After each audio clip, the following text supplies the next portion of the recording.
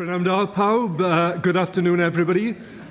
Before we commence this afternoon's proceedings, I've been approached in the chair to ask whether it is acceptable to remove your jackets in the chamber.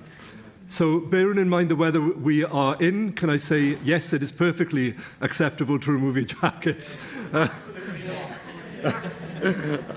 Thank you. So that is my ruling. Keep away from it. Nawr, rydyn ni'n dechrau gyda datganiad y prif weinidog, Prybydd Tywydd Coch.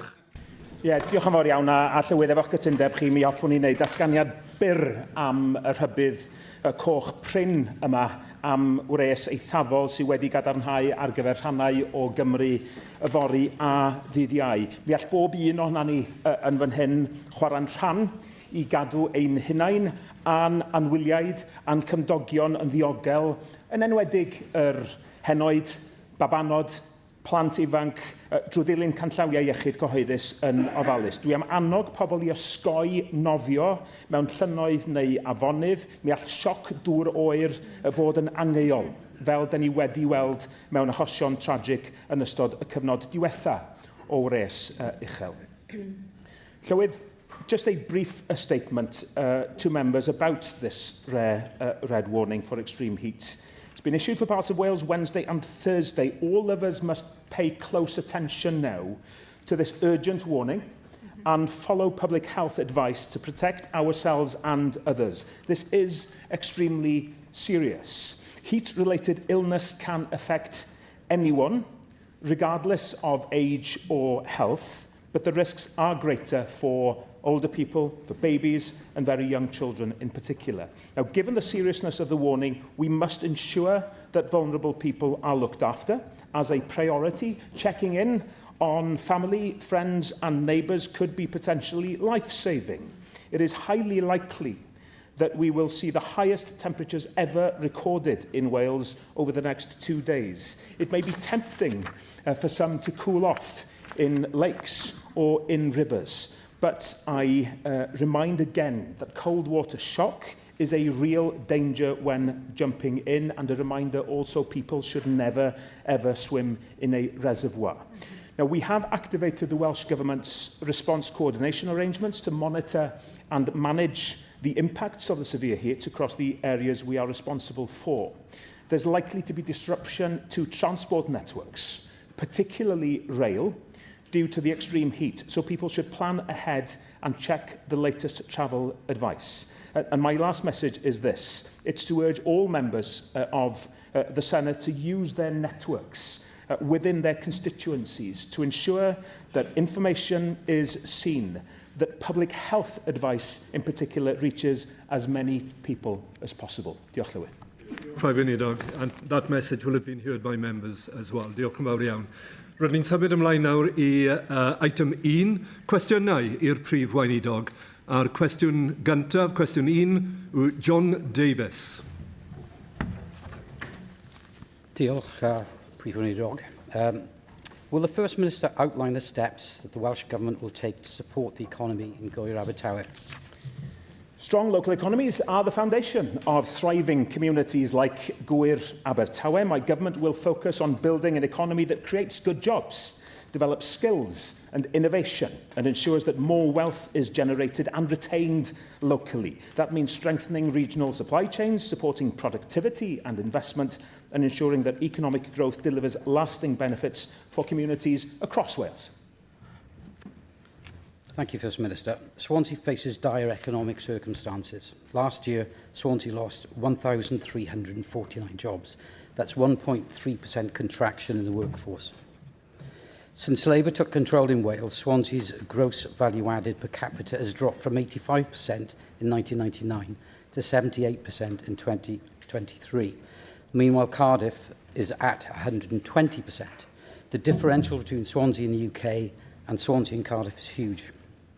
Westminster has announced a Pride in Place funding to support communities in Swansea. 20 million to support areas that I know so well. Tackling poverty is essential. However, we need long-term solutions for long-term problems. We need to tackle the root cause, not just the symptoms. In Swansea, ambition is critical. Swansea Gower needs economic growth. What steps will the Welsh Government take to capitalise on the massive opportunity of the green economy, as suggested by the Skidmore report, and utilising the speciality and specific attributes in Gywir Abertawe, including a deep port, specialists in universities, and the second highest tidal fall in the world. The member is right, of course, that ambition most certainly is critical in Gywir Abertawe as in the rest of Wales. And let's be clear that economic impacts of the kinds that we have seen in recent years leave a lasting legacy and affect communities, and they affect families deeply. But I am convinced also that we have real potential as a nation and that we have real opportunities. We're acting now in the early days of this government to unlock that opportunity, bringing forward, for example, that national energy strategy, speeding up planning and consent and coordinating delivery so that renewable projects in places like Swansea move at pace. That is unlocking the power of the green economy, and meeting our climate change obligations, of course, is an economic opportunity as well as being an environmental duty, and using this transition period now to drive productivity, reduce inequality and build a stronger, fair economy for Swansea and beyond is something my government's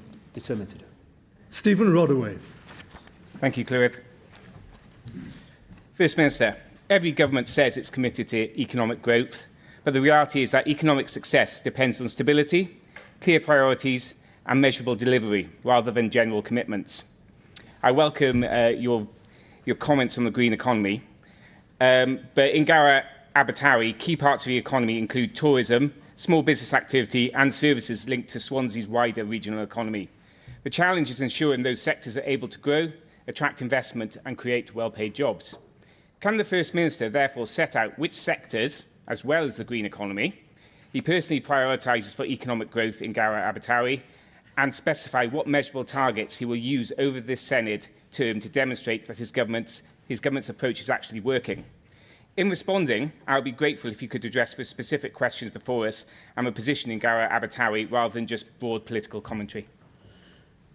Well, I mentioned the opportunity that we have in the green economy, and it is very real in the Gywir Abertawe constituency, but there are other sectors too, linked to higher education, for example, that gives me cause to be very excited about the future. The work that's been done at Swansea University through life sciences, for example, the leading work that is being done at Swansea University in relation to the advanced semiconductor manufacturing sector in Wales. These are areas of economic growth that specifically relate to the members' constituency. But stability is an important word that he mentions. And having a stability of ambition and stability in the road ahead is going to be key to us in following years, which is why having the first real economic target in a quarter of a century announced by the Minister for Enterprise recently on halving the productivity gap with the rest of the UK is so important. We can now follow that path to realising that ambition with everybody knowing exactly which direction we're moving in.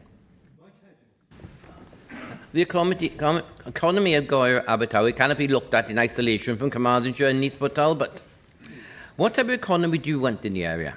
I want one based upon life sciences, computing and ICT. These are high-paid and innovative sectors capable of sustained substantial growth.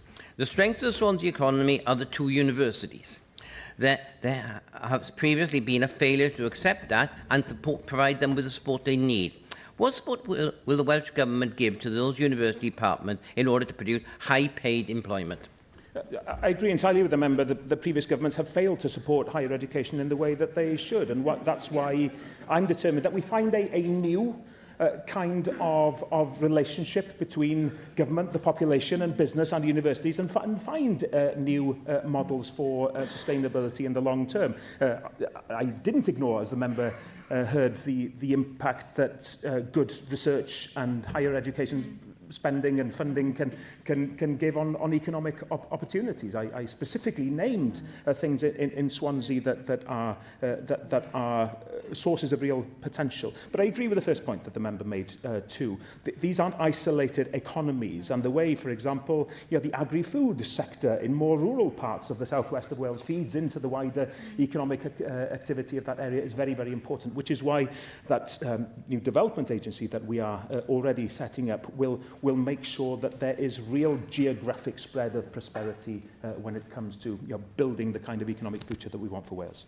Cwestiwn 2, Janet Fyn-Saunders. Diolch, Llywydd. What support is the Welsh Government offering tourism businesses in Bangor Conwy Môn? The Welsh Government supports tourism businesses in Bangor Conwy Môn through Visit Wales activity, but my government is determined to make the most of opportunities that arise from tourism and to do so in a way that is sustainable both for the sector itself and for Welsh communities. Diolch. Of course, up to 20% of the workforce in Bangor Conwy Môn is in tourism and hospitality.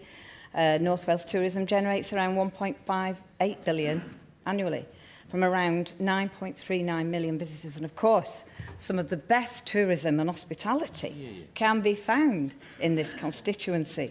Now, the Economic Forum Travel and Tourism Index ranks Britain as a whole 113th out of 119 countries for price competitiveness.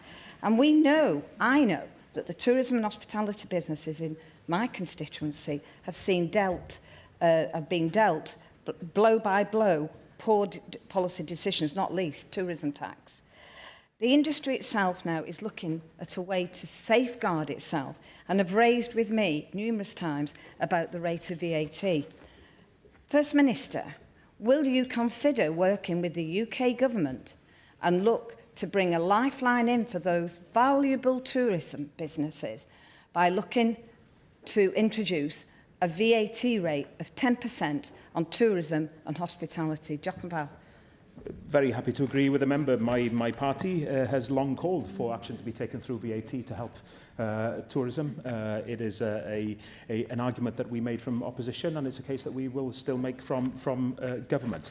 This is a sustainable sector that we seek, and there are powers that are not in our gift. That being one of them, on VAT, we will try to use the ones that we have in our gift to build sustainability for the tourism sector, as I say, in a way that is in synergy with the interests of the communities in which tourism happens. Mae'r Rowlands. Diolch, Llywydd. Un o'r prif atanfeidd i ymwelwyr ym Mangor Conwy Môn yw'n traethau anmoroedd godidog, ac mae nifer o gwmnïau twristiaeth yn yr etholaeth hefyd yn dibynnu arnynt mwyn denu busnes. Mae'n bryderus felly derbyn gohebiaeth gan nifer o etholwyr a rhai busnesau sy'n tynnu sylw at gyflwr ein moroedd ac arfonydd, ac yn benodol faint o garthion sy'n cael ei ryddhau'r dŵr yn rheolaidd. Dwi'n croesawu'r addewid y Llywodraeth hon i sefydlu'r rheoleiddiwr dŵr newydd i Gymru a fydd yn goruchwylio buddsoddiad cyfalaf mwyn lleihau gollyngadau carthion.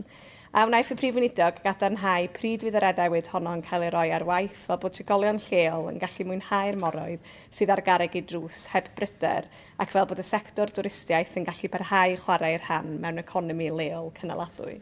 Yn syml iawn, mae'r Llywodraeth yn bwrw ymlaen ar unwaith. Da ni'n cymryd camau ar unwaith i sicrhau datganoli llawn pwerau dros dŵr. Hyn yn cynnwys y pwerau sefydlu rheoleiddiwr dŵr newydd i Gymru. Pam da ni'n gwneud hyn?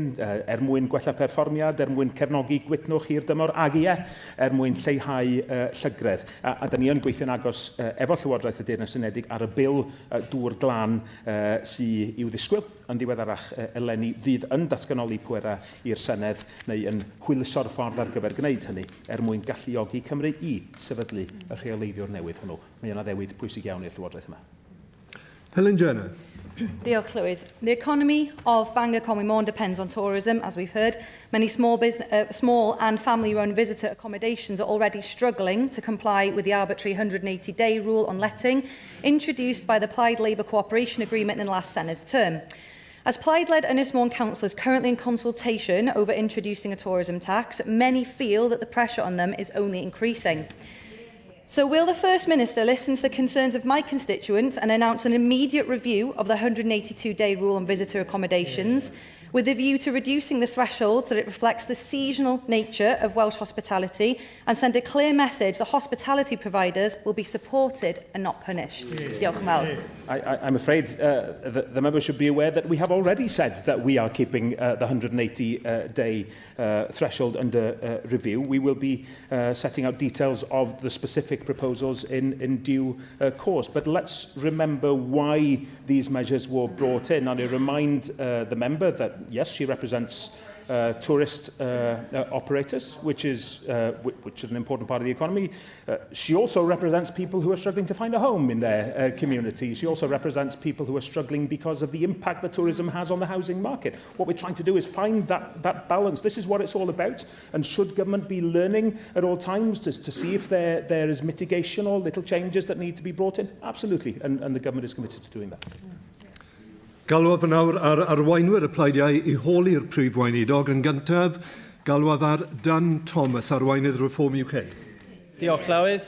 First Minister, you were on the radio this morning talking about the devolution wish list that you'll be presenting to the new Prime Minister. But let's look at the track record of devolution in Wales and on the areas that are already devolved. 1 in 4 people on an NHS waiting list. 2U waits at 42% and significantly higher than in England. Education outcomes the worst in the UK and unemployment highest in the UK. First Minister, devolution is a distraction. We need a Welsh Government that is focused on the biggest issues that Wales face. Now, on the campaign trail, nobody said to me they wanted rail or the Crown Estate or justice devolved. They were concerned about the NHS, education and transport. So why are the First Minister's priorities so out of touch with the Welsh public? Well, I'm rather surprised that this party that was meant now to embrace devolution and want to make it work for Wales is now openly coming out and say that they are effectively against devolution. Did people call for the devolution of powers over rail, for example? No.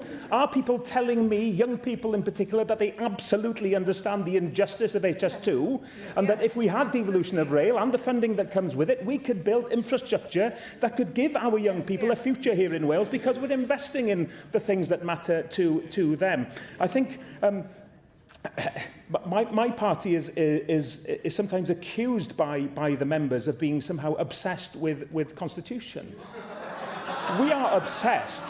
We are obsessed with doing the right thing for Wales, and that means having the tools to do the job. Now, what the member is making clear is that he wants to undo that, and rather than giving Wales the tools to do the job better for the people of Wales, on health, on transport and education, he wants to take those tools away. And I remind him, it's not devolution at fault, it's the fact that we have governments that haven't made the right decisions. We now have a change of government. Look to this one to see how we change direction for Wales. Diolch. Another devolved area where the Welsh Government is completely out of touch is the road network. Now, in Wales, car travel for many is a necessity. It is not a luxury. And although it's used to get from A to B, for many it is a symbol of independence and personal freedom. But Welsh drivers have felt victimised over the last few decades, whether it's arbitrary speed limits, whether it's cancelling a much-needed relief road or councils pursuing anti-car and anti-traffic schemes. Wales is seen as an anti-car country. So what will the First Minister do to support drivers across Wales, and will he confirm that Labour's ban on building new roads is now over?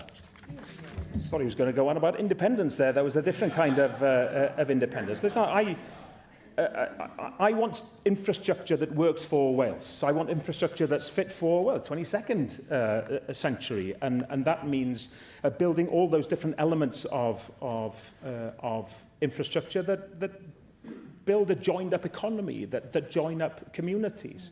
Now, there are very good societal and economic reasons why we need a big shift of people away from using cars in a traditional way, which is why we need investment in trains and in buses and you know, in modal shift and active travel.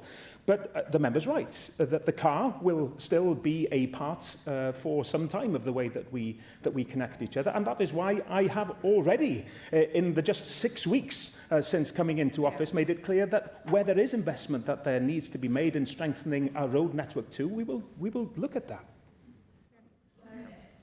Energy is quite rightly, that isn't evolved, but the planning and infrastructure to support energy projects is very much in the gift of the Welsh Government. Now, the nuclear energy sector has provided thousands of well-paid jobs in Wales, and there is the real possibility of enhancing those jobs across Wales, especially in areas where there was previously nuclear energy plants, and indeed in other sites across Wales where we could host SMRs. Now, this is an area where cooperation between the Welsh and the UK Government could create economic growth, it could help bring energy costs down, and it could help the UK with its energy security. So will the First Minister offer the new Prime Minister his full cooperation on growing the nuclear energy sector across Wales? I realise that the member might be new to the Welsh Parliament. If he wasn't, he would have heard me for 13 years now talking about sort of the economic benefits that can arise from making investment in nuclear in the right way and looking at it in terms of what works for Wales. That's been in a constituency member role my job in years past. My focus is exactly the same as First Minister now. It's to look at our energy need, it's to look at our environmental obligations and the economic opportunities that can flow from investments, including nuclear. And there's nothing new in me saying that. I've been very consistent for many years on this. Arweinydd Llafur Cymru, Ken Skates. Yeah, Llywydd, I'd like to pay tribute to Keir Starmer, if I may. He was one of the most decent and dignified of all politicians that I've known. And on behalf of my group, I'd like to express my deepest thanks to the Prime Minister for his service to the nation. Now, First Minister, this week, of course, is Armed Forces Week, and we'll be paying tribute to and respecting our Armed Forces community. And on Saturday, of course, it is Armed Forces Day itself. Could you clarify, do you believe that in or out of the UK, you would like to see Wales as a full member of NATO? My party has never advocated or suggested that the UK should pull out of NATO. It's never been a position of my party or of my government now, whatever some people may wish to represent. I believe in the principle and the practice of close integration when it comes to seeking peace. I believe that NATO, at this time of heightened tensions internationally, plays an important role. It would, of course, be for an independent Wales in years to come to decide on what kind of association or membership it would have with NATO. But in terms of my position, it's as clear as that. NATO plays a very important role, and there's never been a suggestion that we would somehow call for the UK to withdraw from it. First Minister, just on another point of clarity, in the past you said, and I quote, "I don't reckon the population of Wales would feel inclined to spend on aircraft carriers." Now, as you said, we now live in one of the most volatile periods any of us have ever experienced, and you're calling and consistently calling for drastic cuts in defence spending. Is that still your position? And do you believe that drastic cuts in defence should include cuts in cyber security, which keeps our democracy here in Wales safe from hostile threats from abroad? The aircraft carriers, I will address the aircraft carriers issue, actually. That's the title of a book, actually, isn't it? How many aircraft carriers would an independent Wales need? Answer, 0. You know, that's rather different to what the member is implying. Listen, I recognise, and my government recognises, that we face changing threats, that we face very real threats. And that at those times there needs to be a recognition of the need to invest properly in conventional defence. And nowadays that very much includes cyber warfare, which in hybrid way is already happening around us. So in those terms, yes, I recognise the need to invest, but I do not recognise that it is up to UK government without discussion to make decisions that impact the ability of governments, be it in Wales or other parts of these islands, to invest in public services as decisions are made unilaterally on defence. I think these are very important principles that all of us in this chamber should have strong opinions on. Arweinydd y Caedwadwyr Cymraeg, Darren Miller. Diolch, Llywydd. First Minister, today your minority government laid its very first supplementary budget. It included £145 million of extra funding for the Welsh NHS. You've heavily spun those figures to suggest that they will solve the problem with waiting lists, which do need to be addressed, of course, because, as we all know, they went up by 13,000 in the most recently published figures. And there are over 680,000 people now on waiting lists across Wales. But what patients don't need is just a sticking plaster approach to getting to grips with this crisis. Can you honestly look those 680,000 patients in the eye today and really guarantee that this allocation will permanently reduce waiting times in Wales? Or are you really adopting, and this is what I think is taking place, the same sticking plaster approach of the previous Welsh Labour government that failed to invest in the infrastructure to keep waiting times permanently down? I welcome the question as a way for me to explain my firm belief that that is not what's going on, and I genuinely ask him to arrange a meeting quickly with my health and care minister so that he can talk the member through what exactly is going on here. I think what we have seen in recent years is exactly what the member describes: sticking plaster solutions in order to get the stats to a better place, when actually we need to build for the long term. I have made it clear, we made this a priority through the election campaign. We're doing it now in government. It's not just about bringing down waiting times and saying, phew, right, what next? This is about making sure that we put the steps in place now that bring down the waiting times in a way that builds capacity in order to stop the waiting times from increasing again. That is very much. Now, do I give concrete guarantees? Well, how far do we go in politics? But I tell you, that is exactly what we are aiming to do, and what my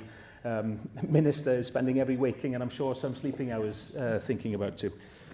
Well, look, I'll believe it when I see it, frankly, because let's face it, 4 out of the 5 last budgets agreed in this place, in the Senedd, were between you and the Labour Party agreeing on the investment going into the NHS, which has delivered the poor performance that has now come home to roost, I'm afraid, in terms of the longest waiting times in Britain, in terms of the poor performance of the ambulance service, and in terms of the crumbling NHS estate. And it's not just, of course, the health service that's in dire need. I think lots of people were very disappointed to see in the supplementary budget not a single penny of additional support going to support businesses in Wales that are having to contend with the worst business rates regime in Britain, not a single extra penny going to support our farmers that are having to contend with the dreadfully unsustainable farming scheme hatched together between Plaid and Labour in the previous term, and dreadfully, in spite of the fact that hundreds of millions of pounds have come to Wales as a direct consequence of spending on special educational needs in England, not a single extra penny being allocated to support additional learning needs pupils here in Wales. Why aren't you going to wake up and realise that they are as much of a priority as some of the other things which you are allocating cash to?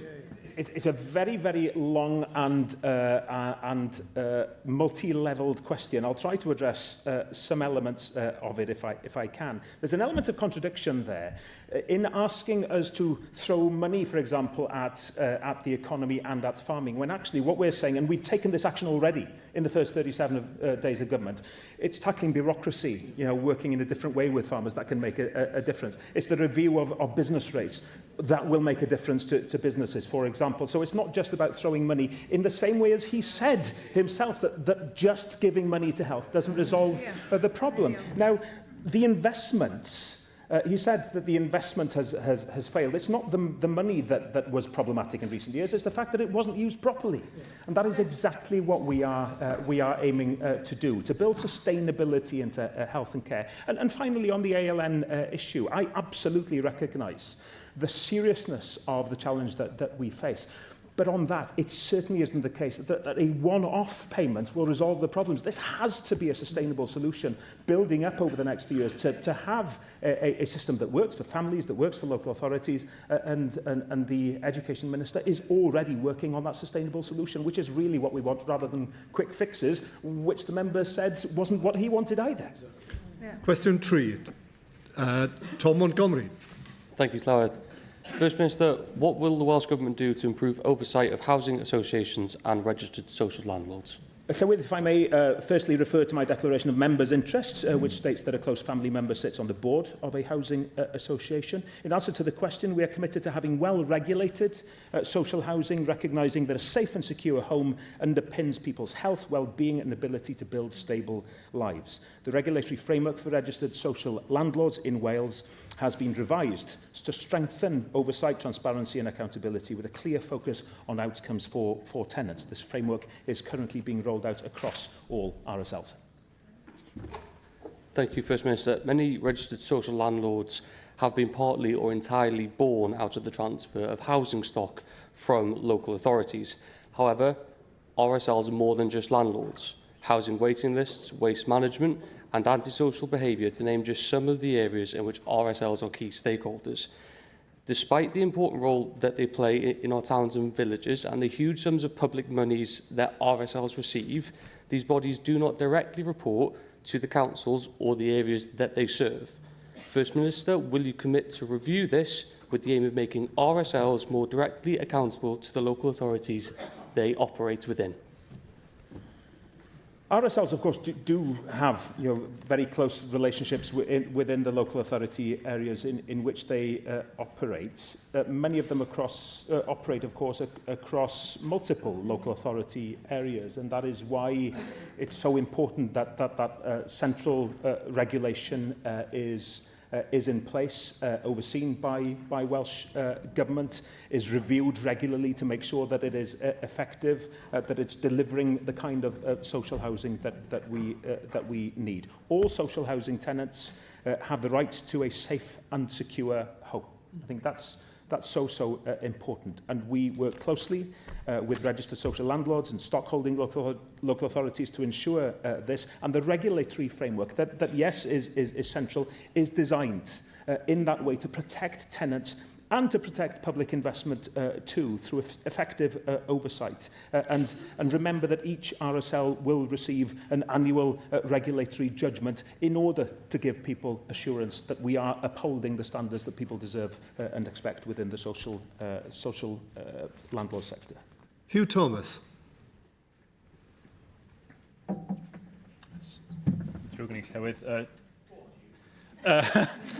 Okay. First Minister, could you just elaborate further on the current position of housing associations in Wales in terms of their number and their interaction with local authorities? In particular, the experience that is common amongst stockholding local authorities, where housing associations are able to offer better payment for development managers and therefore poaching staff from councils, and therefore in turn making it harder for councils to build housing. This issue is going to be compounded, I suspect, by your creation of ENOS. So how will you resolve the current issue and ensure that creation of ENOS doesn't exacerbate the problem further?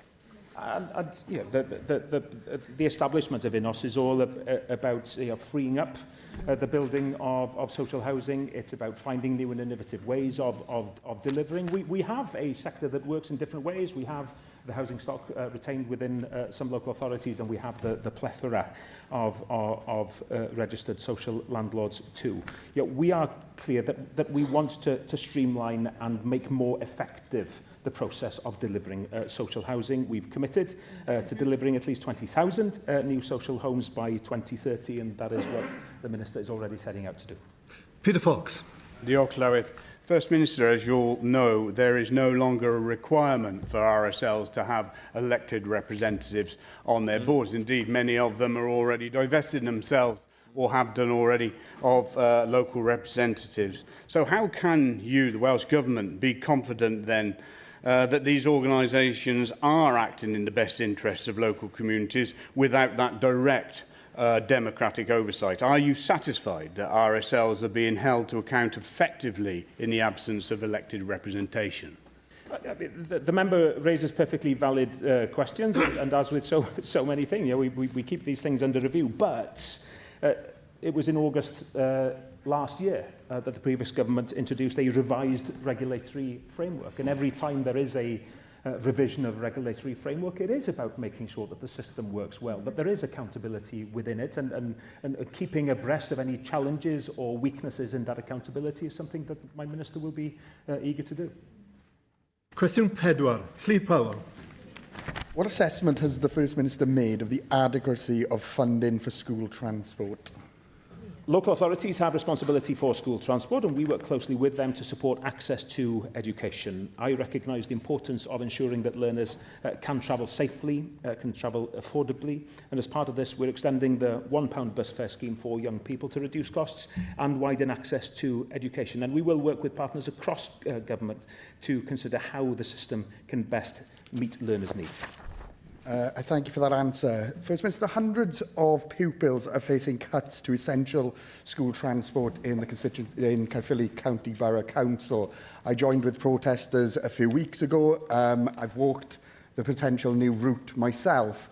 Though it falls within the statutory distance, the incline for those pupils is quite an extensive walk to school. Given the budget is coming forward today, will he now commit to the £300,000 that Caerphilly County Borough Council is trying to save and give those parents the assurance their children won't be having a difficult walk to school in all sorts of weather?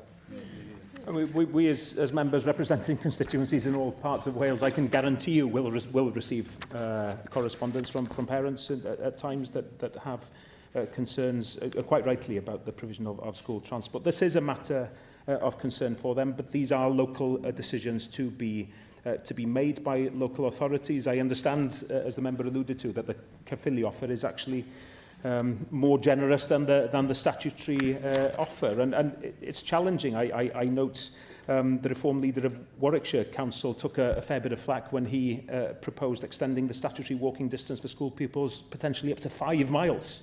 So these are decisions that are challenging for local authorities everywhere, but my government will continue working with local authorities to try to find more long-term solutions for what is clearly an issue of concern. Liz McLean. Diolch, wel, mae hwn yn rhywbeth sydd gyda fi mewn cyffredin gyda Llyr fan hyn, a mae hwn yn mynd i fod yn, dyw hwn ddim yn mynd i digwydd yn aml, so mae'n werth sôn. Nes i cerdded hefyd gyda'r plant a phobl ifanc yn ein ardal ni, a cario ymlaen y gwaith arbennig mae Heledd Fechan wedi wneud yn ei rôl flaenorol i cefnogi y grŵp yna, sef the Children's Transport, sydd yn gweithredol iawn yn Rhondda Cynon Taf. Ond i jyst eisiau gofyn cwestiwn, mae angen adolygiad llawn o'r mesur teithio gan ddysgwyr 2008, ond rwy'n gwerthfawrogi bydd hwn yn cymryd amser, a felly a wneith y Llywodraeth weithio'n agos gyda'r awdurdodau lleol i sicrhau gwelliannau uniongyrchol ac ymarferol.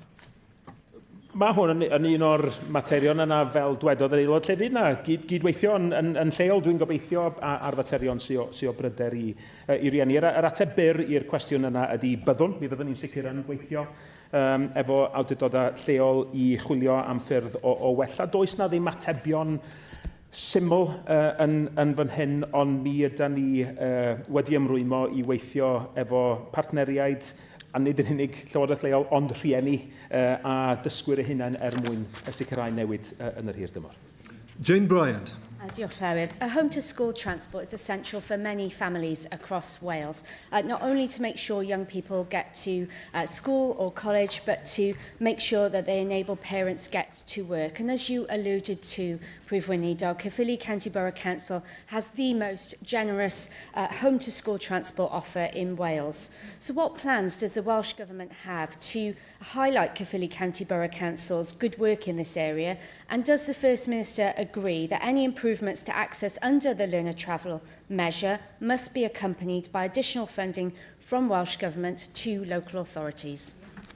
Heb amheuaeth mae yna enghreifftiau o arfer da ar draws Cymru, a nes i gyfeirio at y sefyllfa yng Nghaerffili. Mi fydd yr un peth yn wir mewn awdurdodau lleol hefyd, ond mae yn amlwg yn wir bod yna heriau yn wynebu bob awdurdod lleol yn cynnwys Caerffili, fel mae'r cwestiynwr wedi ei godi heddiw yma.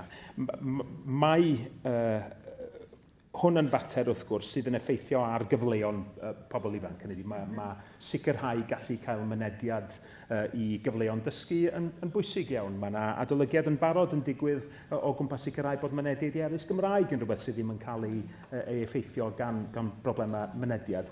Mae'r Llywodraeth, fel dwi'n deud, yn tra, wrth gwrs, yn wynebu fel Llywodraeth leol cyfyngiadau ar faint o adnoddau sydd ar gael yn benderfynol o weithio efo partneriaid i weld lle mae modd gwneud penderfyniadau sydd yn hwyluso trafnidiaeth i'n plant a'n pobl ifanc ni. Paul Davis.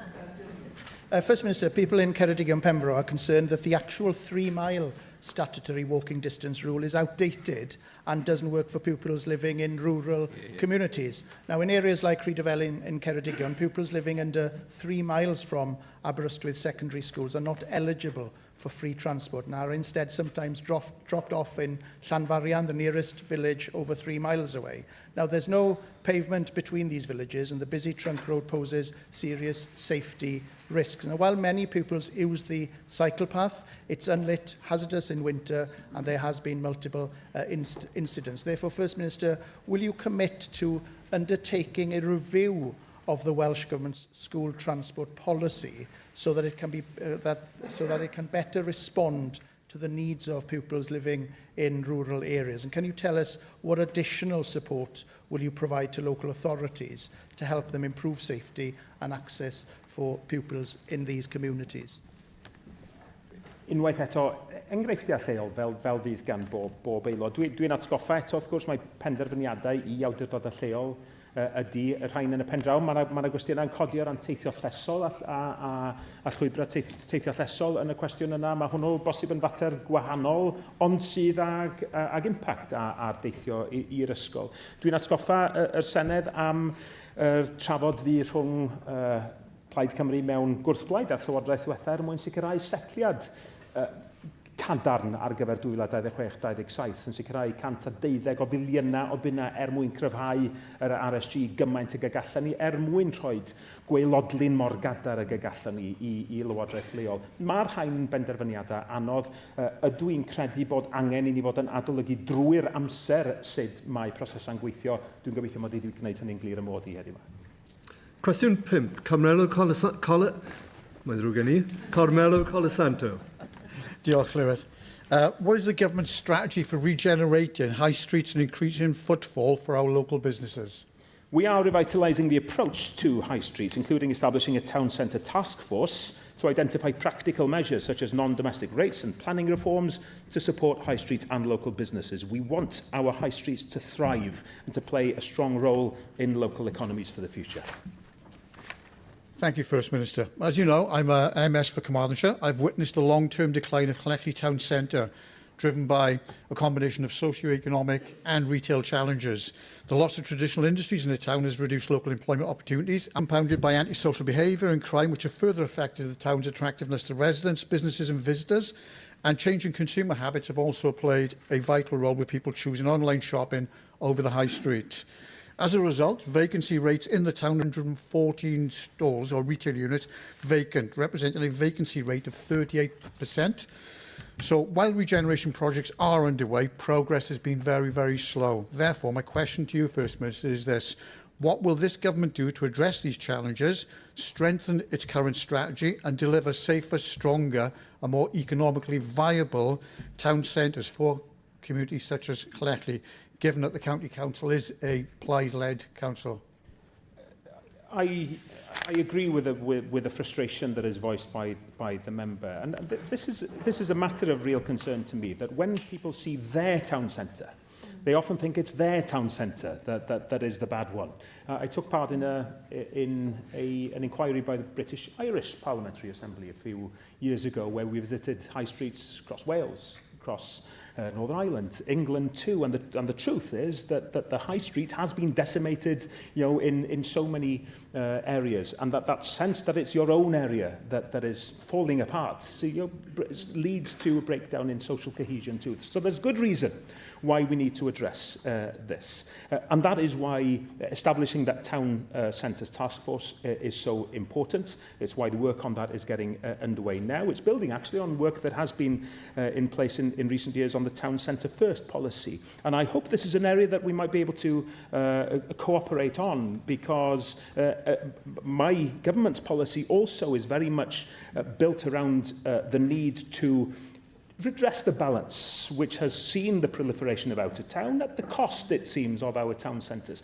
That will be very much the thrust of the work of the town centres task force, looking at all those tools at its disposal around business rates and so on, to see if we can really energise our town centres in a way that we haven't seen for a long time. Matthew Jones. Pontypool has suffered severely from shop closures over many years. Unfortunately, empty units have become a feature, with many absentee landlords sadly uninterested in the town's future. Many top-down regeneration efforts haven't succeeded either, despite best efforts. But there are reasons to be optimistic. Pontypool's indoor market has unique and locally owned businesses at the heart of the town, and there are tireless volunteers like Friends of Pontypool Town, who you met recently, Prif Weinidog, working to develop and improve facilities and support local entrepreneurs. Does the First Minister agree that local voices need to be central to the regeneration efforts of towns like Pontypool? And does he agree that compulsory purchase orders should be used to bring long empty spaces back into use? Diolch. I very much enjoyed my visit to Pontypool with a member recently, and yes, we visited High Street and the market. Then there's a real sense of community and wanting to inject new life, and real sign of that new life. Should local voices be heard? Absolutely. We want to build our local economies for the people that live in them, and they should be able to map the kind of communities that they want. On compulsory purchase, yes, it's a tool in the toolbox, one that is usually a tool of last resort, but maybe just segueing from compulsory purchase to enforcement. Certainly on enforcement, we are supporting local authorities to take enforcement action where appropriate, with the Empty Property Enforcement Fund helping de-risk action on some problematic properties. Part of a breadth of ways that we hope to act, again guided by the work of the Town Centres Task Force. Shabtaj. Think of lots of different cafes and bars and restaurants and lots of local shops that we all often frequent. Lamina's on Albany Road is one of my personal favourites, of course. And we always think that they're going to always be there, but in reality, of course, they rely on local people to come out and shop there. So I'm really glad that the government wants to encourage people to shop local and to do all of the right things, but ultimately it is also about accessibility, and transport is a big part of that. So what steps is the government going to now be taking to ensure that public transport, including accessible buses and taxis, and accessible trains, including the new stations planned for Cardiff East, Cardiff Parkway, that they're then fully integrated into regeneration plans, particularly, of course, the importance of bus franchising, so that we can actually help people to shop local and not hinder them with travel problems. We are clearly on the same page on this, and we can see good work that's been done recently around the development of the metro in South Wales, and how it's transformed the way that people travel within their communities and from community to community. I am excited about what we can achieve through the re-regulation of buses, which is so important. Again, a product of cooperation in the last Senedd. Well, let's carry on cooperating on that, because these are issues which all of us should be signed up to promoting, because it's in the interest of vibrant communities, and accessibility clearly has to be at the heart of that all. Andrew R.T. Davis. Thank you, Presiding Officer. First Minister, I've been here now for nearly 20 years, and I've never heard a member put down their local high street for obvious reasons. It's electoral suicide. But what we've seen over that 20 years, regrettably, is a decline in every high street across Wales. And that's because there hasn't been a joined-up approach from government here. There is a recipe that can be endorsed by government, reforming the planning system so there's a more 24-hour look at the high street to introduce residential, shopping and amenity amenity space within that high street, get the transport options right, and in particular free car parking, work with local authorities to reduce business rates, and make sure that the town centre managers are put in place to coordinate that redevelopment opportunity across the whole of the high street complexes in local authority areas. Regrettably, that coordination hasn't come from government here. You're a new government. Will you commit to breaking down the silos that sit within the portfolio areas, to use the planning system, use the finance department to drive down business rates, and make sure that local authorities buy into the desire that is expressed within this chamber of a rejuvenated high street that is the centre of civic pride? I take the members' question as encouragement to carry on doing and doubling down on what we've started to do in these early days of the government. On breaking down silos, I should say that work is already well underway within government to have formal structures to break down silos, so that inter-ministerial coming together happen, so that decisions aren't made over there by one minister in a way that could have been done in a better way with the contribution of another. So that cross-government working is something that's important to me as a principal, and we're getting to grips with it. You've been here for 20 years, and the member's been here for 20 years. We're already, aren't we, in these 4 First Minister's Questions sessions, hearing from members across the chamber about their concerns about their high streets. That tells me that there are contributions to be made by everyone here to the work being done by the Town Centre's task force. Everybody can feed into that, because these aren't problems that are isolated in the high streets, in the constituencies of one group of members here. These affect all of us, and it should be incumbent on all of us to try to contribute to the solutions. The government's doors very, very much open to those ideas, and the member listed a number of the things that the task force will be getting to grips with on rates, on planning, and so on. It's about creating that new vibrancy. Let's all get involved. Cwestiwn 6, Adrian Mason. First Minister. My mic's not on. First Minister, how will the government support North Wales' ties with North West England?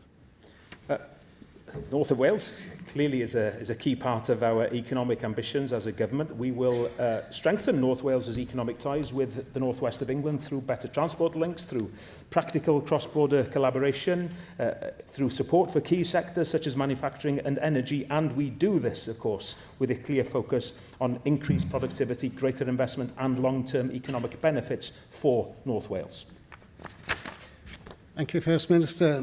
As someone from Anglesey and Northmorn, you'll know that this is not an abstract point for North Wales. Unless Plaid Cymru has bought you a helicopter to go with your new job, then basically even you, First Minister, will take 4.5 hours to get to Cardiff Bay. So for many communities, our practical economic links run east to Chester, Liverpool and Manchester. Indeed, from North West Wales, our closest capital city is Dublin, not Cardiff. That says something important about geography, transport and economic reality, doesn't it?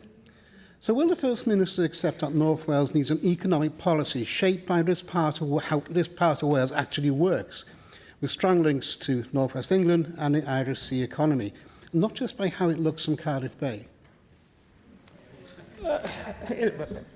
A few points I could make here. I believe in uniting the Welsh nation, and I believe that our capital is the capital for everybody, whether they're in Harden or Holyhead or in Merthyr Tydfil. We build an economy that works for us. Yes, Dublin is the nearest capital from Ynys Môn, but Edinburgh is the closest capital for people living in Newcastle. I'm not sure what the point is that the member is trying to make there, but one of the things that I have made clear is that when we come to economic planning for Wales, every part of our nation has to feel a part of that. I don't look, and my ministers don't look at things from a Cardiff Bay or a Cathays Park perspective. We look at things from a Wales-wide perspective. Every minister in this government is a Wales-wide minister with the interests of all of Wales at heart, and that will be as true in economic development as in anything else. And I say that as the son of a Scouser. Sam Rowland. Llywydd. First, Minister, you'll be aware my constituency of Flint Wrexham is probably most affected by those economic relationships with North West England, and businesses there tell me of the importance of a road network, in particular as artery routes of the A55, A483 on the A494. To be fair to the previous government in this place, towards the end of the last term, they made some significant commitments to improving those roads in Flint Wrexham. Will your government continue to support those improvements, and will you look at further investments on those roads in my constituency of Flint Wrexham? As I referred to earlier, my government is committed through the work of the Enterprise Connectivity and Energy Minister and the Deputy Minister for Transport for making sure that we have infrastructure that really works for us in terms of creating economic and societal opportunities. That includes making sure that we have the robust road network that we need and making the necessary investments there, and driving at the same time that modal shift for the sake of the economy and connectivity that we all need to see happening. Question 7, James Evans. Diolch, Llywydd. How is the Welsh Government improving access to healthcare in Brycheiniog Tywi Nedd? The Cabinet Minister for Health and Care set out priorities for healthcare in Wales, including Brycheiniog Tywi Nedd, in his oral statement on the 2nd of June. These focus on improving access, strengthening local services, providing more care closer to home, reducing waiting time, supporting staff and ensuring long-term sustainability. We're also considering patient experience of cross-border healthcare as part of ongoing work. Thank the First Minister for your answer. You mentioned here about cross-border healthcare. You've announced 140 million to address waiting lists, but the previous Welsh Government brought forward 120 million to address waiting lists, and only 115,000 of that ended up in Powys Teaching Health Board, which was 0.1% of the overall funding allocation.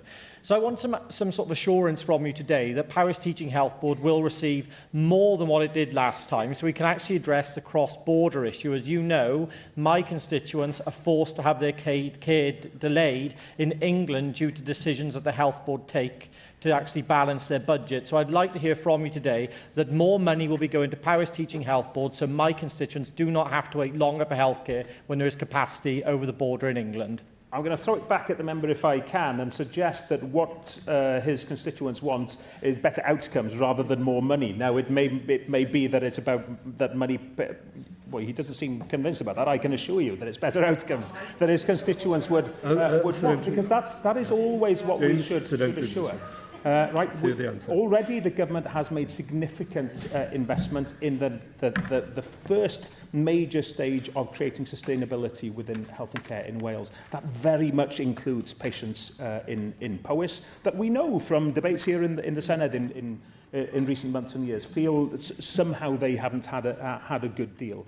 But my minister's focus will be as much on the people of Powys as anywhere else, and it will always be focused on outcomes. A number of members have raised today the question of what we get for money. It is better healthcare that we seek. It's not the bottom line financially. It's the bottom line in terms of people's health, and that is very, very important to people. Jane Dodds. Good afternoon, First Minister. Following on from James's issue, there are many of us here in the Senedd who represent Powys, and Powys is unusual because it has no general hospital. It's the only health board in Wales with no general hospital. So those on the east of Powys have to go to English hospitals. And we have patients in English hospitals who are waiting longer next to beds where there are English patients who have not waited as long as those Welsh patients. That is surely a matter of equality for those patients. So, like many in the Senedd here today, and those who've gone before, and I do pay credit to many who've raised it since July 2024, we've had this issue. We need a better deal for Powys, for definite. We know that Powys Teaching Health Board is £44 million in deficit. So there is an issue around how much funding they get, and we want to make the appeal once again that Powys is looked at differently to other health boards. Diolch yn fawr. Again, we know of the pressures in Powys, absolutely, and the Health Minister and the Finance Minister, I can assure you, are very aware of the pressures across the whole of the health system in Wales. Changes, of course, to commissioning arrangements between Powys Teaching Health Board and NHS providers in England and Wales came into effect from July last year, and have seen some patients experience longer waits for planned care. Now, it's no surprise, is it, that people think that this is an equity issue. Why should people on one side of the border feel that they are receiving substandard care? It is an issue that my Minister is very, very aware of, and in making sure that we build those robust agreements between the NHS in Wales and England, we will have the interests of the people of Powys at heart. Cwestiwn 8. Nif Salcald. Sut y bydd y Llywodraeth yn cynyddu cyfleoedd hyfforddi a chyflogaeth I bobl ifanc ym Mlaenau Gwent, Caerffili, Rymni? Mi fyddwn ni'n defnyddio dull cydweithredol, effeithiol, sy'n seiliedig ar lefydd I helpu pobl ifanc ym Mlaenau Gwent, Caerffili, Rymni I gael hyfforddiant a chyflogaeth. Gan ddefnyddio'n dulliau cymorth ar gyfer cyflogadwyedd a sgiliau, mi wnawn ni ddarparu cefnogaeth wedi theilwra I anghenion pobl ifanc. Mewn partneriaeth â Medr, darparwyr hyfforddiant, cyflogwyr ag eraill, mi fyddwn ni'n darparu prentisiaethau o ansawdd uchel gan hybu twf busnesau hefyd I greu cyfleoedd cyflogaeth newydd a chanoliadwy. Diolch, Prif Weinidog. We know that the number of young people not in employment, education or training across Wales is far too high, with nearly 57,000 young people classified as such.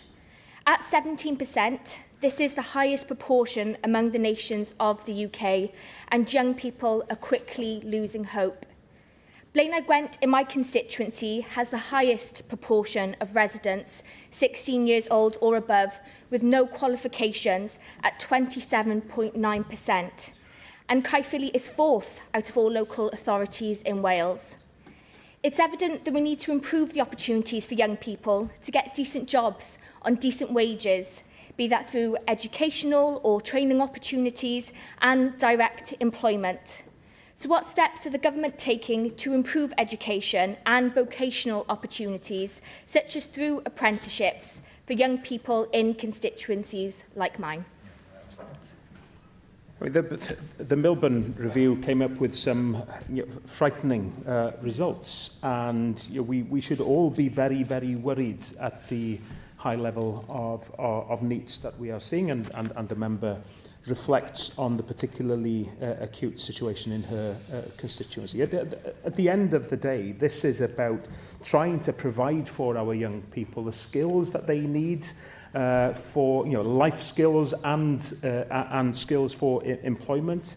Our first 100 days commitment includes convening that Future Skills Summit, bringing together representatives from across society to agree a shared vision to put together a strategy for the future of our skills system, one that doesn't accept needs as just an inevitable part of the landscape. We're increasing training and employment opportunities for young people through sustained investment in apprenticeships. That's the proposal, and by strengthening how provision is delivered across Wales, and exploring how the junior apprenticeships programme can be expanded further to reach more learners. We can't continue to let our young people down.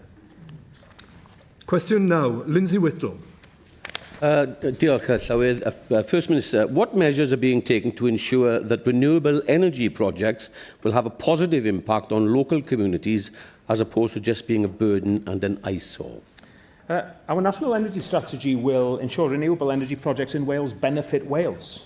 We will move beyond voluntary community benefits to creating opportunities for communities to own projects. We've got examples across Wales, and through our strategy, these will be the norm, not the exception, and we'll also create one Welsh public energy company owned by the people of Wales for the people of Wales. Diolch am eich ateb, Prif Weinidog. First Minister, the decision by the Labour-run Caerphilly County Council to privatise the Cwmifwr solar farm project has actually stripped the public of what was meant to be our flagship green asset. Local residents were promised a long-term income stream to enhance local facilities and support community groups. But instead, they got a secret deal with a private firm and it has been sold. The family silver has now gone. What guidance can the Welsh Government offer to prevent councils from mismanagement of green developments and bypassing the community's right to know? I am aware, and I note the concern about that specific project. Of course, on specific projects, they're decisions for the local authority to take. I also recognise, of course, the wider points that the member is making.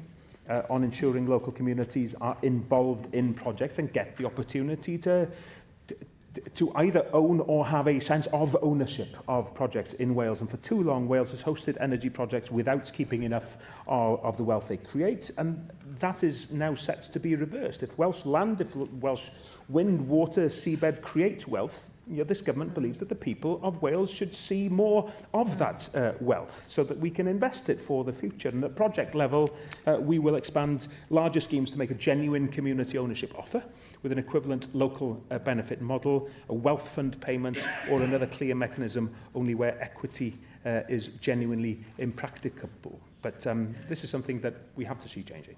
Ac yn ola cwestiwn 10, Ciara Marshall. Diolch, Llywydd.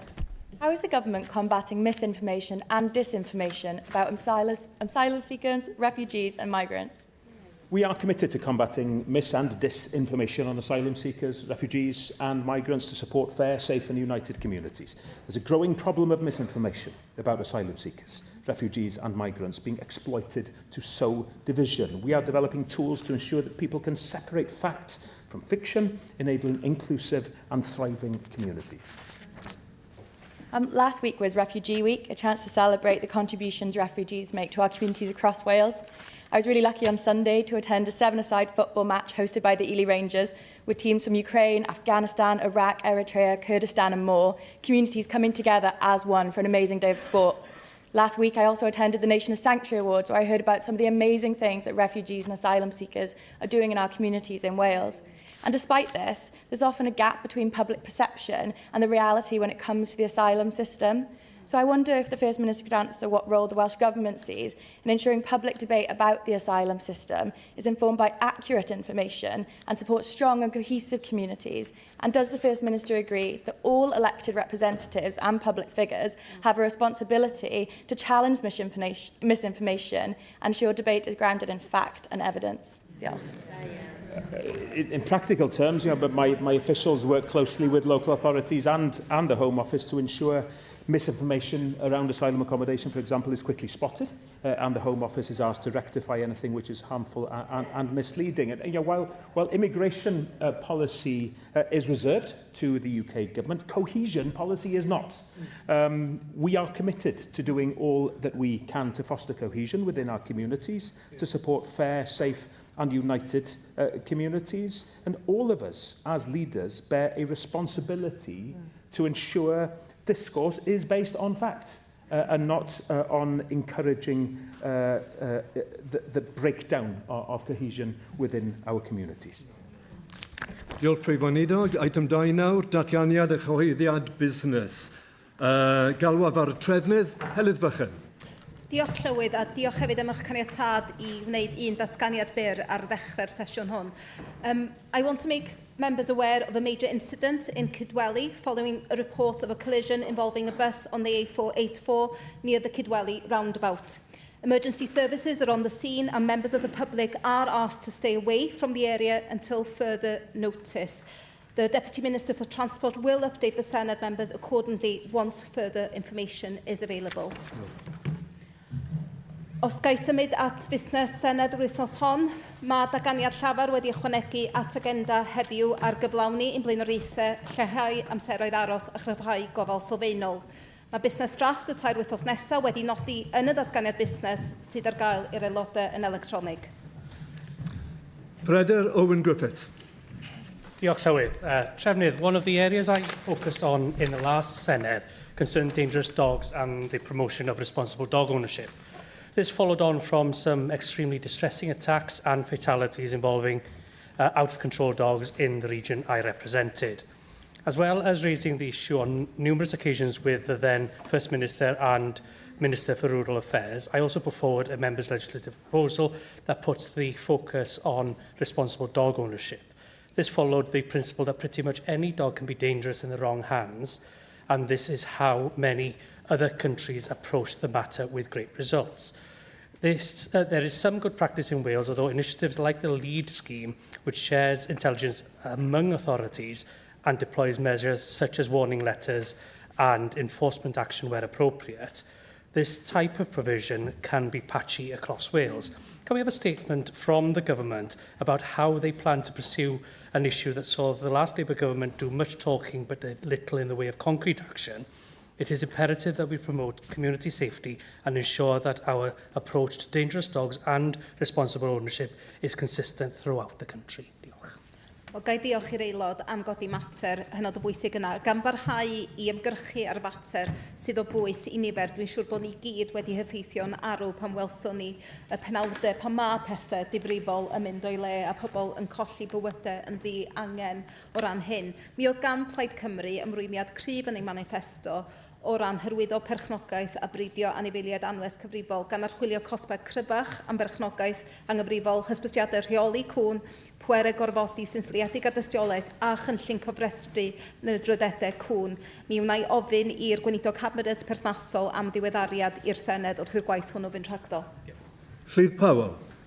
Trefnydd, last week I received a written question response from the Cabinet Minister for Health, and I was a bit concerned that the Welsh Government doesn't currently hold data of the number of patients dumped from waiting lists in Wales. Now, I'd be grateful if the Trefnydd could ask the Cabinet Minister to come forward to update the Chamber on how this could happen. Patients being removed from waiting lists isn't actually treating them, it's just eliminating them to fiddle the figures. I'd be grateful if the new government could right this wrong and bring something forward so we can really see what's going on with the health numbers. Thank you. Diolch i'r aelod am godi'r mater hwnnw. Yn amlwg mi ydych chi mewn cyfathrebiad efo'r gweinidog cabinet dros iechyd a gofal. Fyddwn ni yn gofyn eich bod chi'n parhau efo'r ddeialog honno. Yn amlwg mae ganddo chi hawl I ymateb hefyd I gwestiwn ac ymateb ysgrifenedig. Mae hefyd y gweinidog yn gwneud datganiad yn hwyrach heddiw sydd yn benodol felly o ran lleihau amseroedd aros a falle byddwch chi'n dymuno codi cwestiwn ar fath iddo fo bryd hynny. Sarah Evans. Y trefnydd mae'n fater sydd wedi codi eisoes heddiw, ond os gwelwch yn dda, hoffwn ofyn am ddatganiad gan y Llywodraeth ar yr amserlen disgwyliedig ar gyfer adolygu'r mesur teithio I ddysgwyr. Mae'r ymrwymiad I adolygu'r mesur ac I weithio gydag awdurdodau lleol o ran cludiant ysgol i'w groesawu, ac mae'n dod ar ôl cyfnod hir o'r Llywodraeth Llafur blaenorol yn llusgo traed ar y mater. Mewn ymateb I ymgynghoriad y Llywodraeth blaenorol ar canllawiau gweithredol, daeth 74% o'r ymatebion o ardal Rhondda Cynon Taf, fel gwyddoch chi, sy'n tanlinellu cryfder y teimladau ar y mater hwn mewn rhannau o'm hetholaeth. Mae hwn yn fater yr oedd aelodau wedi codi ar ddechrau tymor blaenorol y Senedd yn 2021. Yn y cyfamser mae llawer o ddysgwyr mewn sefyllfaoedd lle mae'n rhaid iddynt gerdded am dros awr ym mhob tywydd, yn aml ar hyd llwybrau nad ydynt yn gwbl ddiogel mwyn cael mynediad at eu haddysg. Rwy'n gwybod bod cynnydd ar y gweill, ond byddai llawer o etholwyr serch hynny yn croesawu mwy o eglurder ar yr amserlen disgwyliedig ar gyfer cwblhau'r adolygiad, a pha mor gyflym y gellir gweithredu unrhyw newidiadau sy'n deillio o hynny. Diolch.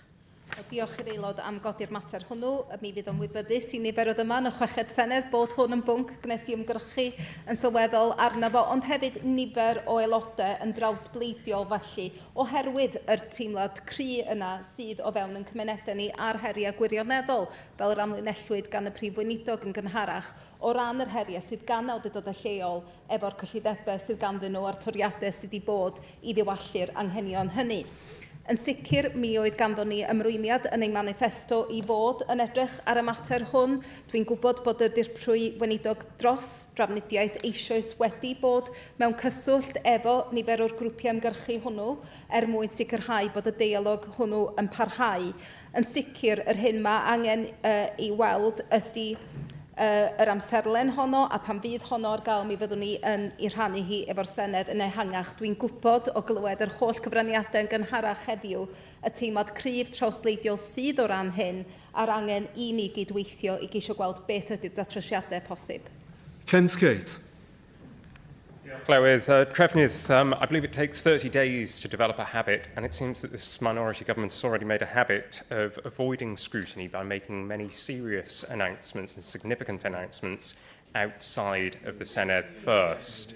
And in so doing, it appears that the government is ignoring Senedd primacy. Now, can I ask for a statement on when the government will abide by the procedures that previous governments have been keen to? Mi fyddai yn nodi bod yr aelod gododd y mater yn ymwybodol o'r cod gweinidogol a mae'r Llywodraeth hon wedi sicrhau ac yn gweithredu bob amser i sicrhau bod aelodau'n ymwybodol o bob cyhoeddiad gan y Llywodraeth yn unol â'r cod hwnnw. Yn sicr o ran yr craffu, dwi'n meddwl y ffaith bod chi wedi gweld bob gweinidog yn neud datganiadau blaenoriaethau yn rhoi y cyfle i graffu, bod nifer o cyhoeddiadau wedi wneud yn bethau sydd wedi cael eu crybwyll a byddai'n bosib craffu bryd hynny. Mi fyddwn ni bob amser yn sicrhau bod ni yn gweithredu yn unol â'r cod gweinidogol. Paul Davis. Diolch, Llywydd. Trefnydd, I'd like to request a statement from the Cabinet Secretary for Health and Care on the delivery of prostate cancer services here in Wales. Prostate cancer remains one of the most common cancers affecting men, yet concerns continue to be raised about early detection, access to treatment and support for men on this journey. Now, I recently met with Movember to discuss men's health initiatives, and it's clear there is a strong appetite for improved outcomes through early diagnosis and targeted support. Now, as someone living with prostate cancer, I'm very much aware of the ongoing debate around the role of screening and whether current approaches are sufficient to support earlier detection and improving outcomes. There have also been developments in new treatments such as the stereotactic ablative radiotherapy, which may offer more targeted and effective options for patients. Therefore, given the importance of this issue, I'd be grateful for a statement outlining the Welsh Government's current position on a national screening programme, its assessment of emerging treatments such as stereotactic ablative radiotherapy, and what action it's taking to improve outcomes for men with prostate cancer across Wales. Wel, gai diolch i'r aelod am godi'r mater eithriadol o bwysig hwn, a hefyd am bod yn agored yn rhannu profiad personol hefyd. Mae hwn yn amlwg yn fater bydd pawb ohono ni, dwi'n siŵr, wedi dod ar draws gwaith achos a bod na deimladau cry o fewn yn cymunedau ni o ran sut ydyn ni yn sicrhau bod bod sgrinio'n digwydd, bod gymaint o bethau'n digwydd mwyn dal unrhyw ganser cyn gynted a mae'n bosib. O ran cael diweddariad penodol, mi wna i godi hyn gyda'r gweinidog cabinet dros iechyd a gofal a gofyn am diweddariad i roi i chi ar y materion hyn. Claire Johnson-Wood.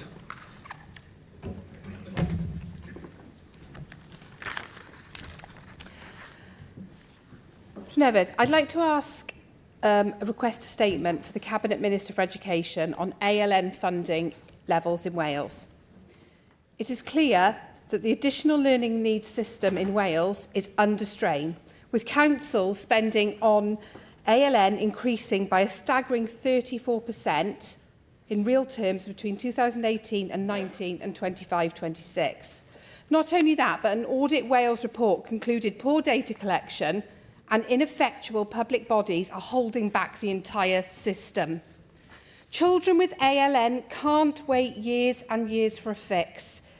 So, will the Education Secretary make a statement outlining what she will do to improve this failing system that we have, and what guarantees will she give that the Barnett consequentials coming to Wales for ALN are actually spent on ALN? Gai diolch i'r aelod am godi'r mater hwnnw. Dwi ddim yn gwybod os oedd yr aelod yma'n bresennol pam wnaeth yr gweinidog cabinet dros addysg ar Gymraeg ei datganiad blaenoriaethau'r wythnos diwetha, lle oedd na ymrwymiadau o ran y gwaith pendant y byddai'r Llywodraeth hon ymwneud o ran anghenion dysgu ychwanegol. Mae'r sylwadau hynny wedi ategu gan y prif weinidog hefyd yn gynharach heddiw ar wythnosau diwetha. Yr ymrwymiad clir ydy bod y Llywodraeth hon wedi ymrwymo i fynd i'r afel ar heriau ac eisiau cael datrysiadau tymor hir i'r heriau gwirioneddol hynny. Y byddwn ni gyd yn ymwybodol ohonyn nhw, unai drwy brofiad personol neu drwy ein gwaith achos. Yn sicr mi oedd hwn yn fater godwyd gyda mina fel aelod o'r Senedd yn y tymor diwethaf ac yn parhau i wneud. Mae'r ymrwymiad yna eisoes wedi wneud gan y gweinidog cabinet dros addysg ar Gymraeg. Jane Dodds. Diolch yn fawr iawn, Llywydd, and good afternoon, Trefnydd. I'm going to raise an issue around one of those really awkward constitutional issues. It's about the devolution of rail, and I'd like a statement, please, on what the Welsh Government is doing in order to accelerate the real concerns and queries that we have around both the devolution of the rail network and services to Wales, because it makes such a difference to the people here in Wales. I was disappointed, I'll be honest, that the first statement from your Transport Minister was about prioritising roads, where we should be actually prioritising the development of our public transport system.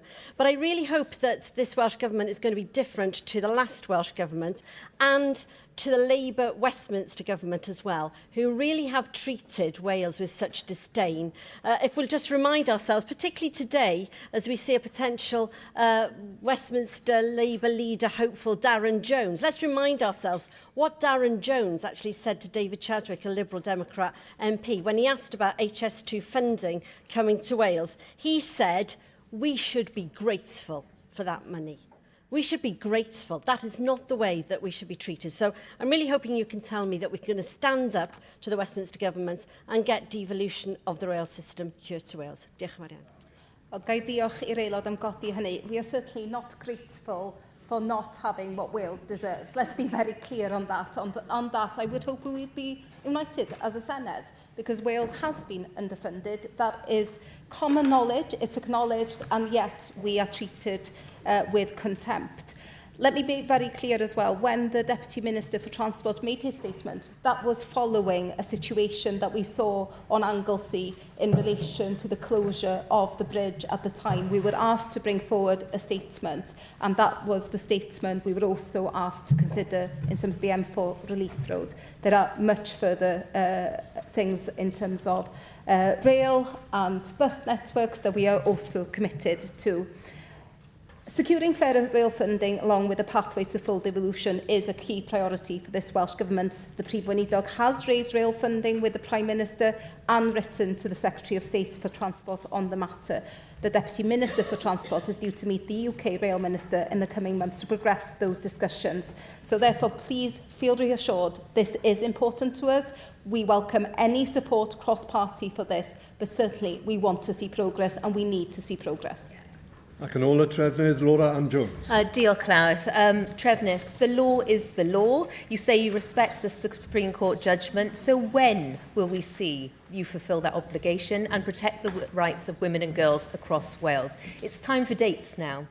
And I would like to ask for a statement that reflects that, outlining your immediate planned actions in this regard. Diolch.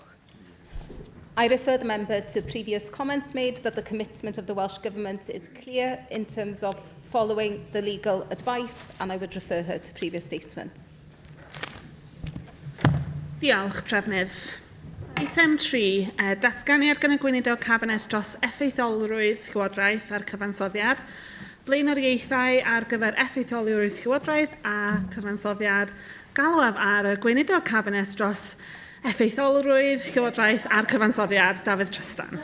Diolch yn fawr, Dilynwch, erbyn diwedd y Senedd hon, fyddwn ni gyd yn gallu adrodd y teitl hir hwnnw. Dwi'n falch iawn i fod yma i osod allan fy mlaenoriaethau ar gyfer tymor y Llywodraeth hon. Mae ymddiriediaeth a hyder mewn Llywodraeth yn cymryd llawer o ymdrech i'w meithrin, ond mae'n hawdd iawn i golli. A mae Llywodraeth Cymru dros y blynyddoedd diweddar wedi colli ymddiriediaeth pobl Cymru. Mae cynfyddiad wedi bod y Llywodraeth yn bell, yn siarad yn hytrach na gwrando, yn addo yn hytrach na chyflawni, ac yn methu adlewyrchu blaenoriaethau'r genedl. Mae'r Llywodraeth hon yn benderfynol wrth droi'r duedd hwnnw. Adfer ymddiriediaeth drwy gyflawni yr ymrwymiadau ni wedi i'w gwneud a sicrhau newid y mae pobl ledled Cymru yn gallu ei weld a'i deimlo. Pan safodd y Prif Weinidog yma fis Mai i nodi ein blaenoriaethau ni, yr NHS, costau byw, swyddi da, ysgolion cryf, taclo tlodi a sefyll fyny dros Gymru, oedd e'n glir bod rhaid i'r Llywodraeth ganolbwyntiau o'r newydd ar effeithiolrwydd a chanlyniadau. Ac yn fy morffolio i, mae yna arfer i wireddu hynny. o oruchwilio'r gwaith o gyflawni blaenoriaethau'r Llywodraeth a chefnogi fy cynghydweithwyr yn eu portfolios. I gryfhau ein gwasanaethau cyhoeddus a sicrhau trefniadau cyfansoddiadol sy'n helpu Cymru i gyflawni ein uchelgais. Dyw'r Brwylywydd, dyw gosod cyfeiriad ddim yn ddigon. Rhaid i Lywodraeth dda gyflawni newid go iawn. Mae effeithiolrwydd yn golygu troi blaenoriaethau yn ganlyniadau, amcanion clir, ymdrech ar y cyd, data tryloiw a'r berfformiad a gweithredu'n gynnar pa wneith pethau o chwith fel maen nhw'n bawnd o wneud o dro i dro. Mae hefyd yn golygu sicrhau bod ein hadnoddau yn cyd-fynd yn blaenoriaethau. Fe fydd y gyllideb atodol heddiw yn dangos y dull hwnnw ar waith. Canolbwyntio cyllid ar y blaenoriaethau pwysicaf, gwneud i bob pint weithio'n galetach i Gymru a gosod y sylfaeni ar gyfer adrefnu mwy cynhwysfawr yn ein cyllidebau nesaf. Mae gan bob adran, pob gweinidog a phob ran o Lywodraeth Cymru rôl i'w chwarae wrth droi ein blaenoriaethau yn newid go iawn sy'n amlwg i bobl ar hyd a lled Cymru. Ac mae rhaid, mwyn gwireddu hynny, rhaid i ni sicrhau ymdrech ar y cyd sy'n cael ei gefnogi a'i harwain yn glir o'r canol. Dyma pam i ni eisoes wedi cymryd camau i gryfhau swyddfa'r cabinet ac i greu canol i'r Llywodraeth sy'n fwy pwrpasol ac effeithiol. Gyda'i dulliau digidol, mae swyddfa'r cabinet newydd yn dwyn ynghyd arbenigedd y maisydd strategaeth, delivery a data, a hynny wrth galon y Llywodraeth. Fel hyn, i ni'n mynd i allu symud pethau ymlaen yn glir, yn gyflym ac yn gadarn. Fe fydd swyddfa'r cabinet yn ein helpu ni i roi canlyniadau a cherrig milltir clir, mesuradwy ar waith. Yn ogystal, fe fydd dangosfwrdd cyhoeddus yn cael ei gyhoeddi yn ein meysydd blaenoriaeth. Fe fydd hyn yn gwella troloewder ac yn sicrhau bod llwyddiant yn cael ei ddiffinio gan y gwahaniaeth a wnawn i fywydau pobl. Drwy'n cynllun candwyrnod, mae gwaith dwys eisoes yn digwydd ar draws y Llywodraeth gan gefnogi cyflawni o'r diwrnod cyntaf.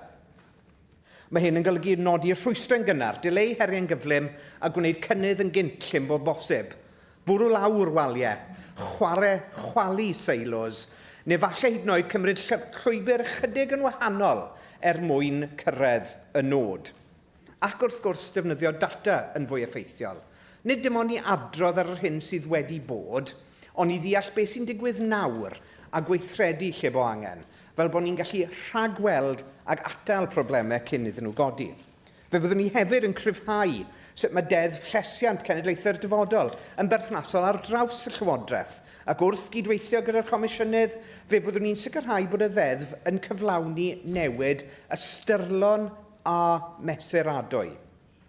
Mae hyn yn hanfodol, dyw'r Brwylywydd, oherwydd allith Llywodraeth ddim cyflawni ar ei ben ei hun, mae angen system gyfan i ddilifro. Fy uchelgais yw i Gymru ddod yn adnabyddus ar draws y byd am ei harloesedd a'i heffeithiolrwydd wrth ddarparu gwasanaethau cyhoeddus, gan newid bywydau pobl gwell. Ac mwyn cyflawni hyn, mae'n rhaid i ni dynnu gwasanaethau cyhoeddus at ei gilydd yn llawer fwy effeithiol.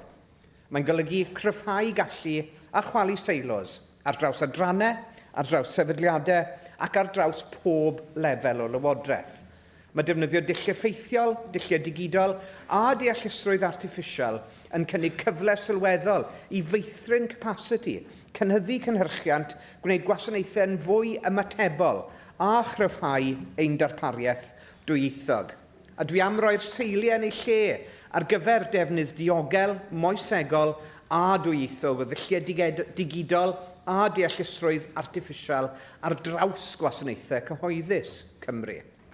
Mae'r gwaith hefyd wedi dechrau ar ysgol lywodraethu i greu canolfan ragoriaeth ar gyfer arweinyddiaeth gwasanaethau cyhoeddus gan adeiladu ar waith Academi Wales mwyn arwain gwasanaethau cyhoeddus yng Nghymru at ddyfodol gwell. Ac wrth wraidd hyn oll, mae ethos gwasanaethau cyhoeddus, gwasanaeth cyhoeddus Cymru'n un, sy'n meithrin arweinwyr y presennol a'r dyfodol ac yn rhoi'r sgiliau, yr hyder a'r nod cyffredin iddyn nhw i arwain newidiadau a gwella canlyniadau.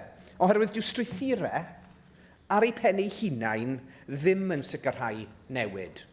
Pobl, sgiliau a diwylliant sy'n cyflawni hynny. Dirprwy lywydd, my approach is clear.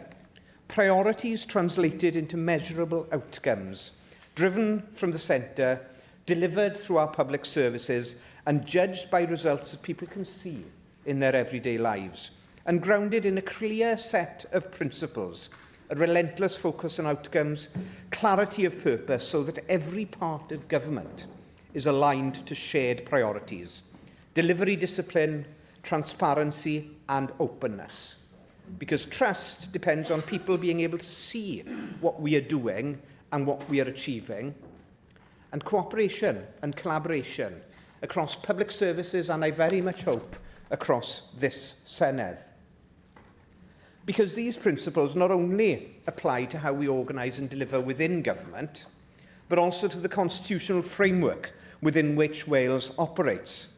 Because government effectiveness and constitutional reform are fundamentally connected. Constitutional reform is not an abstract concept. It is about whether we have the powers, the resources and the tools to deliver better outcomes for our people, including on justice, on policing, on rail infrastructure, as we heard earlier, on funding, on energy, on natural resources and the Crown Estate.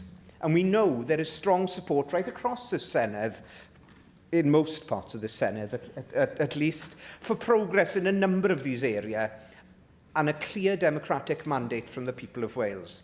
That is why, as part of our first 100 days plan, work will be taken forward to reset the relationship with Westminster, grounded in fairness, partnership and mutual respect, and focused on consistent, meaningful engagement that delivers for Wales. And I look forward very much to my first interministerial standing committee, which takes place in Belfast tomorrow, and the positive and productive conversations with colleagues from governments across these 4 nations. This government is also calling for a new Wales Bill to ensure that our constitutional settlement is clear and fit for purpose, and pressing for a fair, needs-based funding formula to address historic underfunding and ensure that Wales receives the resources it requires. It is important that this constitutional work is taken forward in an open and collaborative way. This has to be a conversation that belongs to the people of Wales as a whole. So as part of the 100-day plan, we will also begin work on establishing a standing national commission on the Constitution to support informed, inclusive and deliberative engagement on Wales's future. And I look forward to keeping members updated on progress as we take forward work to establish this commission on a broad basis. Dirprwy lywydd, my ambition is to help to build a government known for its effectiveness, for doing what it says, for focusing on what matters, and for being transparent about the progress it is making. A government that stands up for Wales, ensuring that we have the powers, resources and partnerships we need to succeed for the people of Wales. My aim is to turn purpose into progress, progress into better outcomes, and better outcomes into renewed trust in the government across Wales. Diolch yn fawr. Diolch, Gweinidog. Adrian Mason. Diolch yn fawr, Diolch. Minister, I thank you for your statements, which we received just a little bit earlier. Dear President, I want to begin with some personal context, if I may. My family comes from Penllyn. My ancestors were farmers on Ynys Enlli and in Aberdaron. My grandfather came from Cricket and worked as a blacksmith in Sarn. My father was born in Pwllheli, and his grandfather was a lighthouse keeper in Ynys Enlli. So the lifeblood of Wales runs in my veins. My father joined the RAF during the Second World War and served in Bomber Command. And every time that young man from Pwllheli climbed into his Lancaster bomber, he knew he might not come home. Not only did he risk his life for his Welsh home, he was fighting for the survival of the United Kingdom. He answered the call of king and country, as so many Welsh men and women did. Like me, and like my ancestors, he was a unionist. That's why it amazes me when Plaid Cymru calls itself a party for Wales. What it means, of course, is a party of nationalists, a party of separatists, wanting Wales to secede from the United Kingdom. It's in your constitution. But you do not have to be a nationalist to love your country. You do not have to be a nationalist to value Welsh culture. And you do not have to be a nationalist to want better lives for the people of Wales. And you certainly do not have to be a nationalist to be Welsh. That's why today's statement is so concerning. Plaid Cymru was part of the political consensus that led to 27 years of failure in Wales. Now, instead of focusing on health, education, transport, the economy, and other devolved areas where people need delivery, the government comes to the chamber asking for more powers. Dear Lord, I totally despair. The lesson of the last 27 years is not that Cardiff Bay lacks power. The lesson is that the power has been too often been used badly. During the election campaign, people were promised a new type of politics. They were tired of the same old consensus, tired of politicians saying one thing and doing another, tired of being promised change while getting the same results. So what do we get today? We get a minister asking the people of Wales to believe that yet more constitutional change will somehow fix the failures of government. You don't listen, you don't learn, and you don't get it, do you? Keep doing the same thing, and we should not be taken aback when we get the same results. Plaid Cymru needs to understand that the people of Wales have had enough of constitutional obsession. They want shorter NHS waiting lists, they want better schools, they want decent transport, safer communities, and an economy that works. They do not want public money, civil service time, and political attention diverted into yet another stage of the separatist obsession. Everything proposed today comes at a cost. Let's not forget it. The money, the time and effort spent on unnecessary constitutional change can be used to help fix our health service, our failing education system, and our crumbling infrastructure.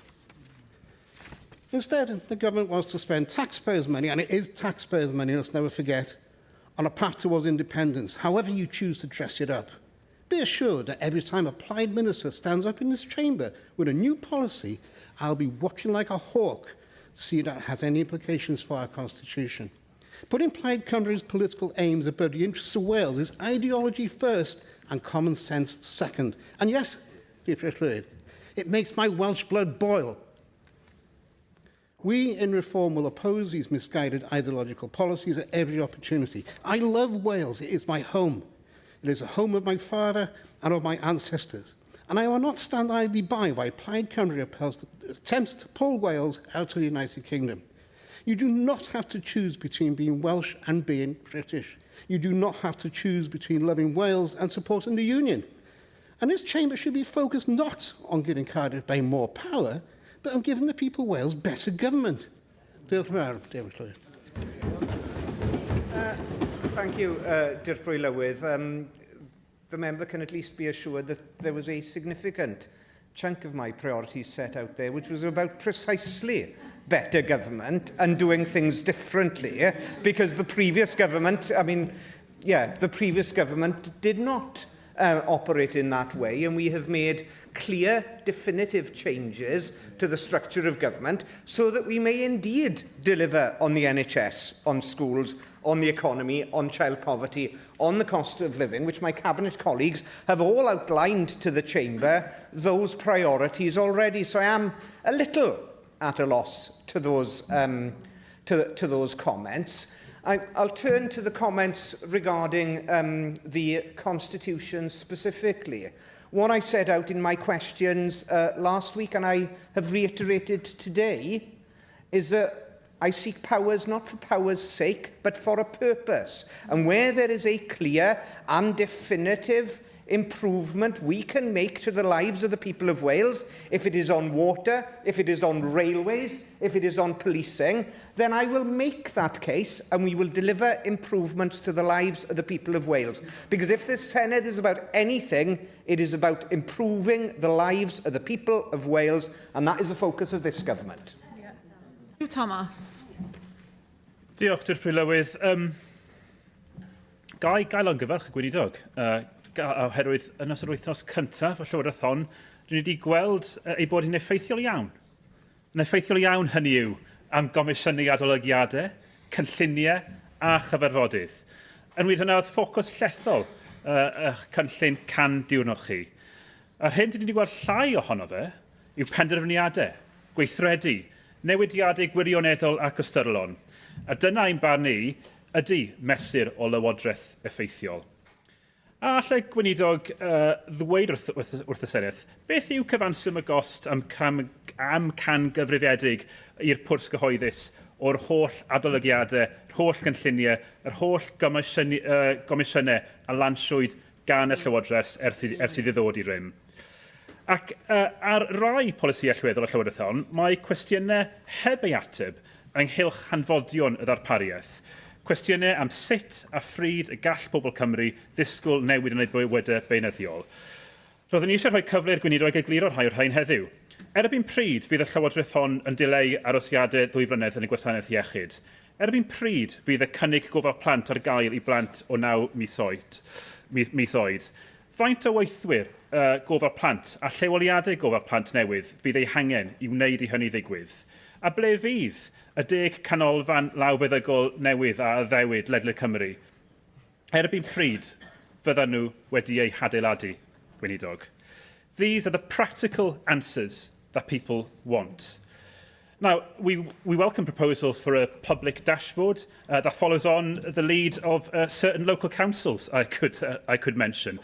Will the Minister commit that this data will be live data, updated regularly, and will he commit that it will include KPIs set out and requested by the Senedd's committee?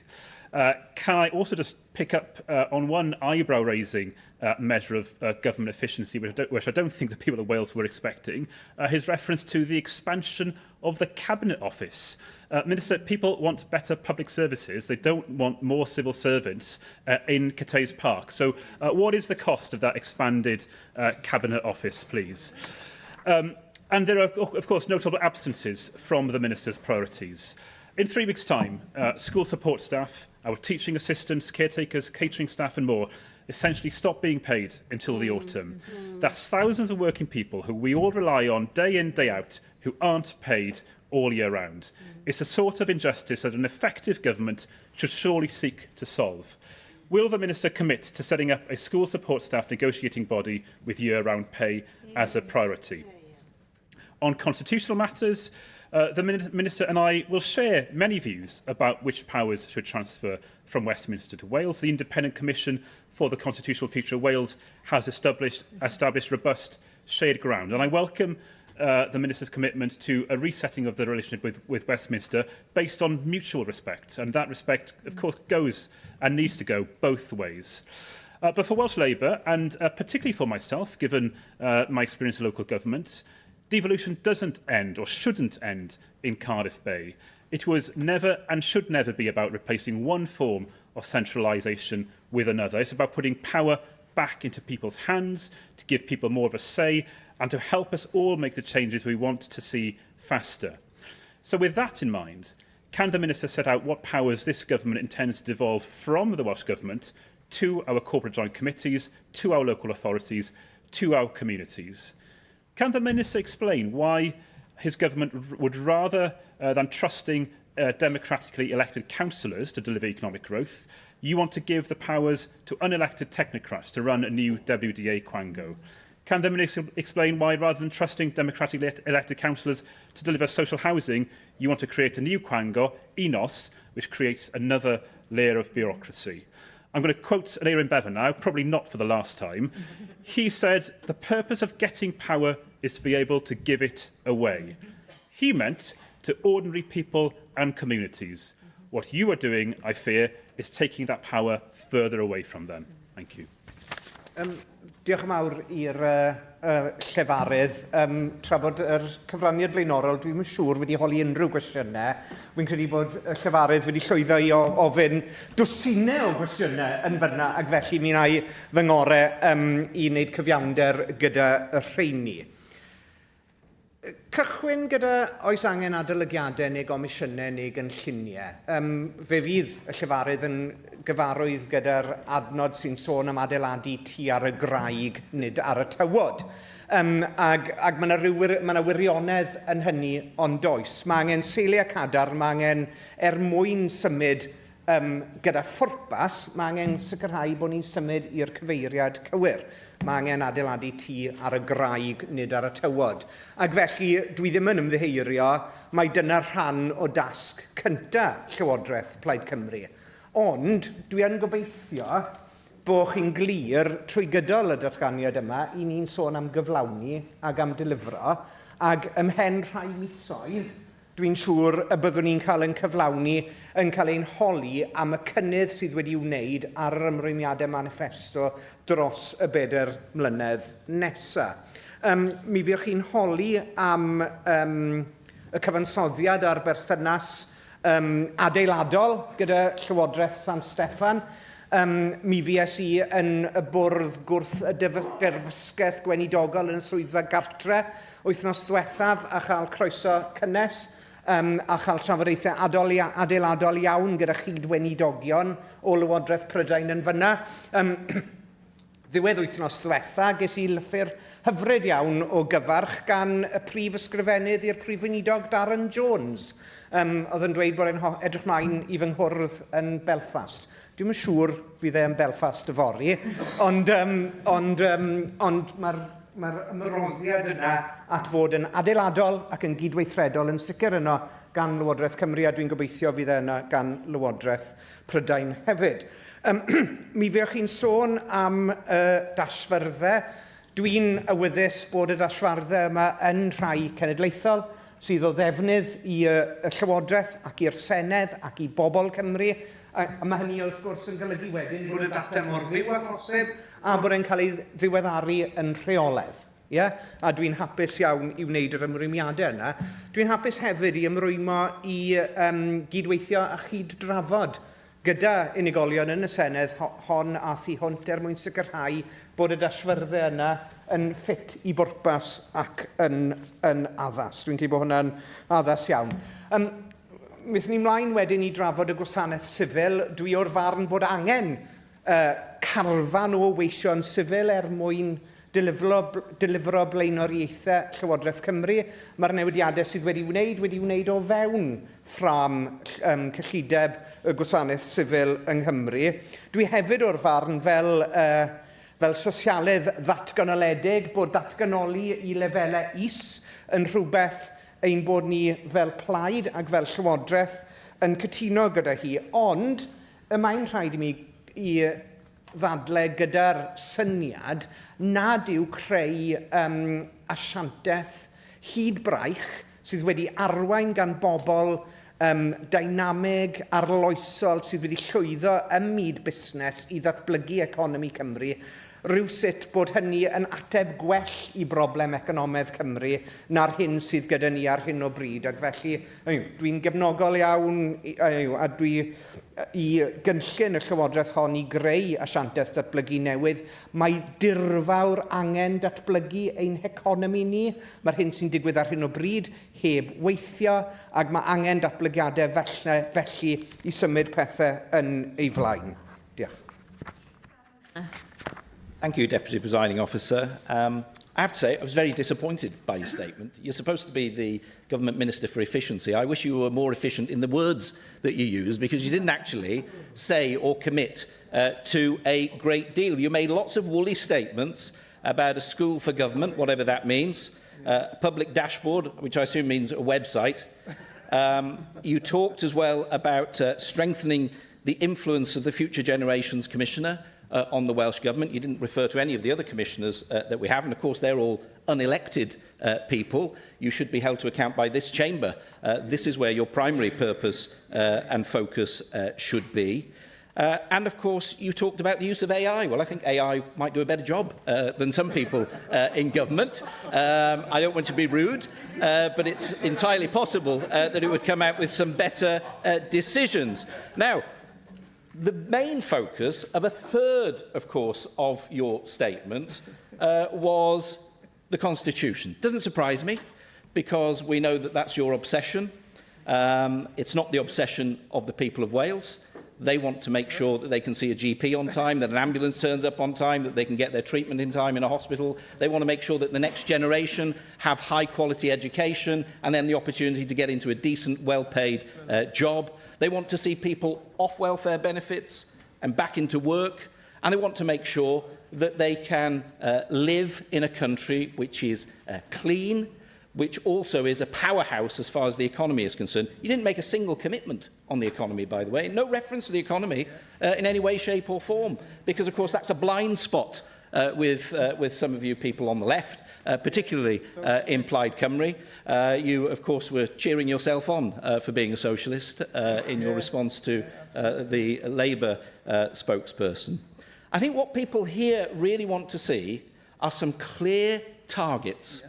We want to see clear targets, clear milestones on the way to delivering the elimination of 2-year waits in the NHS, then 1-year waits in the NHS. We want to make sure that there are clear targets for people to be able to get in touch with a GP and have an appointment with a doctor when we need them. We want clear targets for our young people in terms of them being able to read, write, and have the opportunity to get the education that they deserve, with an indication as to where you want this country to be in the next set of PISA results. Not the ones published later this year, which of course were on the watch of the previous government, but in 3 years' time. We want to be able to measure this progress, because without the ability to be able to do that, nobody's going to be able to hold you to account, even the AI digital assistants which you want in the Welsh Government and seem to think that might be the answer to everything.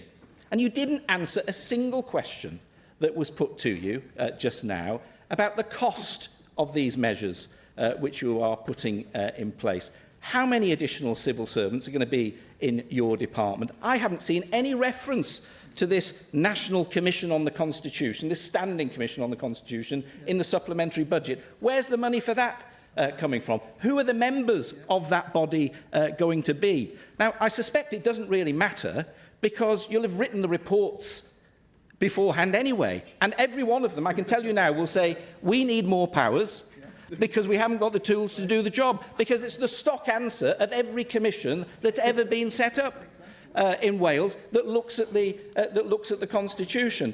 And the reason for that is because you appoint people, and the previous government appoints people, and they pay those people, and those people play to the tune of the people that pay them.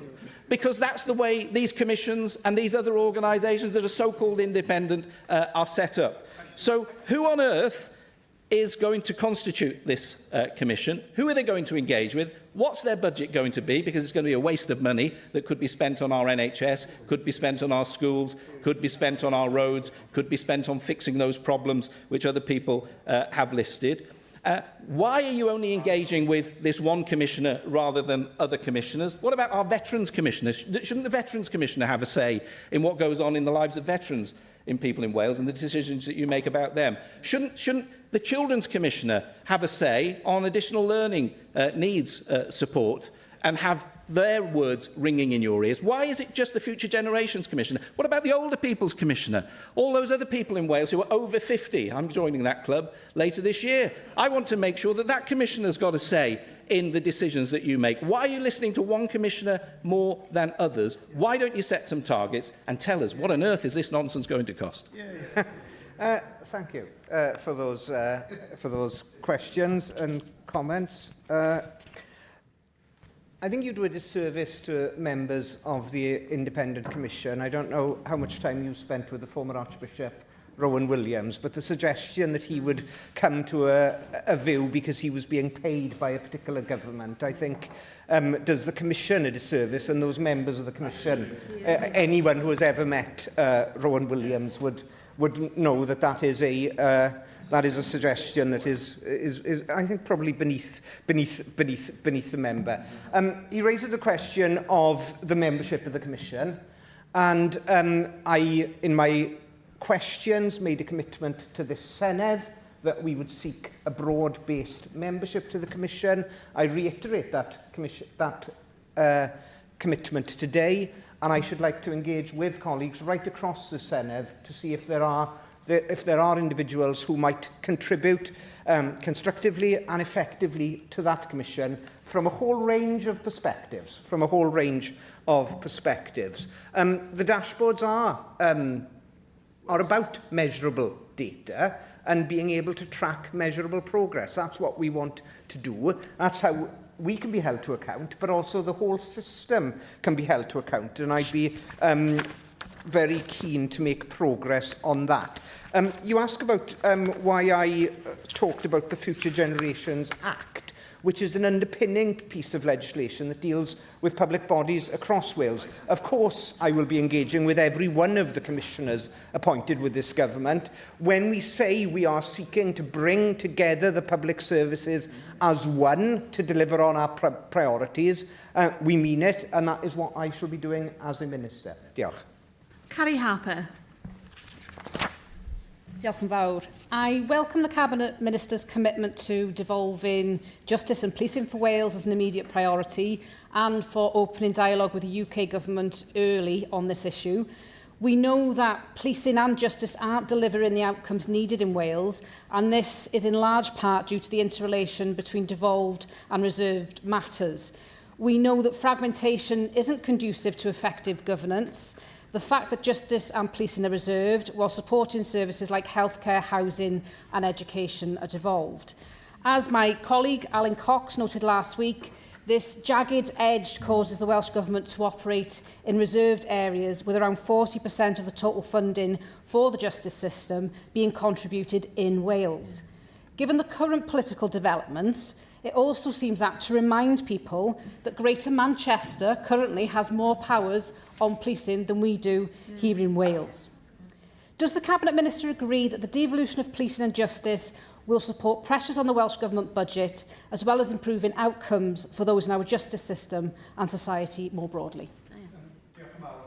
Yes, the case for devolution of justice and policing has been made powerfully, independently by the Thomas Commission, the Silk Commission and the Independent Commission on the Constitutional Future of Wales, so that Wales could be in the same position as both Scotland and Northern Ireland, and I look forward to meeting with colleagues from both of those governments over the next week to discuss some of these issues. But it surely cannot be right that we have fewer powers than the Manchester area. I mean, that is clearly unconscionable. And there is also an opportunity, with the police reforms currently progressing at a UK level, for that case to be advanced in a cooperative, a collaborative and productive manner.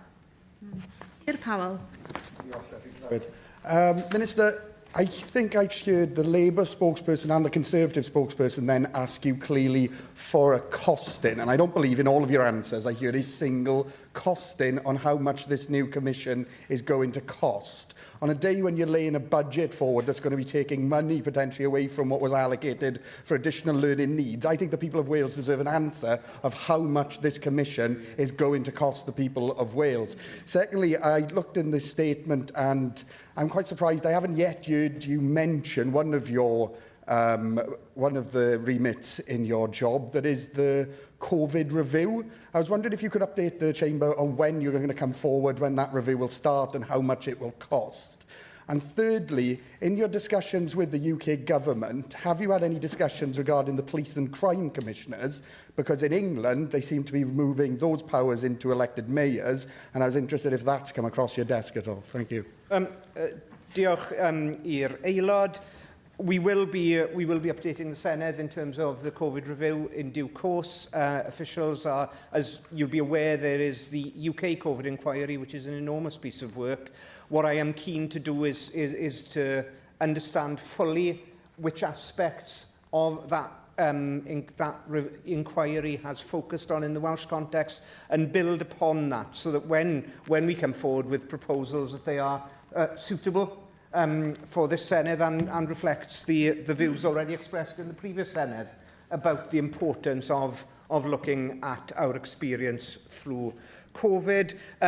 Member is absolutely right to highlight the potential changes to police and crime commissioners. That forms part of the package of changes to policing in the England and Wales context, and therefore that will be part of the discussions with ministers at the UK level, and I look forward to those productive discussions with them.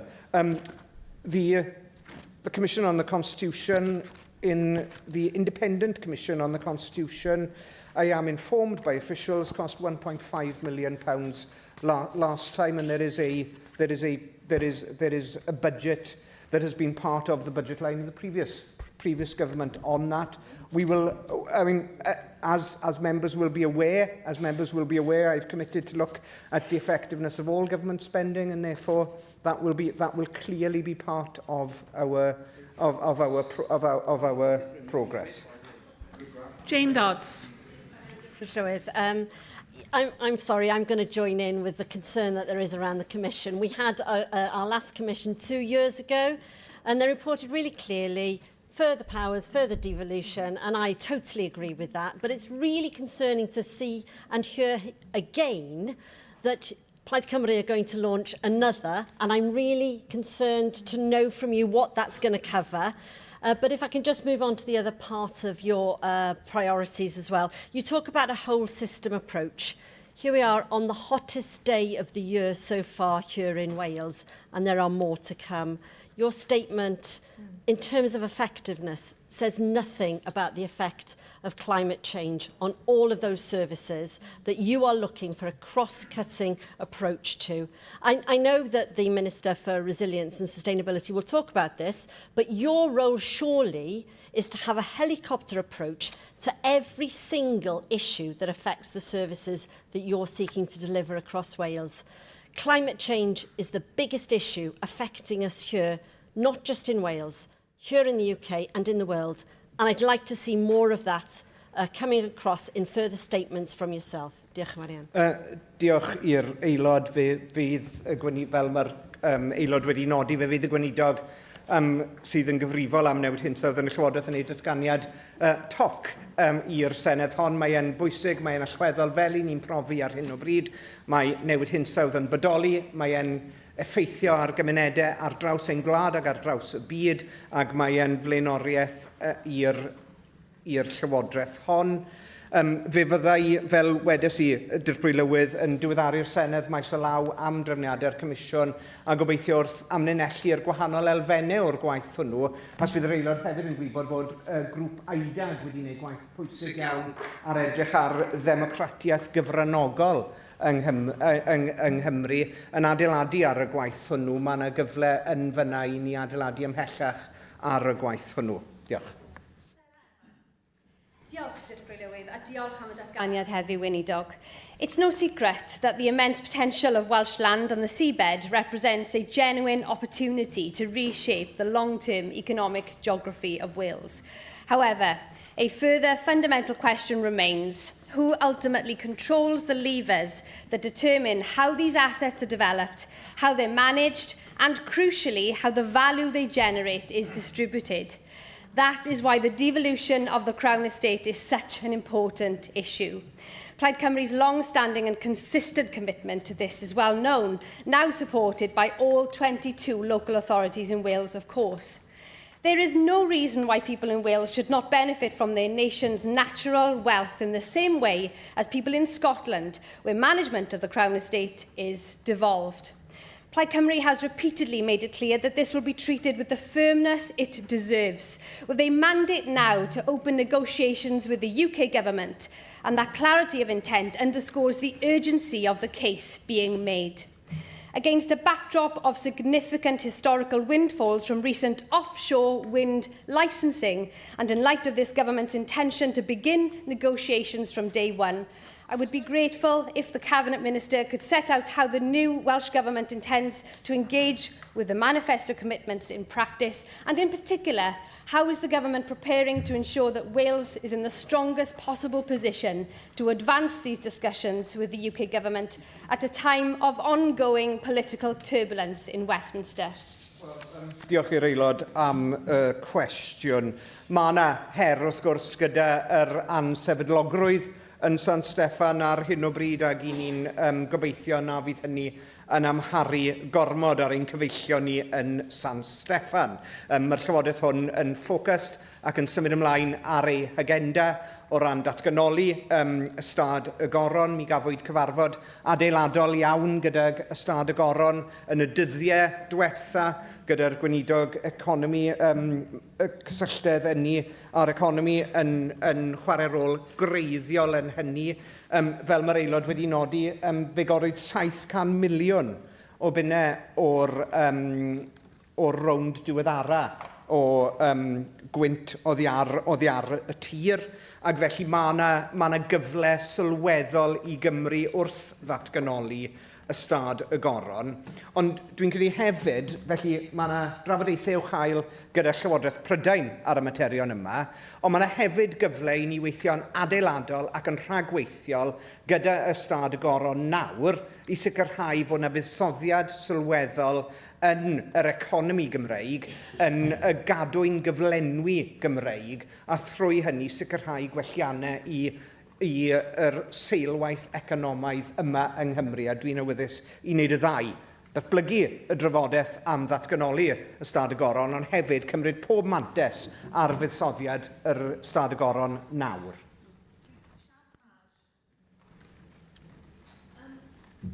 First of all, the COVID inquiry, as I understand it, did wrap up and did actually produce a whole heap of recommendations for Wales as it did for other nations. And of course, Plaid Cymru did promise the bereaved families, the COVID bereaved families, an inquiry. But getting back to the real point that I wanted to make, which is, as I said before, efficiencies can be seen as a euphemism for cuts. So which part of the Welsh financial budget are you going to end up cutting to transfer over to the National Development Agency? What target are you going to be setting in terms of inward investment? But also, what are these new jobs that people are going to see in Wales? Are they going to be jobs that we already know about? Are they going to, what are these jobs going to be? What is the target in relation to that? But also, how many new businesses are you then looking to see established through the new National Development Agency? And have you got a target for that too? Diolch am y cwestiynau. My colleague, the Cabinet Member for Enterprise Connectivity and Energy, will be making further statements to the Senedd about the National Development Agency, which I'm sure will include a focus on the kind of jobs we need to create, on the kind of investment we need to attract and support in Wales, and how we grow Welsh businesses through the framework of the National Development Agency. Andrew Griffin. Thank you, Deputy Presiding Officer. We've already heard today about cross-border cooperation, and following last week's comments by the Cabinet Secretary for Health on the importance of cross-border care, what assessment has the government made of the impact that any constitutional change would have on those arrangements? And how will you guarantee that patients in border communities who depend on routine and specialist treatment in England will not face disruption, delays or additional barriers if the current arrangements need to be renegotiated? Thank you for the question. I mean, the NHS is fully devolved presently, and as my colleague, the Minister for Health, has set out, we work effectively with partners across the border. We seek to work more effectively, and we envisage those partnerships continuing as they do in cross-border regions in many parts of the UK and across Europe. Zainab Akbar.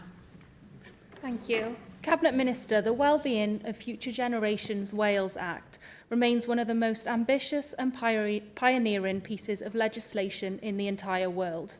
It gives a voice to those not yet born, ensuring that the decisions we make today here in this chamber are shaped not only by present need, but by our responsibility to future generations. The Act provides a framework for tackling major challenges, including the climate crisis, as we're seeing this week with the red weather warning, inequality, poverty and pressures on public services. However, its success depends on effective implementation across government and the wider public sector. I welcome the forthcoming Wellbeing of Wales and Future Trends reports, alongside the government's commitment to a post-legislative review. These provide an important opportunity to strengthen implementation and ensure decisions are informed by the long-term challenges and opportunities facing Wales. Given these opportunities, how will the government strengthen implementation of the Act and turn its ambition into action for the people of Wales? Thank you to the member for the question. As we've rehearsed, we are, as a government, committed to both the Wellbeing of Future Generations Act, but also a review to make sure that that Act is working in the most effective and efficient way possible to deliver on its great potential. Wales has become known across the world for its pioneering legislation on the wellbeing of future generations. But my initial suggestion to colleagues is that the link between the declarations of the Act and the ways of working and how that has been translated across the public sector isn't always as it could be. And therefore, things like the Cabinet Office, the One Wales Public Services, developing right across the public sector a focus on those ways of working, on the future and on the people of Wales is a strong foundation to develop in a sustainable way, in a way that can deliver for people now and leave a positive legacy behind for future generations. And we'll see that again with the imminent Future Trends report, which we'll be laying as a government before this Senedd, and give an opportunity for all members across this Senedd to discuss and debate those trends that are crucially important. Diolch, Llawn. Diolch, Midog. Datganiad gan y gweinidog Cabinet dros wydnwch gwledig a chynaliadwyedd, blaenoriaethau ar gyfer wydnwch gwledig a chynaliadwyedd, galwaf ar gweinidog Cabinet dros wydnwch gwledig a chynaliadwyedd, Lly'r Griffith. Wel, diolch yn fawr iawn, di'r Pwylywydd yn falch iawn o gael y cyfle i wneud y datganiad yma heddiw i esbonio am blaenoriaethau ar gyfer fy mhortffolio. Mewn wythnos, wrth gwrs, lle ni'n gweld rhybydd tywydd coch am res am y tro cyntaf yma yng Nghymru. Mi hoffwn i ddechrau gyda'n ymrwymiad ni i weithredu ar yr hinsawdd a natur. Nid yn unig oherwydd i bwysigrwydd amgylcheddol wrth gwrs sy'n amlwg i bawb, ond hefyd oherwydd i bwysigrwydd canolog i ffyniant, i iechyd a gwydnwch Cymru yn y dyfodol. Nid pethau ychwanegol dewisol yw aer glân, dŵr glân, pryddoedd iach ac ecosystemau ffyniannus. Maen nhw'n cynnal iechyd y cyhoedd, maen nhw'n diogelu cymunedau ac yn creu'r amodau i Gymru ddatblygu'n gynaliadwy. Nawr, mae'r agenda hon yn ymwneud â sicrhau'r cyfleoedd economaidd cadarnhaol a gynigir gan adnoddau naturiol Cymru a'n statws byd eang fel cenedl ailgylchu. Mae'n ymwneud ag achub ar gyfleoedd economi digarbon i gefnogi swyddi diogel, ynni cymunedol, cartrefi cynnesach, trafnidiaeth lanach, cynhyrchu bwyd cynaladwy a seilwaith gwydn.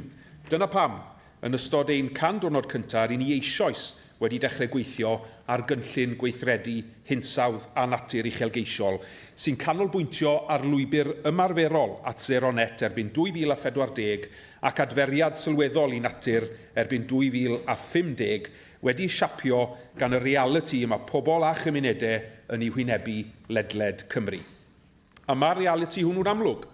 Mae ffermwyr, er enghraifft, angen tir sy'n gynhyrchiol ac yn wydyn, nid tir sydd o dan ddŵr llefogydd o hyd neu o dan bwysau oherwydd sychder dro ar ôl tro. Dyle plant a theuluoedd hefyd allu mwynhau treithau a moroedd glân. Mae angen mynediad at gadwyni cyflenwi gwydyn ar fusnesau. A dyle cenedlaethau'r dyfodol etifeddu Cymru lle mae natur yn ymadfer, nid Cymru lle mae rhywiogaethau yn diflannu yn ystod yn hoes ni. Mi fydd y cynllun yn gosod gweithredu ar yr hinsawdd a natur yn gyfrifoldeb ar holl aelodau'r Cabinet ac ar draws pob portffolio, fel i fod yn cael ei ymgorffori yn penderfyniadau ni ar dai, ar drafnidiaeth, ar ynni, ar iechyd, ar economi a gwasanaethau cyhoeddus. The plan is about delivery, and we'll improve resilience to climate impacts while supporting opportunities for skilled, well-paid jobs, community energy, warmer homes, better infrastructure, and a fair transition for all. The plan will bring together the practical steps needed to reduce emissions, restore nature, and strengthen resilience. This will include also action on tree planting and peatland restoration, recognising their vital role in restoring habitats, improving water quality, reducing flood risk, as well, of course, as tackling climate change.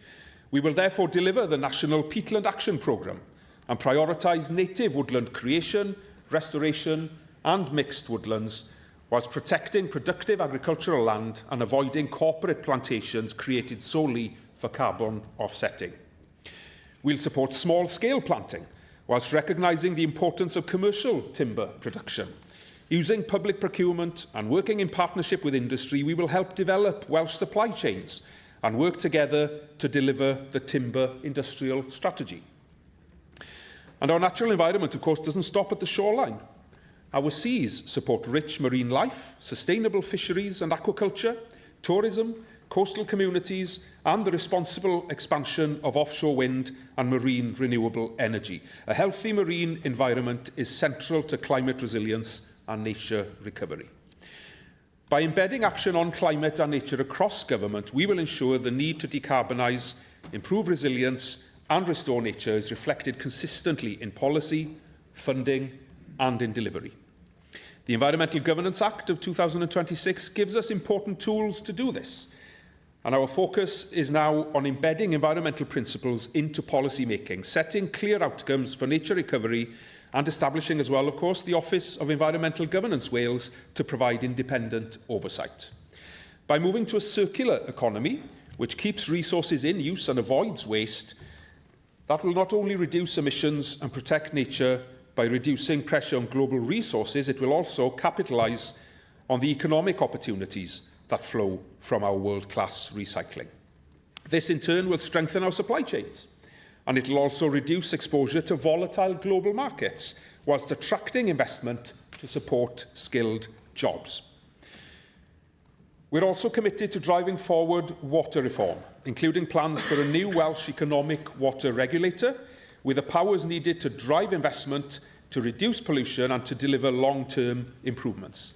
Taking a science-led approach to managing nitrate vulnerability, we will move beyond the outdated calendar-based rules and support farmers to adopt new technologies and practices that improve water quality. To deliver on our agenda, we will work collaboratively across sectors in partnership with local government and public bodies, and drawing on the skills and experience of people working across Wales, including in not-for-profit organisations. Now, as part of our commitment to restoring biodiversity, whilst creating jobs and strengthening the connections between communities and their natural environment, I'm pleased to announce that the Nature Networks Fund will open on the 9th of July, and that will see £10 million of investment delivered in partnership with the National Lottery Heritage Fund. However, public funding alone can't achieve our climate and nature objectives. We will therefore consult later this year on our approach to nature finance to unlock responsible private funding to restore land and seascapes, to support the Welsh economy and to create employment opportunities. Within our first 100 days, we will also outline the terms of reference for a new flood resilience and preparedness forum for Wales, bringing together key stakeholders to coordinate a national approach to flooding. Flooding is already, as we know, affecting homes, businesses and communities. As part of a wider pattern of climate pressures, from more intense rainfall and storms to drought, heat and pressures on water, land and infrastructure. We need a joined-up approach to preparedness and improved long-term resilience. This includes catchment scale and nature-based solutions that reduce risk, that protect communities, support nature recovery and help Wales adapt to the climate impacts that we're already experiencing. We'll also continue to press the UK Government on environmental justice for coalfield communities, including the funding needed to restore coal tips and contaminated land. Communities living with a legacy of Wales's industrial past should not be left to carry that risk alone. And we will take a long-term, coordinated approach to secure these sites, safeguard communities and, of course, unlock their future potential. I now want to turn to rural resilience. For me, this is about listening to rural and coastal, by the way, communities and recognising people, place and opportunity. The homes people live in, the services they rely on, the businesses they build, the food they produce and the landscapes and seascapes that shape their lives. Within our first 100 days, we will therefore bring forward proposals for a new statutory duty on rural proofing, ensuring government programmes, funding models and services properly reflect the needs of rural communities. And this will sit alongside the development of a rural development strategy to start tackling poverty and to create new opportunities in rural Wales. I firmly believe that the agriculture sector is the beating heart of our rural communities and the backbone of the rural economy. Family farms sustain local businesses and services. They underpin our food system as well as our culture and our language. Through the Sustainable Farming Scheme, we're asking farmers to join us on a journey to a more resilient and sustainable agricultural sector. Now, this year, as members know, 50% of farmers, that's over 8,000 businesses, have joined the universal layer of the scheme. Now, that's quite a positive start, in my view, but I will continue to listen and to work with the farming community to refine the scheme so that more join next year and beyond. As I've said before, this is about evolution, not revolution. And farmers, of course, need certainty, and that's particularly the case when it comes to financial support. And that's why I'm currently in discussions about securing a multi-annual budget for the Sustainable Farming Scheme. Bovine TB, as we all know, remains one of the most significant and persistent challenges facing agriculture in Wales, and we will refresh the TB eradication programme, building on strong foundations but recognising that a step change is needed to meet our ambition of a TB-free Wales by 2041. Building on Wales's already strong record on animal welfare, we will also bring forward a new animal health and welfare plan, including new regulations for animal welfare establishments. Dwi hefyd, Dirprwylwydd, eisiau lleihau y baich biwrocratedd sydd ar ffermydd teuluol gan wneud gwahaniaeth go iawn i'r amser sy'n cael ei dreulio ar brosesau cymleth a dyblyg. Amser y gellid, wrth gwrs, i dreulio fel arall yn rheoli stoc, yn gwella cynhyrchiant neu wrth gwrs yn cynllunio ar gyfer y dyfodol. A dwi wedi gofyn i John Davies arwen adolygiad annibynnol i nodi meysydd o gymlethdod diangen a chamau gweithredu i'w leihau. Dyw cefnogi ffermwyr yn unig, wrth gwrs, ddim yn ddigon. Mi fyddwn ni hefyd yn hyrwyddo pysgodfeydd Cymru gan gefnogi'r diwydiant fel rhan hanfodol o system fwyd ac economi arfordirol Cymru. Rhaid i ni hefyd gryfhau'r system sy'n darparu bwyd i bobl ledled Cymru, ac mi fyddwn ni'n gwneud hyn drwy strategaeth fwyd genedlaethol newydd i Gymru, gan ddiogelu cyflenwadau bwyd, gwella llythrennedd bwyd, cryfhau cydwyni cyflenwi a chefnogi ein diwydiant bwyd a diod i dyfu, gan adeiladu ar ein henw da am fwyd o ansawdd uchel sy'n cael ei gynhyrchu yn gynaliadwy. Mae ganddo ni weledigaeth glir. Cymru lle mae gweithredu ar yr hinsawdd a natur yn cryfhau yn economi ni, yn gwella iechyd ein pobol ni ac yn diogelu ein cymunedau ni. Lle mae gwneud ardaloedd gwledig ac arfordirol yn fwy gwydn, yn greiddiol i bopeth yma'r Llywodraeth yma yn ei wneud. Lle mae'n ffermwyr a'n pysgotwyr ni yn cael ei gwerthfawrogi am y gwaith caled yma nhw'n ei wneud i roi bwyd ar ein byrddau ni. Lle mae'n system fwyd yn gweithio lles pobl Cymru. A mae angen i ni gyd weithio gyda'n gilydd mwyn gweithredu a gwireddu y weledigaeth hon. Ac mi fydda i, wrth gwrs, yn agored am yr heriau y byddwn ni'n siŵr o'i wynebu ar y ffordd, ond mi fydda i hefyd yn canolbwyntio ar y cyfleoedd i ddatblygu Cymru mwy gwydn, mwy iach a mwy llewyrchus, gan weithio gyda chymunedau, gyda ffermwyr, busnesau a gwasanaethau cyhoeddus i gyflawni newid ymarferol sydd wedi ei siapio wrth gwrs gan bobl sy'n nabod i cymunedau orau. Dyma'r daith sy'n o'n blaenau ni. Gwrando, cyfrifoldeb ar y cyd, cyflawni ymarferol a gwitnwch hir dymor i Gymru. A dwi'n gobeithio fawr y bydd yr aelodau yn y siambr yma yn ymuno â ni ar y daith honno. Diolch. Diolch, Gweinidog. Laura Ann Jones.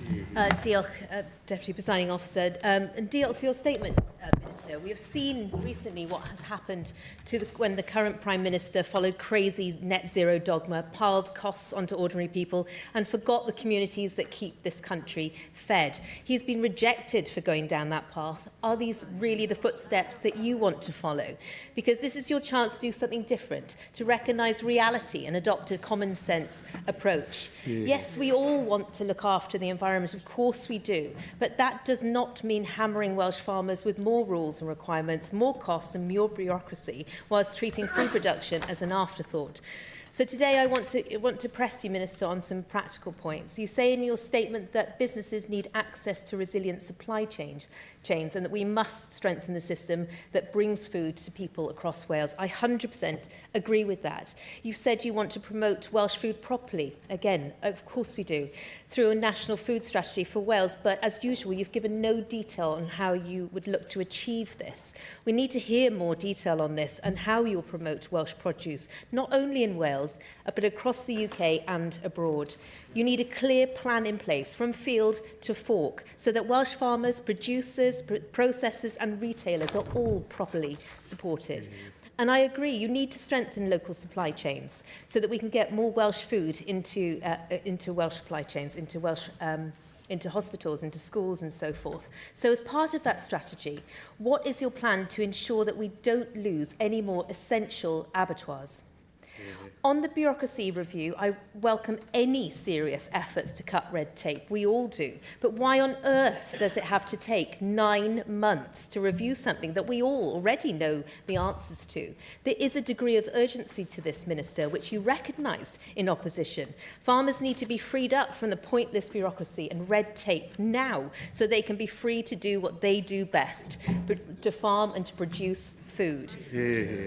When you were in opposition, you voiced these very concerns, like I am now, but now you're in government, you will seem to be rowing back on that urgency. Taking 9 months to review this is a farce.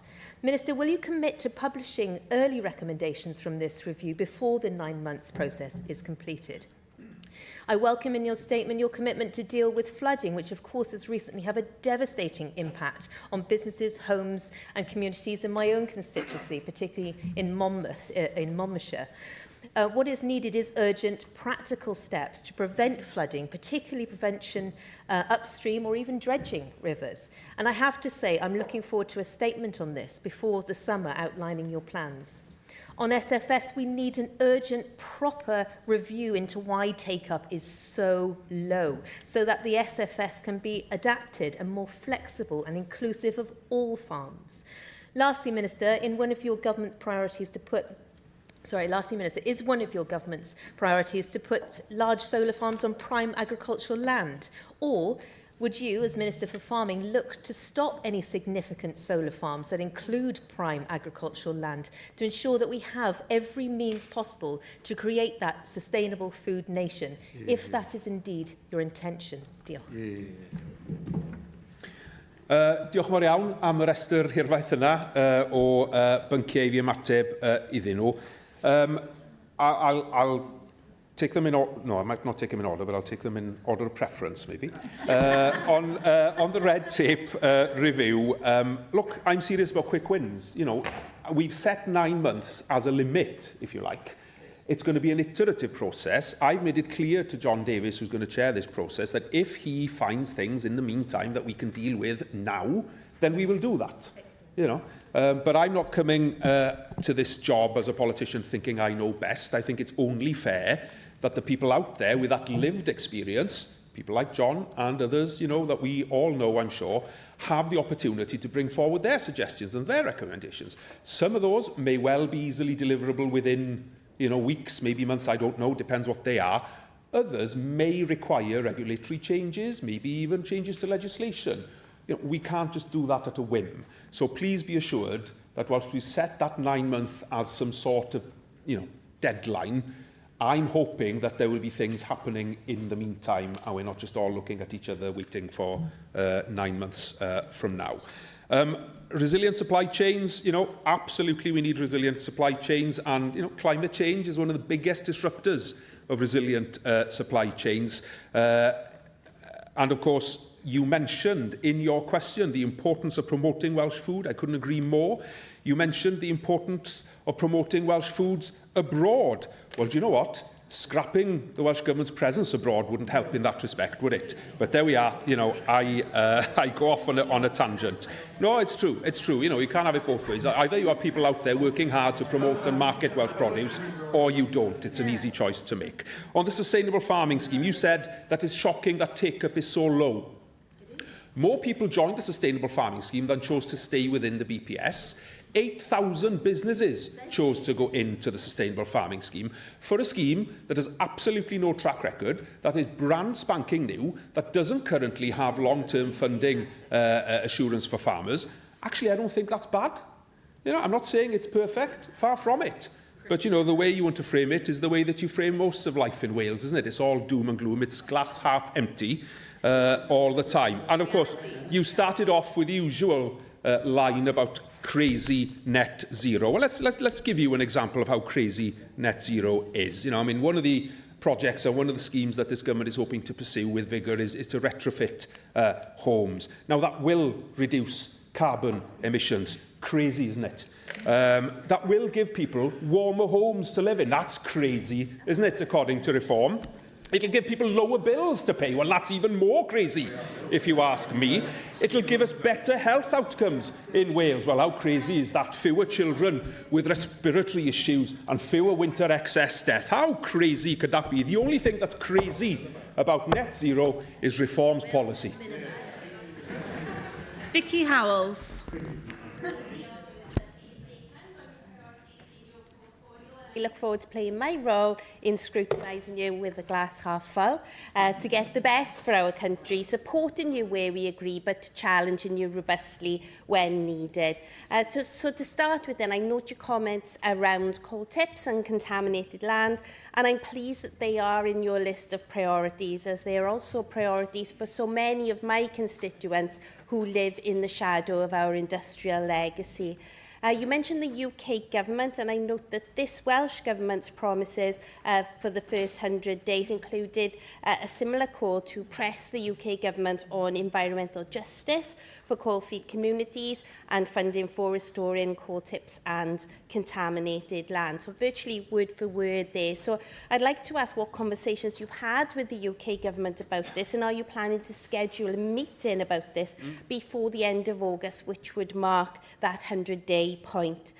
Similarly, I want to refer back to your answer to my question earlier this month on mining legacy sites such as Opencast. I asked if you would take forward the work which the previous Welsh Government had started, and if you would ensure that stakeholders and local residents are involved in the process. Now, I was really pleased with your positive answer to my question then, and I hope you agree to all of my requests in a similar manner. I recently met with constituents living near Frost of Ran in Merthyr to discuss the impact that living near this Opencast site has on their lives and their well-being. So, Minister, can you sketch out how you will ensure that local residents are fully involved in this work, and also how groups advocating on their behalf, such as Coal Action Network, are not only involved as stakeholders, but are called on to really help shape the process? Another issue affecting all of our communities, of course, is how we respond to flooding, and I note your plans around the flood resilience and preparedness forum for Wales. And my constituency, is no stranger to flooding, and indeed I've worked closely with the residents of Cledac Terrace in Ynysybol, whose homes were recently purchased by RCT Council, enabling them to move to safer ground. So I know firsthand how important it is that any talk in this chamber is backed up by the investment needed to make sure the people that we represent feel safe and are safe. Now, the previous Welsh Government set a record-breaking level of funding for flood defences in the last budget, with 52,000 properties protected from flooding. So will this Government commit to maintaining that funding level as a minimum for the rest of this Senedd term? And finally, I want to turn to another issue that I've raised with you about how we tackle bovine TB. And the tone of that answer and the suggestion that the approach taken by the previous Welsh Government did not work is, I believe, incorrect and does need challenging. Now, I know you don't want to focus on emotive issues like needlessly slaughtering potentially thousands of a protective species, and I should declare an interest here as a member of the Badger Trust. I know you said you want to focus on the science, and I really do welcome that, as the science shows that the approach of the previous Welsh Government was actually working.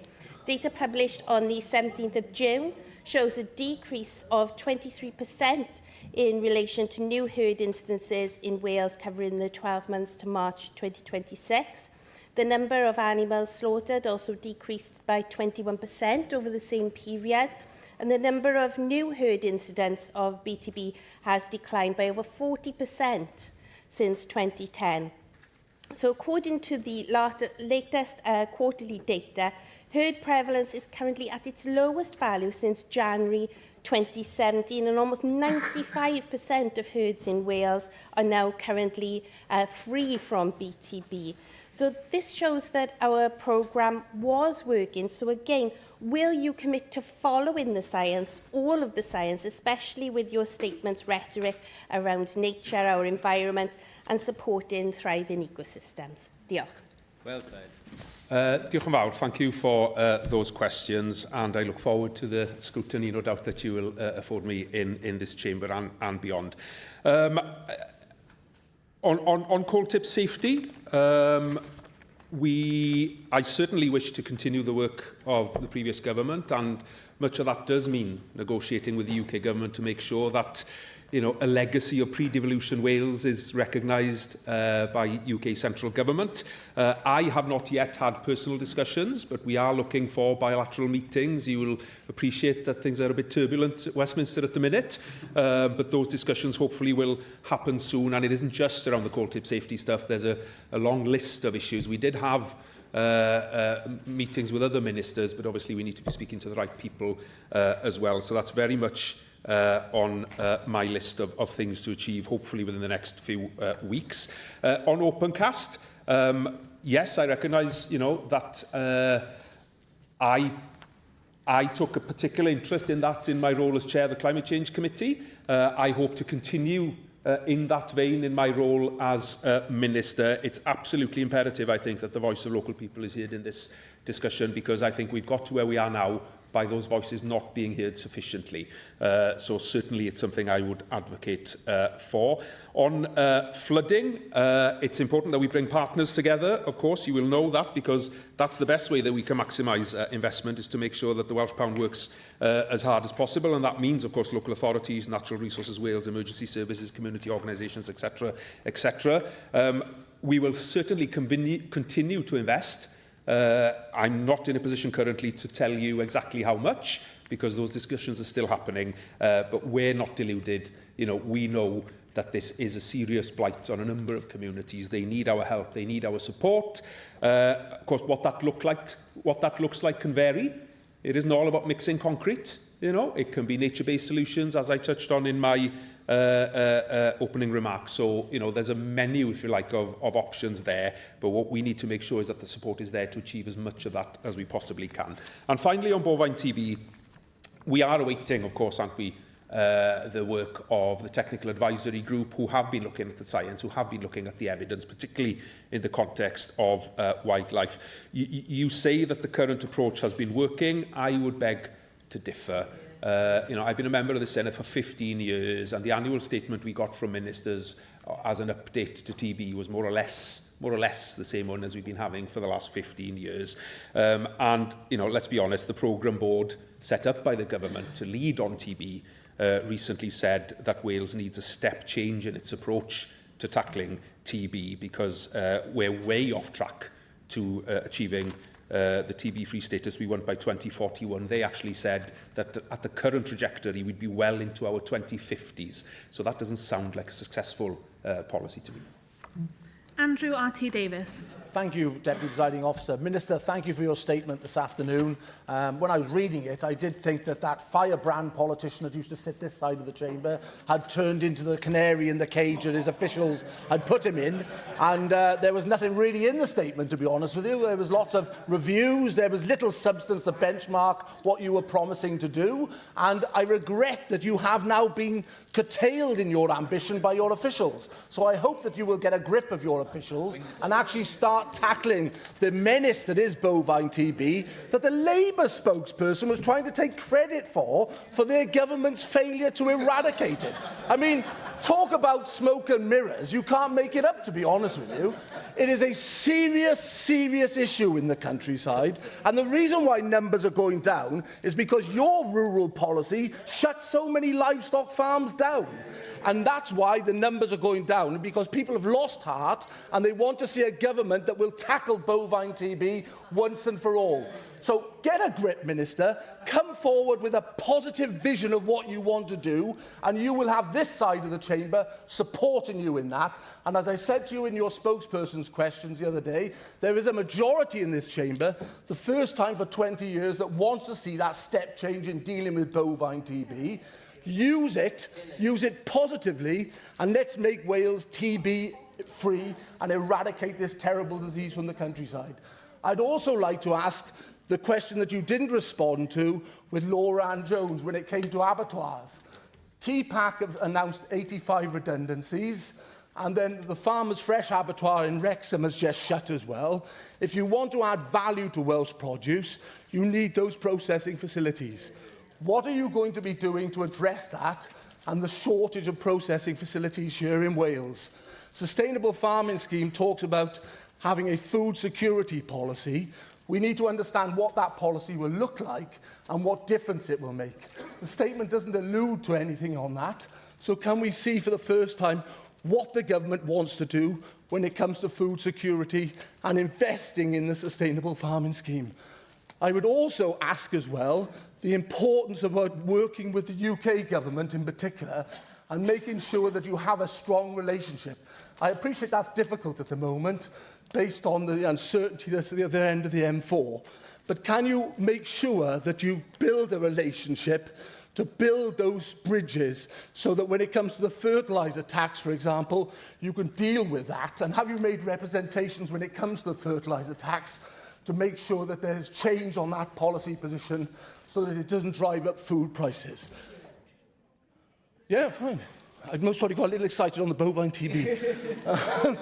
And that is a really important issue, the bovine TB one is, but because that does need addressing really importantly. But the fertiliser tax that's due to come in on the 1st of January really does need addressing, because it'll add £50 to £100 in tax levels here in the UK. And we can't force up the price of food on the basis of the uncertainty in the Middle East.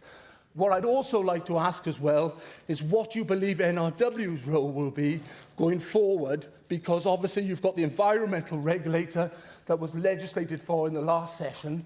We need to understand the role of the environmental regulator and NRW in particular. So if you could highlight what difference you believe that will make to the relationship between government, NRW and the environmental regulator to drive up standards here in Wales, that is really important. I'll look forward to the answers on those questions.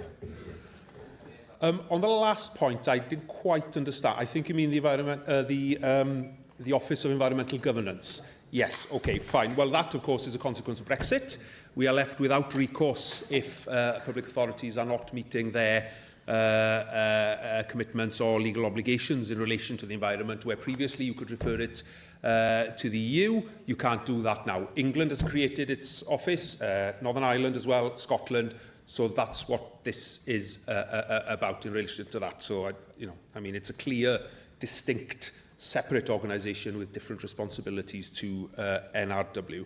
On meeting with the UK Government ministers, I actually met with Stephen Morgan MP this morning, actually, specifically to discuss the SPS arrangements and proposals for closer relations between the EU and the UK. It was a quadrilateral with representatives from the devolved administrations as well as the UK government. There will be an opportunity for us to pursue discussions around other areas of policy, and I'm particularly keen to do that. On livestock numbers, I agree with much of what you said. Retaining a level of throughput that ensures that the abattoirs and the processing sector more widely remains viable is critical. It is essential. Farmers have a key role to play in delivering that, but policy has to facilitate and allow that to happen. The kind of food economy we want to build here in Wales is all about local production, local processing and local procurement. If you lose one of the key links in that chain, then we all lose and we don't achieve the kind of economy, sustainable economy that we want to realise. And on TB, I suppose you're right. You know, being in government is about getting to grips with some of these issues. I hear what you said, and you said it last time I was on my feet in this chamber, but we really have to wait for the advice of the Technical Advice Group. They have been charged with bringing forward concrete proposals on the way ahead. You know, if you think we as politicians know better, that's fine. I think we wait for the experts to speak. We look at the evidence, we look at the science that they provide us, and then we get a grip and take action. Elwyn Vaughan. Diolch, Dirprwy Lywydd, a diolch Gweinidog am ddatganiad cadarnhaol heddiw yn de. Yn 2024, daeth 57% o fwyd bwytawyd yma o gynnych a denas gyfunol. Mae ffactorau rhyngwladol yn gallu dylanwadu'n helaeth ar cadwyni cyflenwi gan beryglu cyflenwadau. Mae hynna'n ddibyniaeth ar fwyd cynhenid yn rhan allweddol o ddiogylch cenedlaethol. Mae'r sector fwyd ac amaeth hefyd yn allweddol yn economaidd ni yng Nghymru, yn gymdeithasol ac un efo cryn potensial o ran ychwanegu gwerth. Gall y Gweinidog Cabinet rhoi diweddariad neu falle mwy o gig yr asgwrn ar y strategaeth fwyd cenedlaethol newydd. Bydd yn gwneud y mwyaf ond cynnych ac yn creu hyder newydd yn y sector fwyd. Diolch. Diolch am y cwestiwn. Mae pwysigrwydd y sector fwyd a diod i Gymru yn ddiamheuol yn yw pan ych chi'n edrych ar rhai o'r ffigurau. Mae'n anhygoel y gweud y gwir, mae'n cynrychioli gwerth o tua 27 biliwn o bunnau bob blwyddyn i economi Cymru, a mae'n gyfrifol am gyflogi dros 220 o filoedd o bobl yn y gweithlu Cymreig. Felly, mae sicrhau bod ganddo ni sector fwyd ffyniannus, gynaladwy, sy'n ffit ar gyfer y dyfodol yn blaenoriaeth bwysig i bob un ohono ni, dwi'n siŵr. A mae'r gwaith wedi cychwyn. Mi fyddwn ni cyn bo hir gobeithio mewn sefyllfa i gyhoeddi pwy fydd yn arwen y gwaith ar y strategaeth fwyd genedlaethol, a mi fydd hwnnw wrth gwrs yn rhoi ffocws ar falle rhai o'r materion ni eisoes wedi eu crybwyll fan hyn y prynaw yma. Yn sicr mae diogelwch bwyd yn bwysig, mae gwella llythrennedd bwyd hefyd yn bwysig, dwi'n meddwl. Mae gormod o'r cyswllt yna wedi mynd ar goll rhwng pobl sy'n bytau bwyd ac sy'n gwerthfawrogi o ble mae'r bwyd na wedi dod a be mae wedi gymryd i'r bwyd na gyrraedd i platiau nhw. Mae hynny yn golygu cryfhau cadwyni cyflenwi, ac fel o'n i'n sôn yn gynharach, mae caffel cyhoeddus yn wedi bod yn garnolog i hyn. Os ydyn ni eisiau tyfu sector mwy gwydn ar gyfer y dyfodol, yna mae rhaid ni gychwyn wrth yn trad ar arf cryfa sydd ganddo ni fel Llywodraeth ac fel sector gyhoeddus wrth gwrs yw caffel cyhoeddus. Felly mae yna lawer i'w wneud, ond mi fydd gynnau dipyn yn ychwanegol i ddweud falle a rhagor o fanylder o fewn wythnosau nesaf. Gareth Beer. Clywed. Minister, what I hear across Carmarthenshire is simple. People do not feel more resilient. They feel under pressure. Farmers are being asked to do more, comply with more and absorb more cost. From TB to the SFS to rising diesel costs and fertiliser costs, margins are being squeezed tighter than ever. And at the same time, we are not securing the future. Where is the clear plan to bring through the next generation of farmers who will actually feed us into the future? And it's not just farming. Rural businesses, pubs, B&Bs, tourism operators are struggling to stay afloat, yet they are confronted with a tourism tax, a 182 rule. They see it as punishing, not supporting. Their survival is it on the brink. So let's be frank, these policies may well be well-intentioned, but on the ground they are being felt as burdens, not support. Minister, if this agenda is about resilience and sustainability, why do so many rural Wales feel less resilient and less sustainable? Diolch. Well, they probably feel less resilient and less sustainable because we've only been in government for 4 or 5 weeks. You know, let's be serious. I've been here outlining actions that we're already taking. You mentioned, they have to comply with more. We've announced a red tape review. I just told your colleague about how that hopefully will take some of the pressure off farms. The sustainable farming scheme is absolutely about creating sustainable farms in Wales. TB. I've mentioned TB more than once here. NVZs, I've been pretty explicit about, some of our aspirations in relation to that. So don't, try and portray that we're not doing anything and that we're not interested. I appreciate that there's a lot to be done, and I appreciate that people are feeling under pressure. For me, the family farm, as I said in my statement, is the beating heart of rural Wales. It's the cornerstone of our rural economy. All of these pressures are driving down people, they're feeling that the world is against them, and I get it.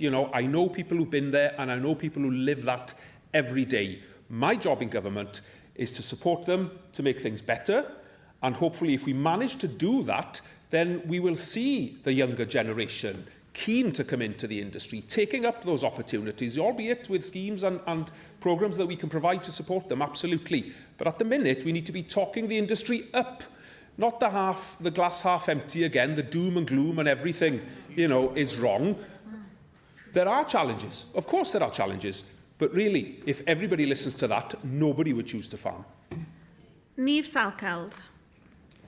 Diolch, Deputy Llywydd. Cabinet Minister, for young people in Wales, climate change isn't some distant worry. It's a weight they carry every single day. Research commissioned by the last Welsh Government found that young people are more likely than any other age group to be deeply worried about climate change. They've grown up in the shadow of this emergency, and they're urgently asking all of us to act. They feel a deep love for the natural world, and they want to see our rivers run clean, our coastlines protected, our wildlife flourish for every generation that follows. At this Senedd election, 60% of under-30s voted for Plaid Cymru. That tells us that young people trust this government to treat the emergency with the seriousness it deserves. So, Cabinet Minister, what is your message to those young people, and how will this government ensure that trust is rewarded with real, lasting change? Well, thank you for that question. I mean, my message to young people really is that we hear you and we will act. We have proposals, to be net zero by 2040, for nature recovery by 2050. Our work on our climate and nature action plan is already underway, and we'll publish our carbon budget 3 plan as well later this year, and they can hold us to the level of ambition that hopefully we will be able to show in those. And it isn't just young people, of course. Anyone who is worried about flooding in their community, anyone who is struggling in the heat that we're all experiencing today, need to be concerned. We appreciate that, but we need to tell them, as I said, that we hear them and that we will act. James Evans. Deputy Presiding Officer, I'd like to register a relatable interest. Minister, you and I both warned for a number of years about the reduction of our livestock across the numbers and the critical numbers coming through our abattoirs, as was raised by Andrew R.T. Davis about the job losses at Keepack, which is one of our biggest abattoirs in the country. I'm interested, Cabinet Minister, are you going to be convening a meeting of all the processors in Wales to discuss this issue and how the government can respond to it? Because we do not want to see job losses at our abattoirs across Wales. We've lost too many small abattoirs across our country as it is. And will you also be calling Cymru to account on this as well, to make sure that they can respond to this? Because there's actually not a lot of faith in them in the industry, and if we are going to see faith restored, this is the sort of issue that they need to be stepping up to the plate over. So I'd like your thoughts on these matters. Thank you. Yes, thank you. Thank you for those questions. I've already met with some representatives of the livestock and abattoir sector in Wales. Now, clearly, as I answered previously, I share your and other people's concerns at the loss of that capacity. We do not want to see that happen, and we will look at ways that we can work with them, in appropriate ways, maybe complementarily in terms of some of the things that we might develop as part of the sustainable farming scheme in terms of the other tiers of support. So there are things that we are considering, and in relation to Cymru, absolutely, they have a critical role to play, and I've met with the Chair and the Chief Exec, and I made it clear that what I want is a fully functioning, firing on all cylinders Cymru, and I honestly believe that they're on the right trajectory to achieving that now, but there's still work to do. Everybody has a part to play, from policymakers to those on the ground delivering, and I'm happy to continue with this discussion, but certainly government has a part to play, and certainly there's no agenda on my part in terms of driving down livestock numbers. Jane Dodds. And thank you very much for the statement. I welcome much in it, but I particularly wanted just to comment positively on the rural proofing becoming a statutory duty. I also just wanted to talk about the climate emergency, and I know in the last contribution I made, I talked about the temperatures we have here today, and they're going to be increasing. We're going to be seeing many organisations actually looking at Wales and your role to ensure that we do really take action on the climate emergency.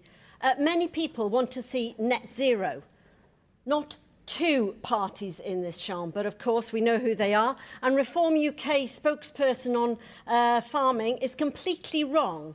NFU Cymru are an organisation which want to see net zero by 2040, an ambitious goal that they are setting. This is farmers saying that they want to be involved in the work to ensure that there is net zero. I'll tell you what's giving farmers a red tape headache, and that's here we are a decade after leaving the EU. It's Brexit that's giving our farmers an absolute nightmare when it comes to red tape. And so I would like to know from you, if I may, Minister, what are you doing in order to work with the UK Government to help our farmers in order to make sure that the challenges that we have around leaving the EU are addressed? Diolch yn fawr iawn. Well, thank you for that. As I said earlier, I have met this morning with the new Rural Affairs Minister at Westminster. He's a matter of days into role, so in fairness, I think both he and I are a bit wet behind the ears, but certainly, you know, there is a dialogue to be had there. In terms of net zero, it is, of course, a societal effort that we need to see. It isn't just one sector or two sectors, but everybody is being impacted by climate change. And, you know, farmers particularly, you know, we regularly hear about the issues of flooding and productive land being underwater for part of the year, which has a big impact on the bottom line. Similarly, drought, you know, again, impacting on the viability of those businesses. So net zero is everybody's to achieve, but also, of course, if we get it right and start mitigating some of these challenges, then we can, you know, guard against or ward off some of the worst impacts, which aren't just environmental, they're economic, they're societal as well, or social as well. So there's a lot to do, but it's our duty, I think, to achieve as best we can. Anna Nicol. Diolch, Llywydd.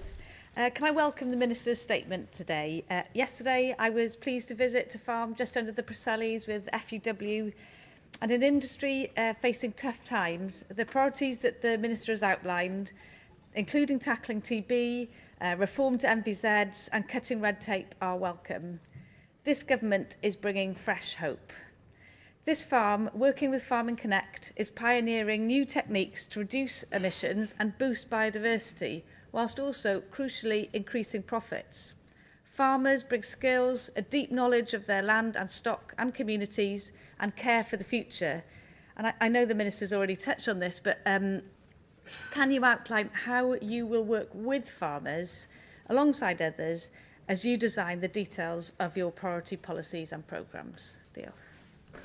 Thank you. And we will, obviously, as you'd expect, work closely with the farming unions. You know, I'm a big believer in the lived impact and the lived experience of government policy. You know, it's easy enough for politicians to rock up and say this is what's best. But if it doesn't work on the ground, then it doesn't work for me as Minister.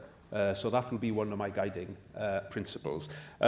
Innovation has a big role to play, I think, in where we want to go. Technology has a big role to play as well. We need to be embracing those opportunities because, as you say, you know, they drive down cost and they improve productivity. So what is there not to like about that? Now, getting to that point is a journey for many, and they may well need support in a practical sense, or encouragement as well, you know, through working with others, but I'm absolutely up for it. But I will always be guided by what works on the ground, and that means listening to what people have to say.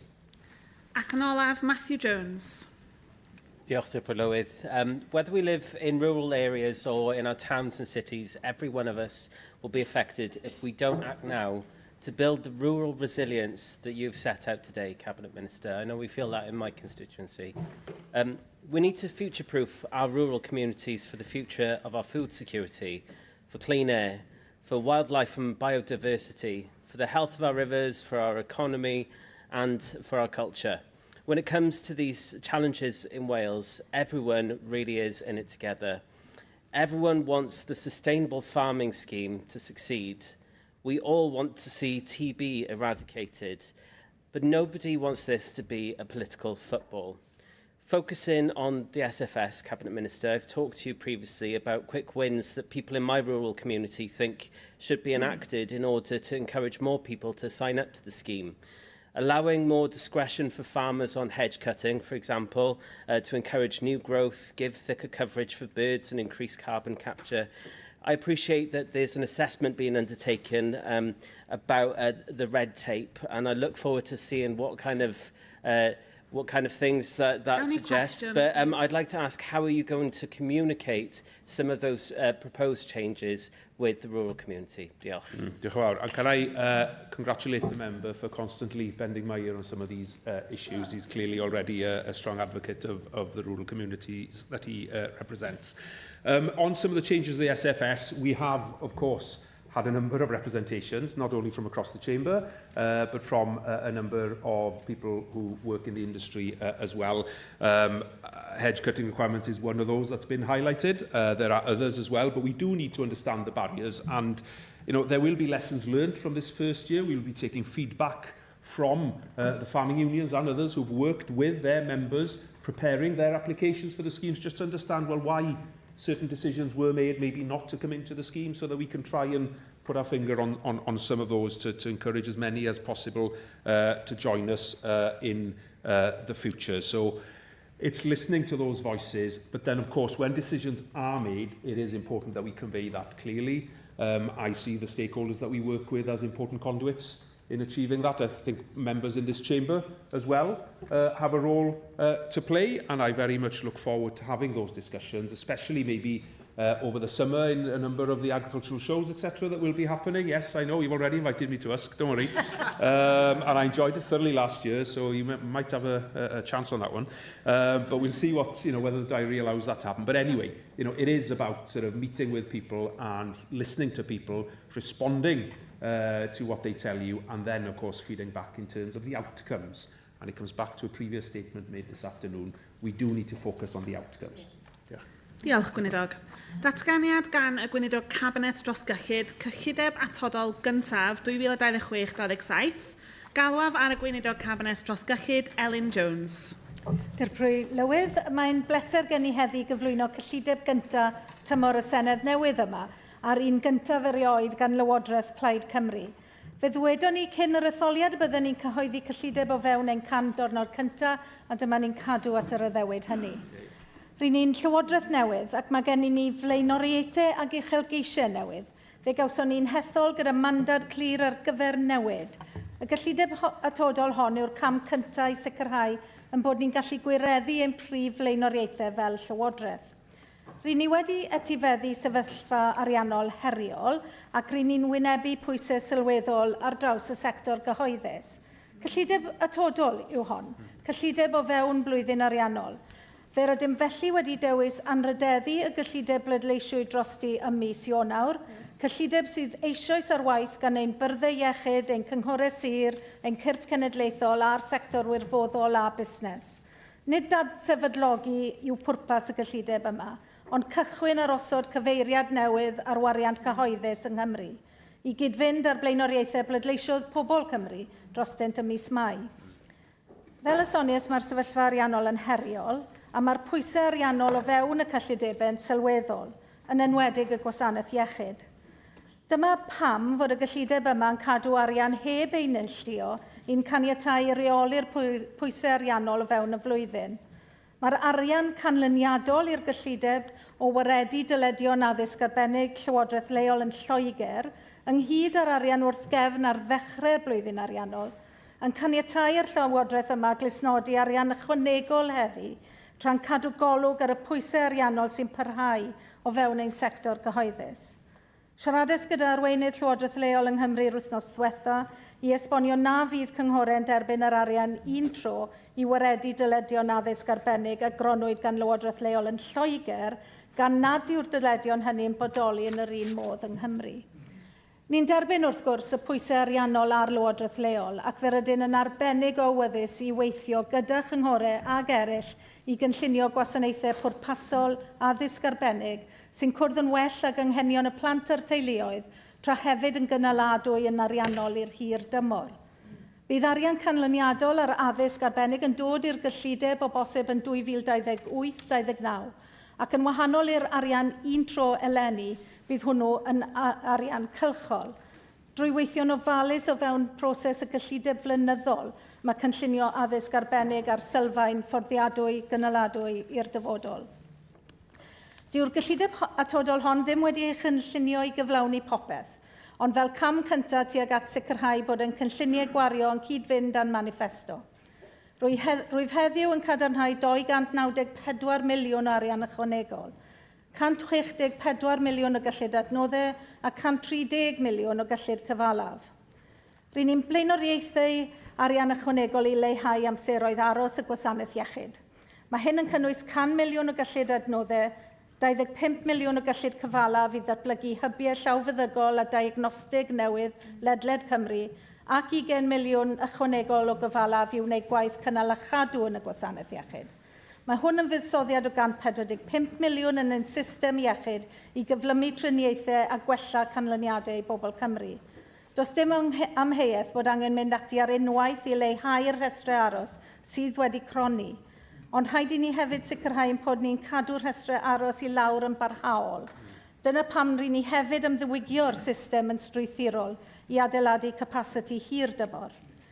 Rydyn ni wedi bod yn gwbl glir mae un o'n prif leunoriaethau yw mynd i'r afel a thlodi plant a chefnogi pobl yng Nghymru gyda chostau byw cynyddol.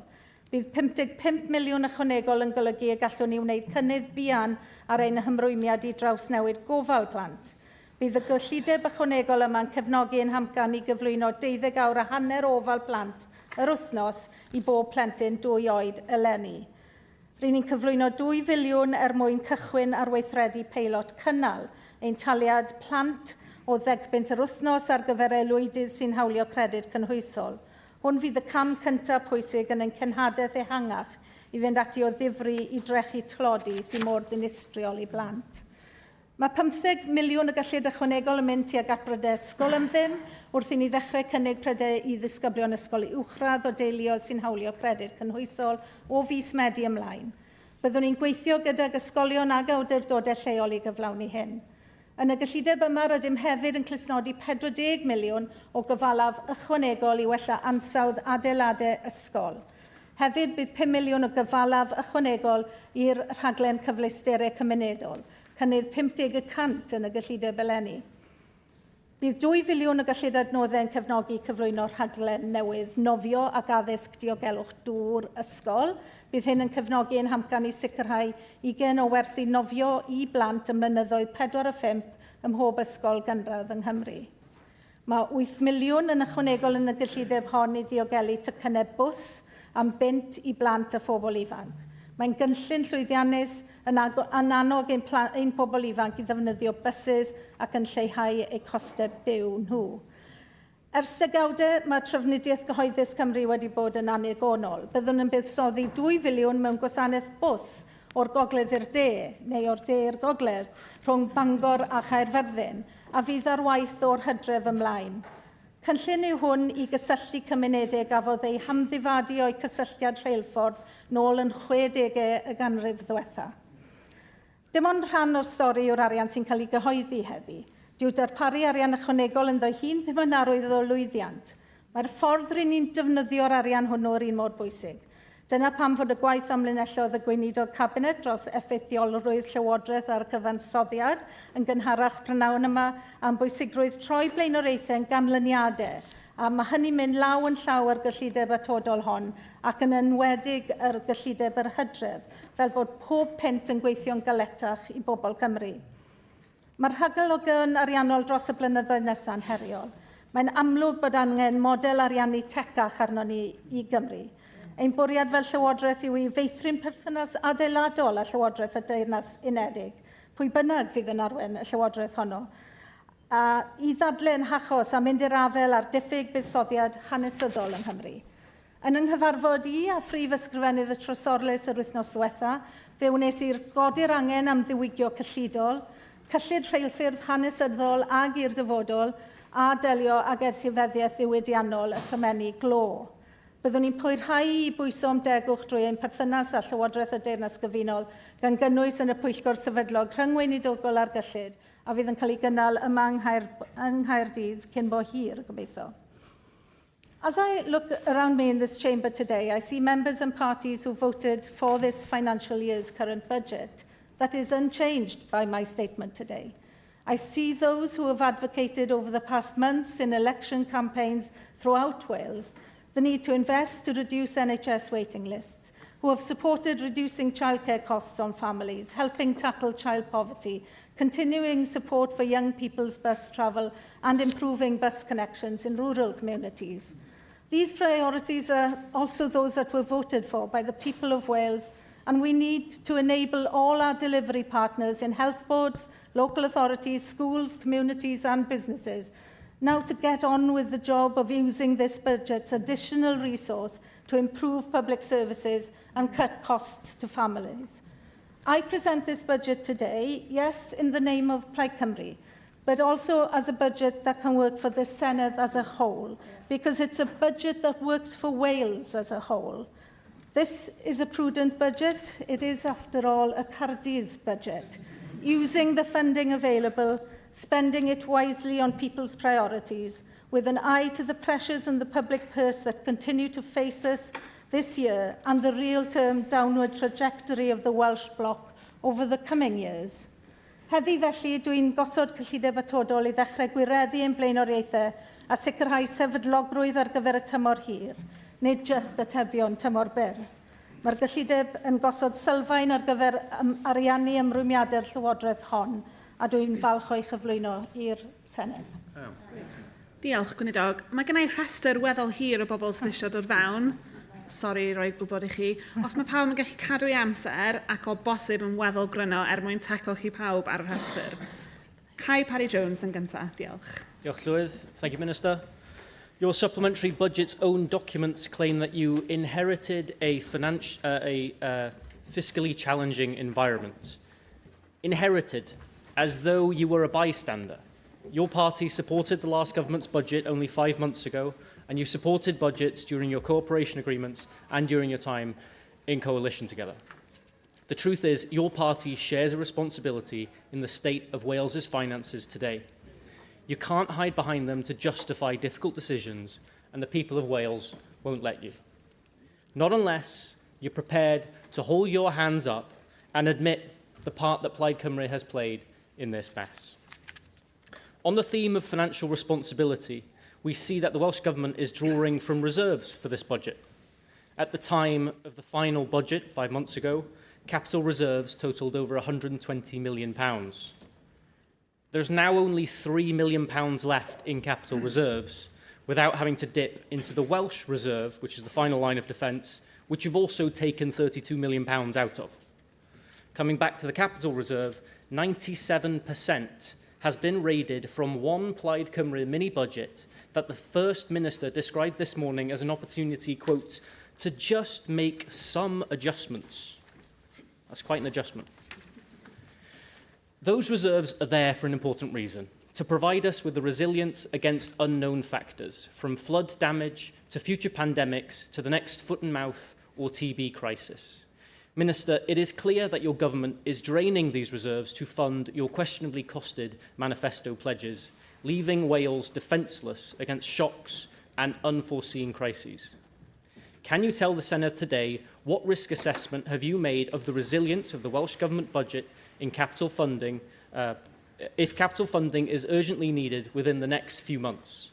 And what plan and timeline do you have in place to replenish those reserves you've taken out of, so that the people of Wales can once again feel confident we're ready to take on the next unknown event? Moving to another important matter in this budget, Westminster has provided consequential money that has come to Wales to make a substantial difference to our additional learning needs provision here in Wales, commonly referred as ALN. And yet it appears as if a substantial sum of this money, if not all the money, has been diverted to other projects. Both Audit Wales and the Welsh Local Government Association have raised serious concerns about the financial sustainability of ALN in Wales. So the money Westminster has provided for this purpose is not just needed to improve their education of our most vulnerable children, it's essential to keep the system they rely on afloat. As if that wasn't enough evidence that diverting ALN funding is a mistake, the National Association of Head Teachers have recently come out and said that as a result of this move, children with ALN in Wales will be worse off than those in England. So can you set out this afternoon how much of that consequential spending is being diverted away from disabled children? Minister, last week we held a debate about international spending, and I'm pleased that unlike many of your colleagues, including the Minister sat next to you, you stayed in the chamber and listened. I have to say I did wonder, after reading your budget, how your fellow members would react to your budget today, given they left on a point of child illiteracy in Wales. And this budget is taking money away from an area that could have significantly improved literacy rates in Wales. No walkout this time. In closing, Minister, my final question is, what do you have to say to those individuals with ALN and their families who are predicted to be left worse off than their English counterparts? Diolch yn fawr.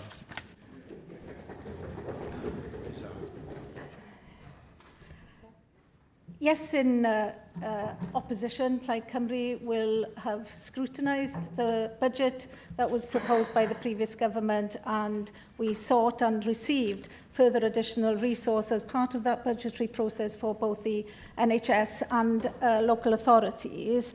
And yes, of course we knew the allocation, but in opposition you don't get to see the books, and that's something you will learn. And therefore the significant pressures within the budget line, the unallocated funding, the funding plans that had no allocation for them, then of course those weren't visible to Plaid Cymru or anybody else at the time. But the most important thing to say here is that there is significant NHS pressures in the budget. That's no surprise to any of us in this room, as we see an NHS that continues to struggle with the quantum of public funding it has available to it. I don't recognise the narrative on capital reserves or the sums and figures that you've given for clarity to the Chamber then, and to dismiss the narrative that you've just given.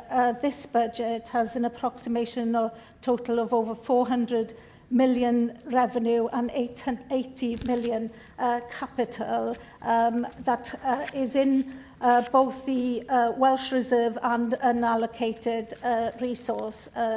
As it outlines in the budget, there is 246 million unallocated resource as a result of this supplementary budget, and 29,000 unallocated general capital as a result, and has been retained in reserves as a result of this first supplementary budget. And that is in order to enable us to, as we progress during this financial year, to meet some of the pressures that need to be met in the NHS and in other aspects of public services, and we will do that prudently.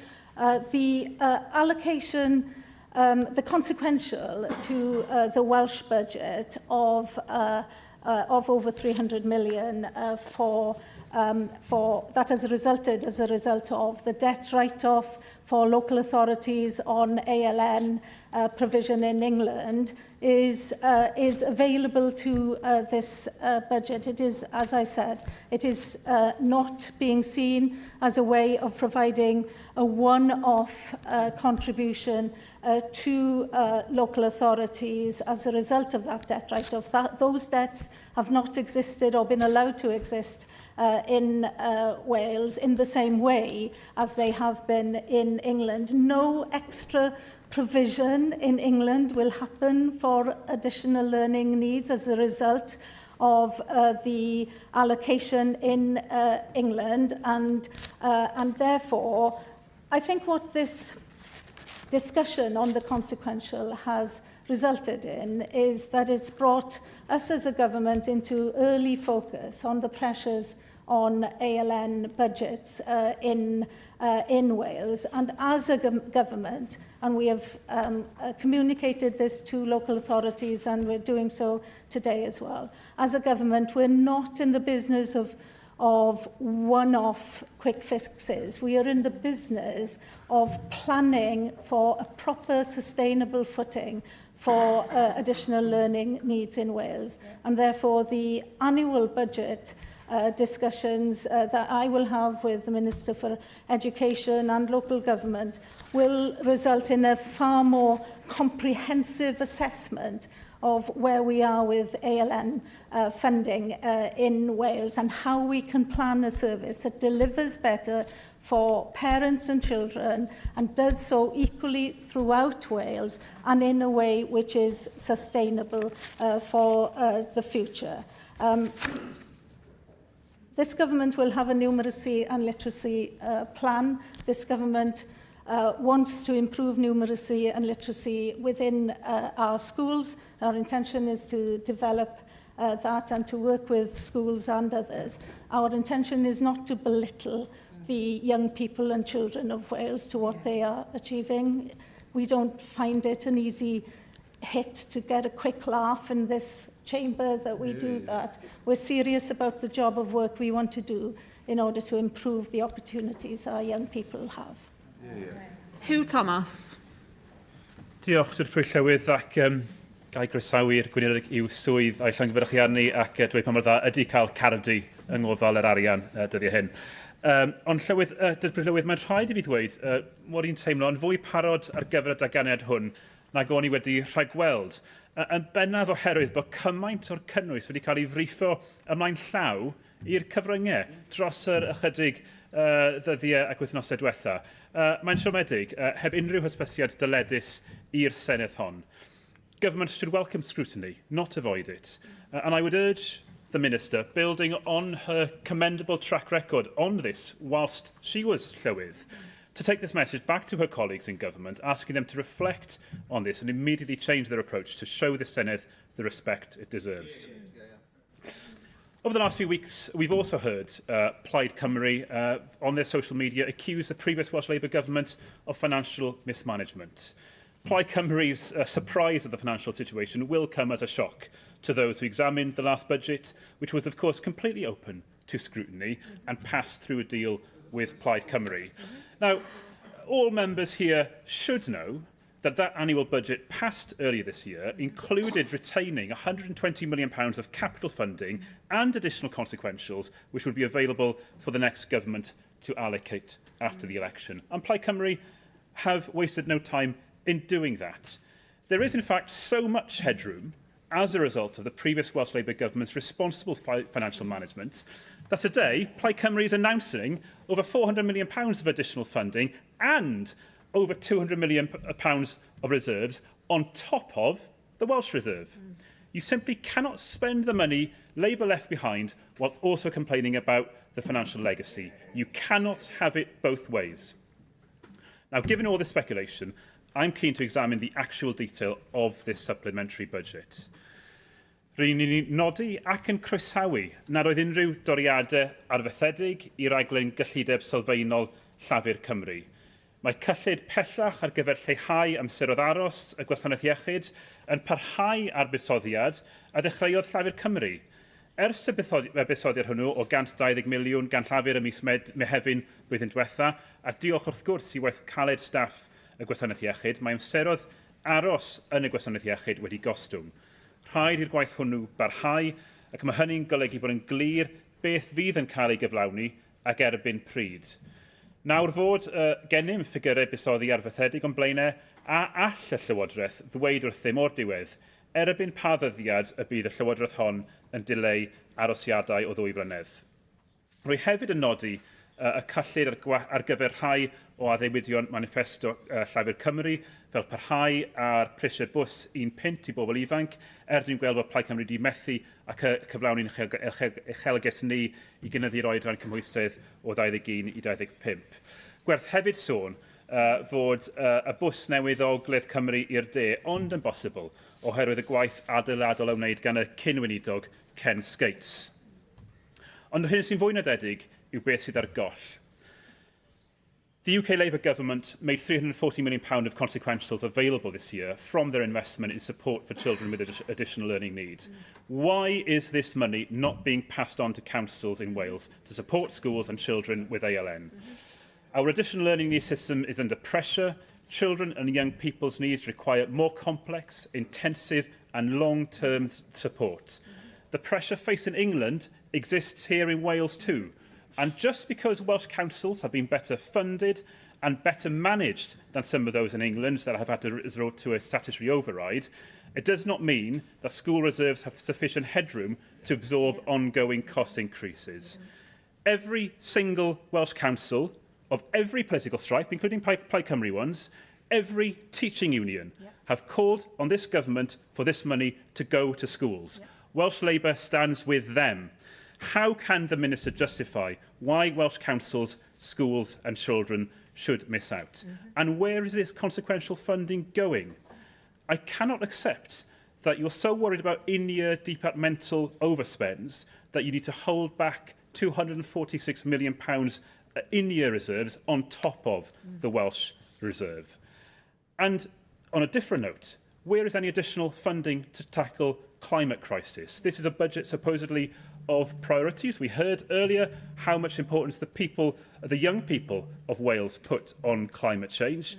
Not a single new penny in the supplementary budget on this issue. That is of concern to us, as it will be to others on these benches. There are some positives in the supplementary budget, many Welsh Labour policies that it would continue to deliver. We do recognise that. But ultimately, my reading of this first budget is that it attempts to fund Plaid Cymru's uncosted manifesto pledges on the back of the environment and on the backs of schools and children with additional learning needs. If this truly represents the new government's priorities, then I know many people in Wales will now be very anxious about what the next 4 years holds. Diolch am yr cyfraniad a croeso i'r portffolio. Cardi yn sgrwtineiddio cardi yn fan hyn, neu cardi o fagwraeth beth bynnag. Mae'r gweinidogion wedi clywed, a dwi wedi clywed y feirniadaeth, a dwi wedi clywed cyn y prynawn yma hefyd ynglyn â'r cyhoeddi ar gyllidebau sydd ag ar y gwaith mae'r gweinidogion yn mynd i neilltuo y cyllidebau yma ychwanegol yma ar eu cyfer nhw. Mae rhywfaint o'r gwaith yna wedi cael ei gyflwyno i drafod yr wythnos ddiwetha. Mae'r gweinidogion yn rhy awyddus i gychwyn ar y gwaith. Mae'n amlwg, ond dwi'n ymddiheurio fod hynny wedi digwydd o flaen llaw ac cyn fod y drafodaeth yma yn digwydd yn y Senedd I hunan. The capital allocation available to the Welsh Government, to this Welsh Government, is carried over from a capital allocation that was clearly outlined by Mark Drakeford, my predecessor, as something that he thought and we agreed that should be allocated by the next Welsh Government. I did reference that in my statement, and it is part of the portfolio of funding that is available to enable this supplementary budget to be made. I do need to say once more, though, that in the scrutiny of a budget and in Plaid Cymru's decision to support allocating additional funds to the NHS and to local authorities in January of this year for this financial year, what is available to us as an opposition party is the allocation and the detail of the budget allocation. It is not a deep insight into the financial pressures within government that budget could lead to. And that's what's new about what Plaid Cymru is seeing and what I've seen as a result of coming into government. And those pressures are real, they are significant, and that's why this supplementary budget today is not allocating all its revenue or capital is keeping some of that revenue and capital unallocated in order to meet those pressures and meet any additional issues that will come to pass possibly during this year. The 145 million to the NHS for reducing waiting lists and for capital works as well is something that the people of Wales voted for in voting for a Plaid Cymru government. It has been advocated by many around this chamber that this is a priority for so many of us, because they are priorities that our constituents tell us about in our work as their representatives. But this allocation does differ from the allocations that were made by previous government. It doesn't just focus on bearing down on those waiting lists. It's not that sticking plaster that Darren Miller referred to earlier, but it does actually start the work also on creating a system that is best dealt with meeting the pressures that are ongoing and to stop those waiting lists from increasing year on year as they have done most recently. And you'll have an opportunity, if you choose to question the Health Minister immediately after this statement. And yes, on transport, thank you for your welcome for the provisions that we've made for the young person's travel, continuing on the successful scheme that was introduced by the previous government. And yes, I fully acknowledge, I heard him talk about this scheme often when he was the Transport Minister. I was listening to him, he's not listening to me at this point. I'm going to mention you, Ken, because this is your bus. I'm happy to say that this bus connection between Bangor and Carmarthen was started and developed in your government with our support as an opposition party. I'm happy for us to call it Bus Ken if needs be, because it is a bus that meets the needs of the communities along the Western Seaboard that are not met by a rail connection that was taken away. On ALN, the Additional Learning Needs Consequential is provided by UK Treasury in England to write off historical debts accrued by councils in providing ALN services. It is not money to be used for providing more ALN services in England this year. It is a one-off debt, one-off write-off, and so it's not money for service provision.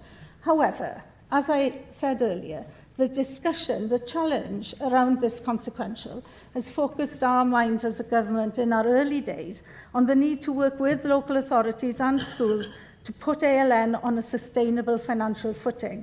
A recurrent consequential for ALN may reach the Welsh block for 2028-29, and therefore the work to deliver ALN services better for families concerned and more financially sustainable for the authorities delivering the services has already begun. We need to get on top of ALN expenditure. It has grown 2.5 times faster than overall educational spend in the last 10 years, and it is on a trajectory to reach £1 billion spend within a few years. But it is best dealt with. This issue is best dealt on a sustainable recurrent basis and properly planned for. And that is the work that I am going to be doing in the context of the annual budget with the Minister for Education, and we'll work with others in this chamber to ensure that we find a place where our additional learning needs and those people who need the services are better served, equally served throughout Wales, and that it is on a sustainable footing. Sam Rowlands. Deputy Presiding Officer, and thank you, Cabinet Minister, for your statement and for your early engagement on this supplementary budget. Of course, this first supplementary budget gives the new Welsh Government an important opportunity to set out its priorities. When people look at this budget, they're thinking about the issues that affect their daily lives, their jobs, their business, the local school or hospital, and whether they feel confident about the future. They want reassurance that the government they elected last month will make decisions that will help improve their lives, create opportunities for the next generation, and deliver value for hard-working taxpayers. We know then that the first question to enable this is whether the supplementary budget does enough to support growth in our Welsh economy. A strong economy creates those jobs, supports enterprise, attracts investment and generates the revenue needed to fund and sustainably invest in our vital public services, and most importantly, enables people to get on, flourish and pull themselves away from poverty. Now, businesses across Wales regularly tell me they want a Welsh Government that understands the importance of growth. They want investment in infrastructure, better transport links and policies that encourage them to expand, innovate and create jobs. We need to know how the government intends to support enterprise, attract investment and create the conditions for businesses to succeed. And indeed, in the first 100 days document from Plaid Cymru, it stated that our economic plan will unlock that potential, growing and sustaining Welsh-owned businesses, delivering good jobs, reviving our town centres and boosting living standards. And it is a surprise then, Cabinet Minister, that this supplementary budget seems to look like a missed opportunity to address even slightly some of those issues in the economy. So can the Cabinet Minister explain specifically how the measures contained within this supplementary budget will help deliver that objective of an improved economy? And this question is particularly important given that Wales continues to face long-standing economic challenges after nearly 27 years of a Labour-led government. Economic growth has too often lagged behind other parts of the UK, leading to disproportionate levels of poverty here in Wales. And I'm concerned, Cabinet Minister, that your initial approach does seem to be dealing with the symptoms and not the cause. You have announced, of course, the £2 million of canal funding, which is essentially welfare spend, which is not a devolved remit. So how will you ensure that this is best value for money for Welsh taxpayers and achieve sustained, transformative growth in our economy, the compassionate approach that we need, rather than causing more people to get stuck in a cycle of poverty? On education, Cabinet Minister, parents and teachers across Wales want well-funded schools supported by a funding formula that is fair and fit for purpose, and I welcome the additional capital funding for school maintenance. But I'll join colleagues in this place in regard to the ALN funding. I think there's a misunderstanding of where the debt actually sits around ALN funding. You said in your statements that you spoke to the leader of local government last week to explain that councils will not receive the one-off funding to write off special education debts accumulated by local government in England, as those debts do not exist in Wales in the same way. Of course, most of those debts won't show as an ALN debt on a budget ledger. They are the reason often why so many schools in Wales now are running deficit budgets. Schools in Wales are running tens of millions of pounds in deficit budgets. That is the very real debt that education and schools are in. And ALN is a significant proportion of that. That has to be recognised, Cabinet Minister. I'm not sure what your officials are telling you. If you think that debt does not exist here in Wales, it definitely does, and it needs to be addressed. And I would expect there's a fair argument to recognise this and provide one-off funding to alleviate these deficits, and then use future funding that you're going to get, as you said, in 2028 to put a sustainable model in place. I absolutely agree with you. There has to be a sustainable model, but we also have to address the deficit that has been caused over recent years. So would you commit to investigating this further and seeing whether that is an approach which could be acceptable? I'll briefly touch on healthcare, Cabinet Minister. We're grateful, of course, for the dedication and professionalism of NHS staff across Wales, yet patients continue to face significant challenges, including those long waiting times. It's welcome to see your supplementary budget seeking to address some of those issues in the short term, but as Darren Miller mentioned earlier, the risk that an unsustainable model is being created that isn't necessarily best value for money. So how will you ensure that you're getting the best bang for your buck when it comes to that £100 million investment in health services, and how will you ensure that this spend is going to create good value for money? Thank you, Sam Rowlands, and thank you for those questions and comments. This government is keen to ensure that it is both business friendly and keen to make sure that we support business and economic growth here in Wales. Our top priority for doing that is to establish the National Economic Development Agency in Wales, and we are already in the process of developing that and ensuring that we will have the budgetary requirements for that agency as it needs to come on stream, and those are discussions that I'll continue to have with the Minister for Cabinet Minister for Enterprise as we move now to start the annual budget process for establishing next year's annual budget. There are measures, of course, in this supplementary allocation today that will enable more people to take part in the workplace and contribute to the economy. Our childcare offer is, if not primarily, is quite significantly argued for and will see benefit towards those people who want to have childcare in order to enable them to either re-enter or re-enter more fully the jobs market, and that's an important contribution to our economy. Reducing the travel costs for young people. Young people are disincentivized from being able to reach employment opportunities because of significant travel costs, so that in itself as well enables that flexibility within the economic workplace. Tackling child poverty is another priority of this government. The canal payment and the pilot to establish that is something that we have committed to, and we are funding in this supplementary budget. The Minister has established her task force to develop the detail of this, and in that detail as well there will be the need to assess the work that this payment can contribute to. But we do need to be ensuring that more of our children are raised out of poverty. Thank you for acknowledging the significant 40 million school capital funding allocation. There is no doubt, I've heard it mentioned by many here in the previous Senedd, that the standard of our school buildings are not where our young people, our teachers deserve them to be. And so making an inroad, and a significant part of the contribution of capital funding here, making an inroad into improving our schools is important.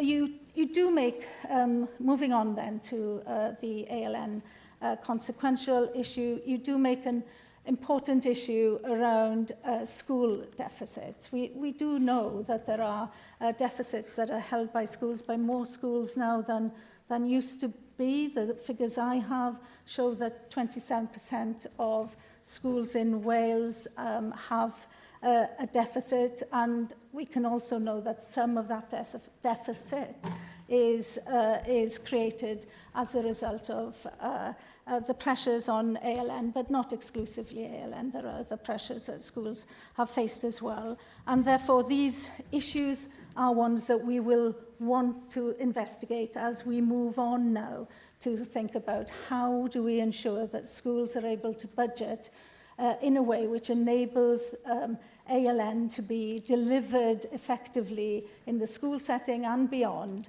so that we can get to a place where we are able to have a budgetary position, an allocation for ALN, and a service that is planned for in a way that is a better value for money, but also meets the needs better of those parents and children that depend on it. Owen Griffiths. Diolch i'r Bilwydd a diolch Weinidog am datganiad y pnawn yma. Fel cyn-gadeirydd y Pwyllgor Cyllid, dwi'n gwybod fod cyllidebau atodol yn aml yn cael eu camddeall neu eu camddehongli gan rai. Nid ydy cyllideb atodol fel arfer yn ail ysgrifennu'r setliad cyllidol cyfa, ond yn hytrach yn ail ylunio gwariant wrth i amgylchiadau newid.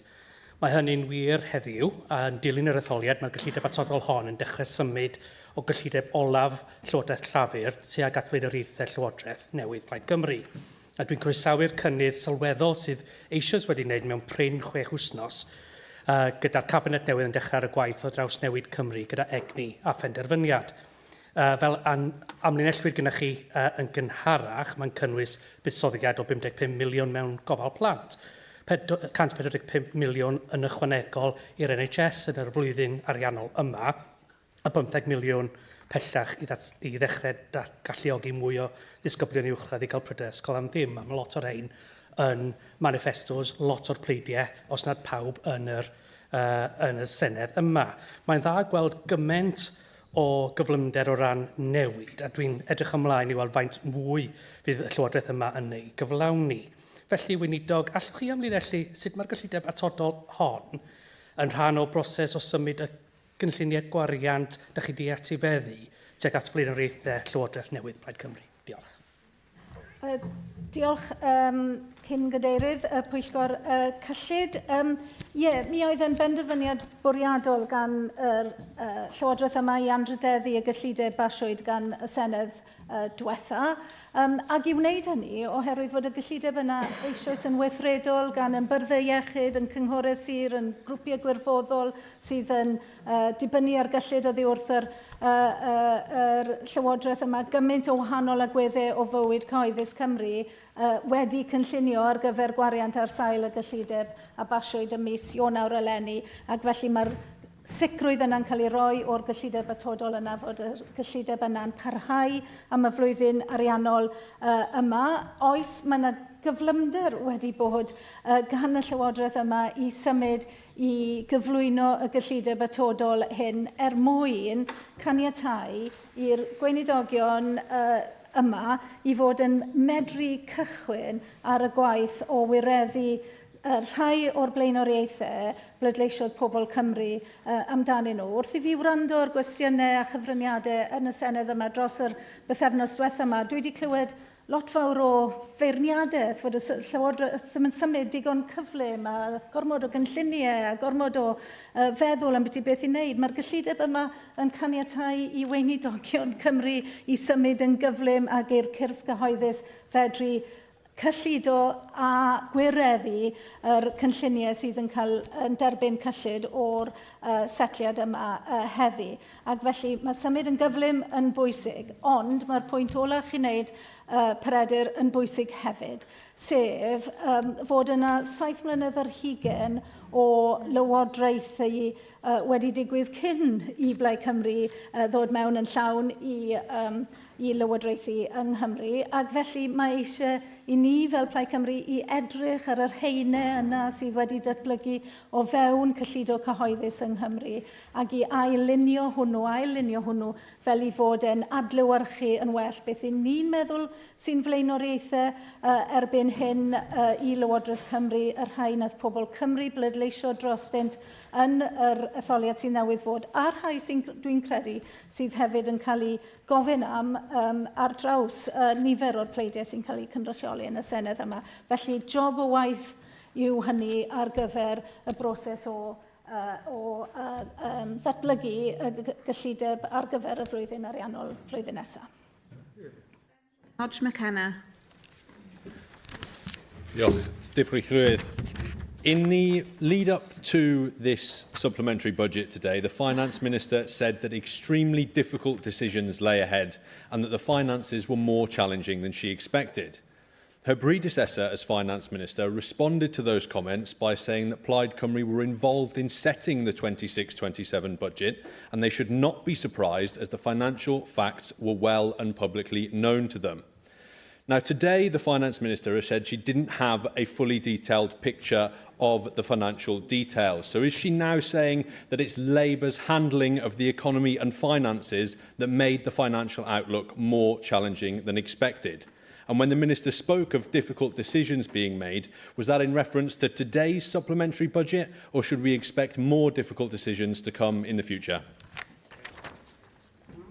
To reiterate the point I've made several times now, yes, Plaid Cymru, as would all members in that last Senedd, would have seen and known the allocations that the previous government were allocating to various budgets as a result of that budget process and leading up to the vote. We did not have an insight into what pressures those allocations would lead into in the context of the public services that are delivered in Wales. And that insight has been insightful to me as the Minister in bringing forward this budget today. And that's why we are still needing to keep over 200 million in unallocated as a result of this budget, because of those pressures that continue to exist. And yes, it is a difficult budget to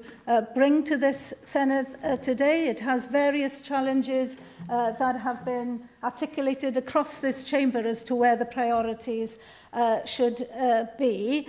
But I suspect that budgets that are brought in the future over the coming years of this Senedd will be even more difficult because the trajectory on real terms revenue and capital allocations for the Welsh Government is down 9%. Less real terms capital expenditure available to us in 2 years' time.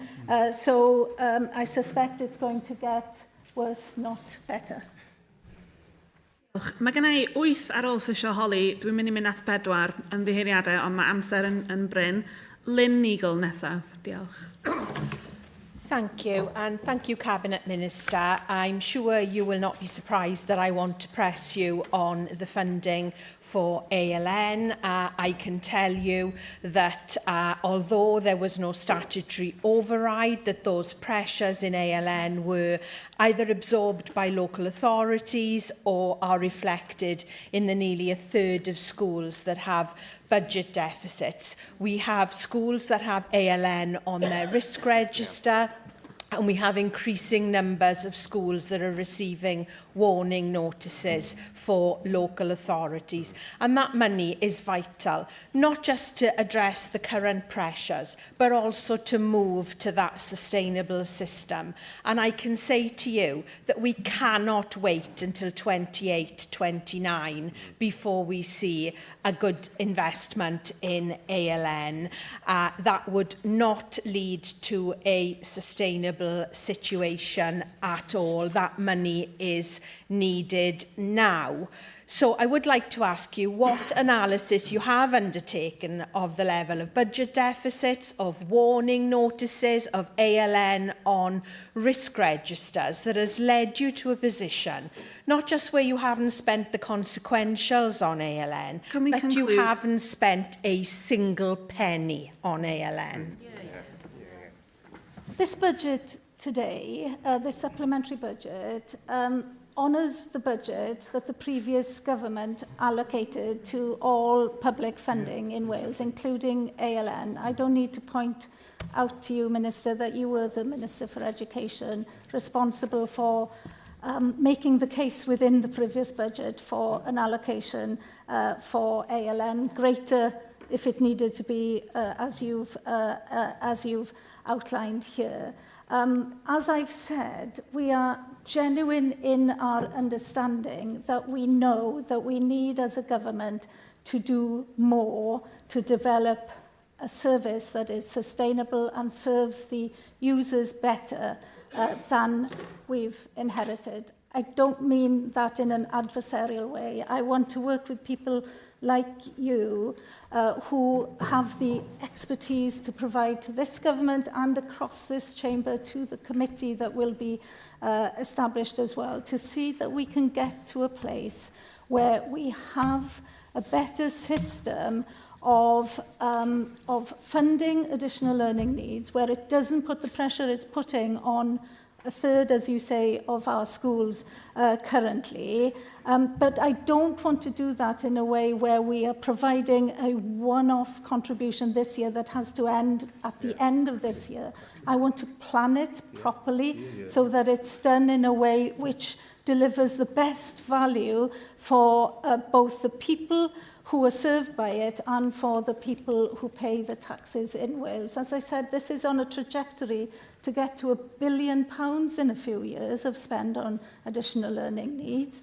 If we're going to be spending £1 billion of our Welsh budget on additional learning needs, we need to absolutely make sure that it's spent in the best way, because at the moment we still have constituents complaining to us about the service that we have, even though there is 2.5 times as much budget spent now on additional learning needs than there would have been 3 or 4 years ago. So this is growing exponentially, and we need to plan for better delivery on this. And I'm genuine in wanting to get to that solution.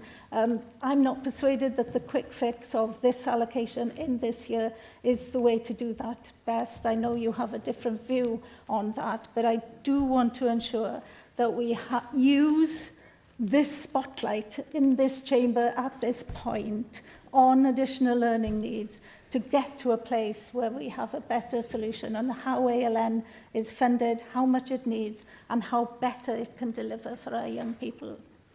Jane Dodds. Cyfarfod am y cyfle. A prynhawn da I chi, gweinidog. 2 things and 1 question, if I may. Firstly, the £1 bus fare, I'm really pleased to see that included.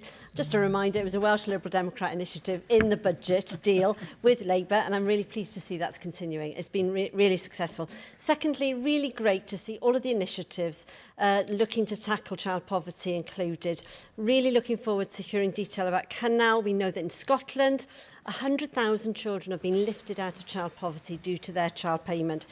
We know that 40% of 0 to 4-year-olds here in Wales are living in poverty. So I'm really pleased to see that some action is going to be taken there. But we know that poverty is linked to other things. It's not just payment, it's about housing, it's about infrastructure as well. So my question to you is that Wales surely needs to look at its borrowing powers. We know that in Scotland they can borrow up to £3 billion. Wales can only borrow up to 150 million. So will you be taking that forward for the next budget? Diolch yn fawr. Diolch I chi a cydnabyddiaeth llwyr am eich rôl chi fel aelod yn yr Senedd diwetha a'r weithio ar y cyd gyda'r Llywodraeth i gyflwyno yr teithio bus am bynt i bobl ifanc, ac mae wedi bod, mae'n ymddangos yn gynllun llwyddiannus iawn, a dyna pam mae'r Llywodraeth yma wedi ffyrswadio i barhau gyda'r cynllun yna, ac yn yr un modd y gydnabyddiaeth wrthoch chi am yr angen yna i edrych am fesurau sydd yn mynd i helpu Llywodraeth a helpu ni fel cymdeithas i daclo trodi plant. Ac felly mae'r gwaith sydd wedi cychwyn, mae'n waith parato cynnar, ond mae'n waith sydd eisiau mynd i'r afel a trodi plant. Ond fel chi'n gweud, mae yna nifer o agweddau sydd yn mynd i sicrhau fod plant yn cael eu codi allan o drodi, a nid jyst taliad uniongyrchol yw hynny. Mae'r sonio chi am tai wrth gwrs, mae 20 miliwn o gyllid cyfatebol yn yr cyfalaf yn yr gyllideb yma ar gyfer buddsoddi mewn tai newydd, tai cymdeithasol newydd yn wir. Ac wedyn y pwynt i chi wneud ar y diwedd, yr hyn sydd yn galluogi ni fel Llywodraeth i fod yn fwy blaengar, i anelu hyd yn oed yn uwch yn sut i ni'n defnyddio y bynt Gymreig i ddilifro gwasanaethau'n well ac i fuddsoddi mwy yng Nghymru, yw os ydyn ni'n cael fwy o hyblygrwydd ar yr pwerau yna, a'r fenthygiadau yn enwedig, a'r fenthyg yn enwedig, ac mae'r setliad ariannol sydd gyda ni, yr setliad ffiscal yna sydd gyda ni, gyda'r Llywodraeth y Deyrnas Gyfunol, angen i ddiwygio. Mae nifer fawr o'r pwerau sydd eisoes ar waith yn yr Alban ddim ar gael at bwrpas sefydlu'r gyllideb fel hyn heddi.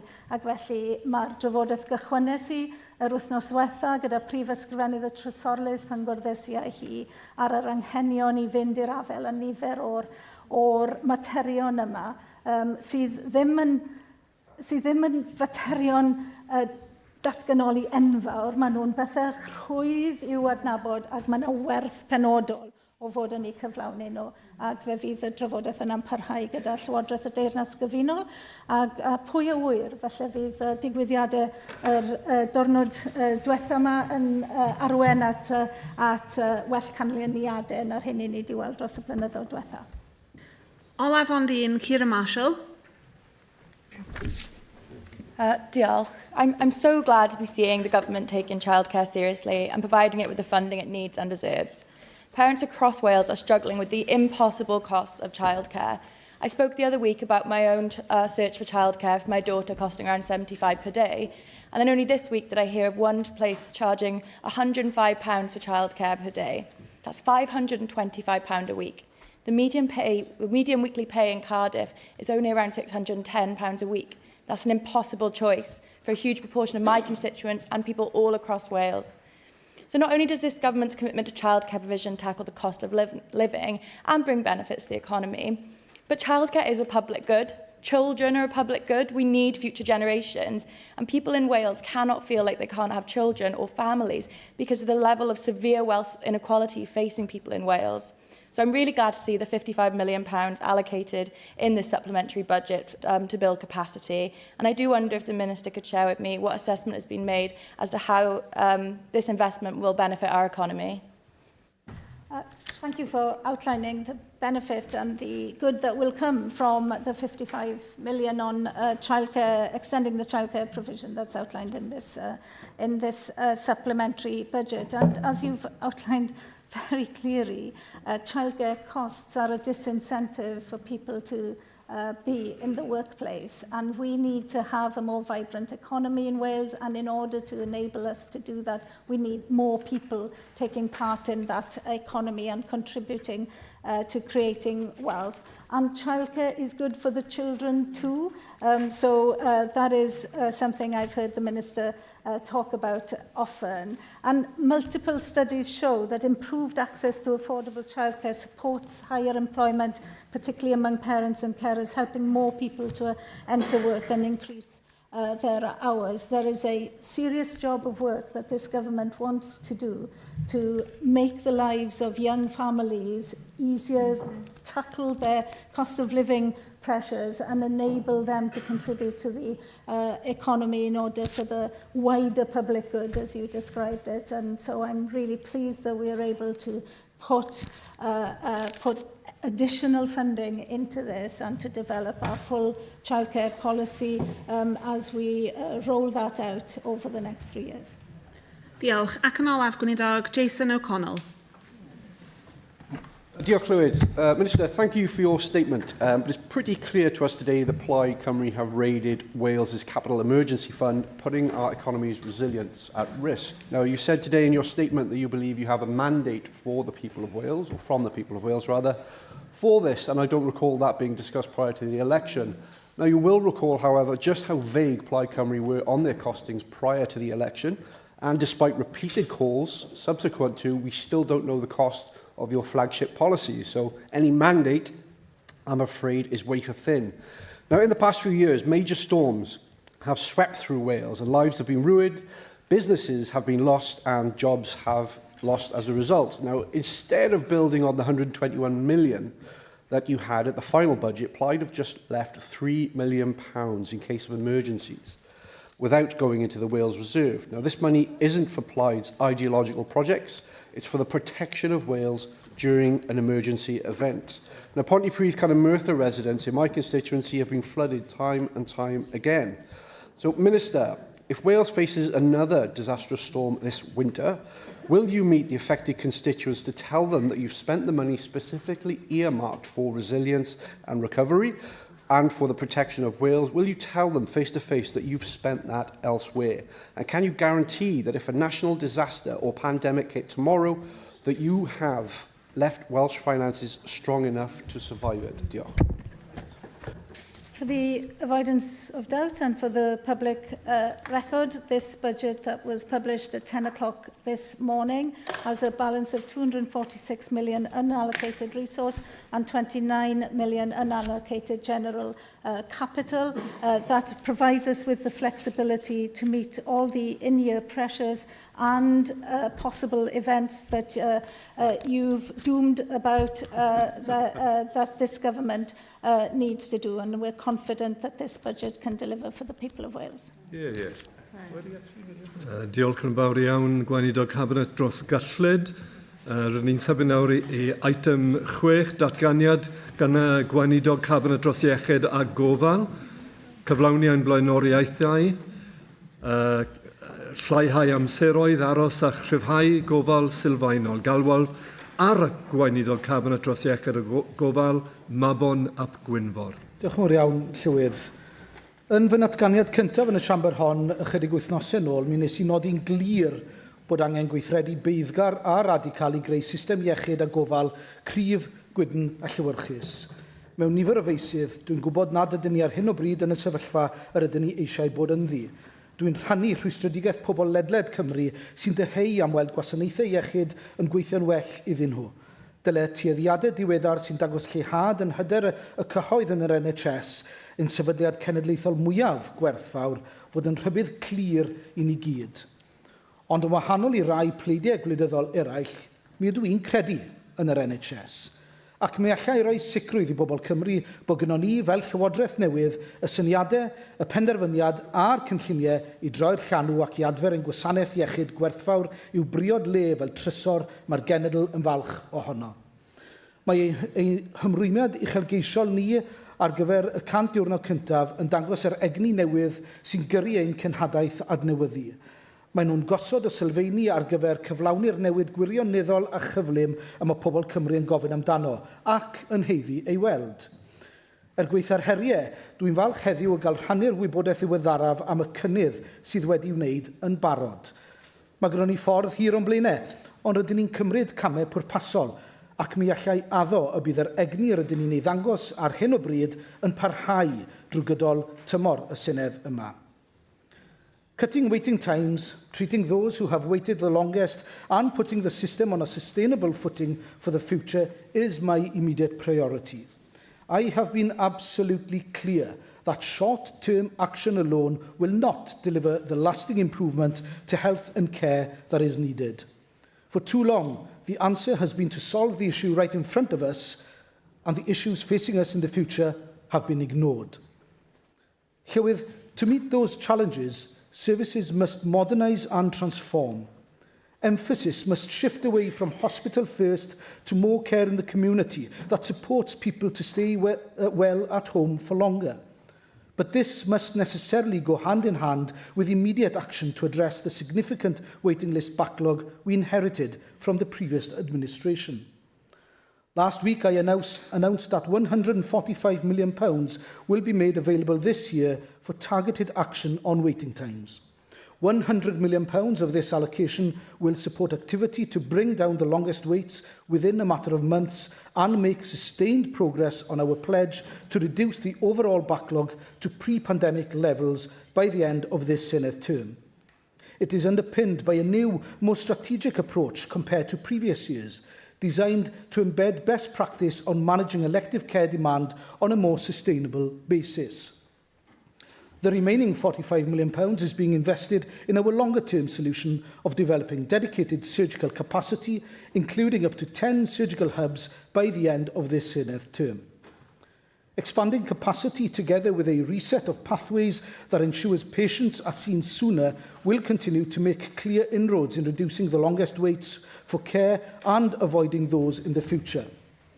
We're giving the NHS the tools to ensure that long waits, for so long a looming shadow over our health and care system, are finally consigned to the history books. However, we must also treat the root cause of the issues in health and care. Demand and complexity are rising and health inequalities are widening.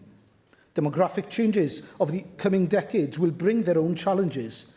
The crisis of now will continue to be the crisis of the future if we don't act boldly to stem that flow. Llywydd, prevention, early intervention and care closer to home are fundamental to people living healthier lives and sustainable health and care services now and in the long term.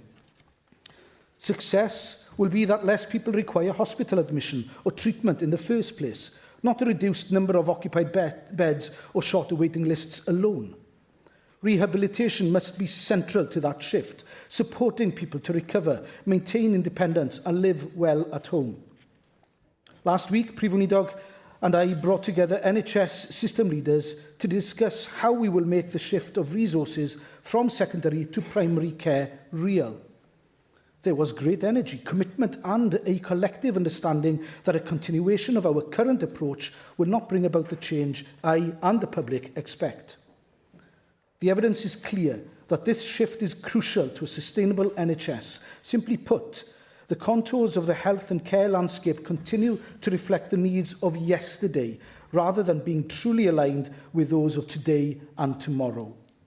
For too long, progress has not happened, and instead the proportion of NHS funding going into those services has continued to fall. I've made clear to health boards that change must happen now. And this is where we have replaced the warm words of previous years with decisive action, by immediately establishing a clear and measurable target for health boards to manage their resources in a way that better supports and strengthens care in the community. I've set out the challenge to all health boards that they must deliver an increase in proportion of funding going into primary care by 0.5% each year from 2027 onwards, and I expect to see their plans on how they will achieve and maintain this swiftly. To strengthen system leadership and bring energy to the shift, we've committed to open recruitment for a Pan-Wales Director of Out-of-Hospital Services, and work is underway to scope this new role. Work is also underway with our partners to scope a review of how GP services are funded. This will determine if the current approach properly reflects workload, population needs and practice pressures. I'm particularly conscious, as someone who represents a largely rural constituency, that rural communities are particularly disadvantaged by a lack of access to GP services, and I'm determined to tackle this.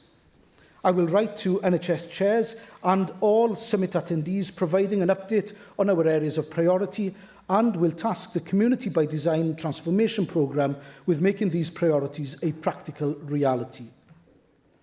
We all recognise the challenge ahead, and whilst it would be easy to ruminate about all the reasons that we have not been successful in the past, I'm determined that we will collectively move forward. Llywydd, mae'r trawsnewidiad rydyn ni ei eisiau ac angen ei weld yn dibynnu ar weithlu cryf a gwydn efo'r adnoddau yn y llefydd iawn. Y staff sy'n gweithio ar draws y maes iechyd a gofal yw'r ased mwyaf gwerthfawr sy'n gynnon ni. Nhw sy'n gweithio'n ymroddedig bob dydd i ddarparu'r gofal o safon uchel am y pobl ni heiddi. Heb unrhyw amheuaeth, dyw'r NHS yn ddim byd heb ei luoedd o staff. Mae'n rhaid i ni grymuso a'i cefnogi nhw i wneud ei gwaith, ac mae'n rhaid i ni wneud yn siŵr bod llif parhaus o sgiliau ac adnoddau yn mynd i fewn i'r system ar gyfer y dyfodol.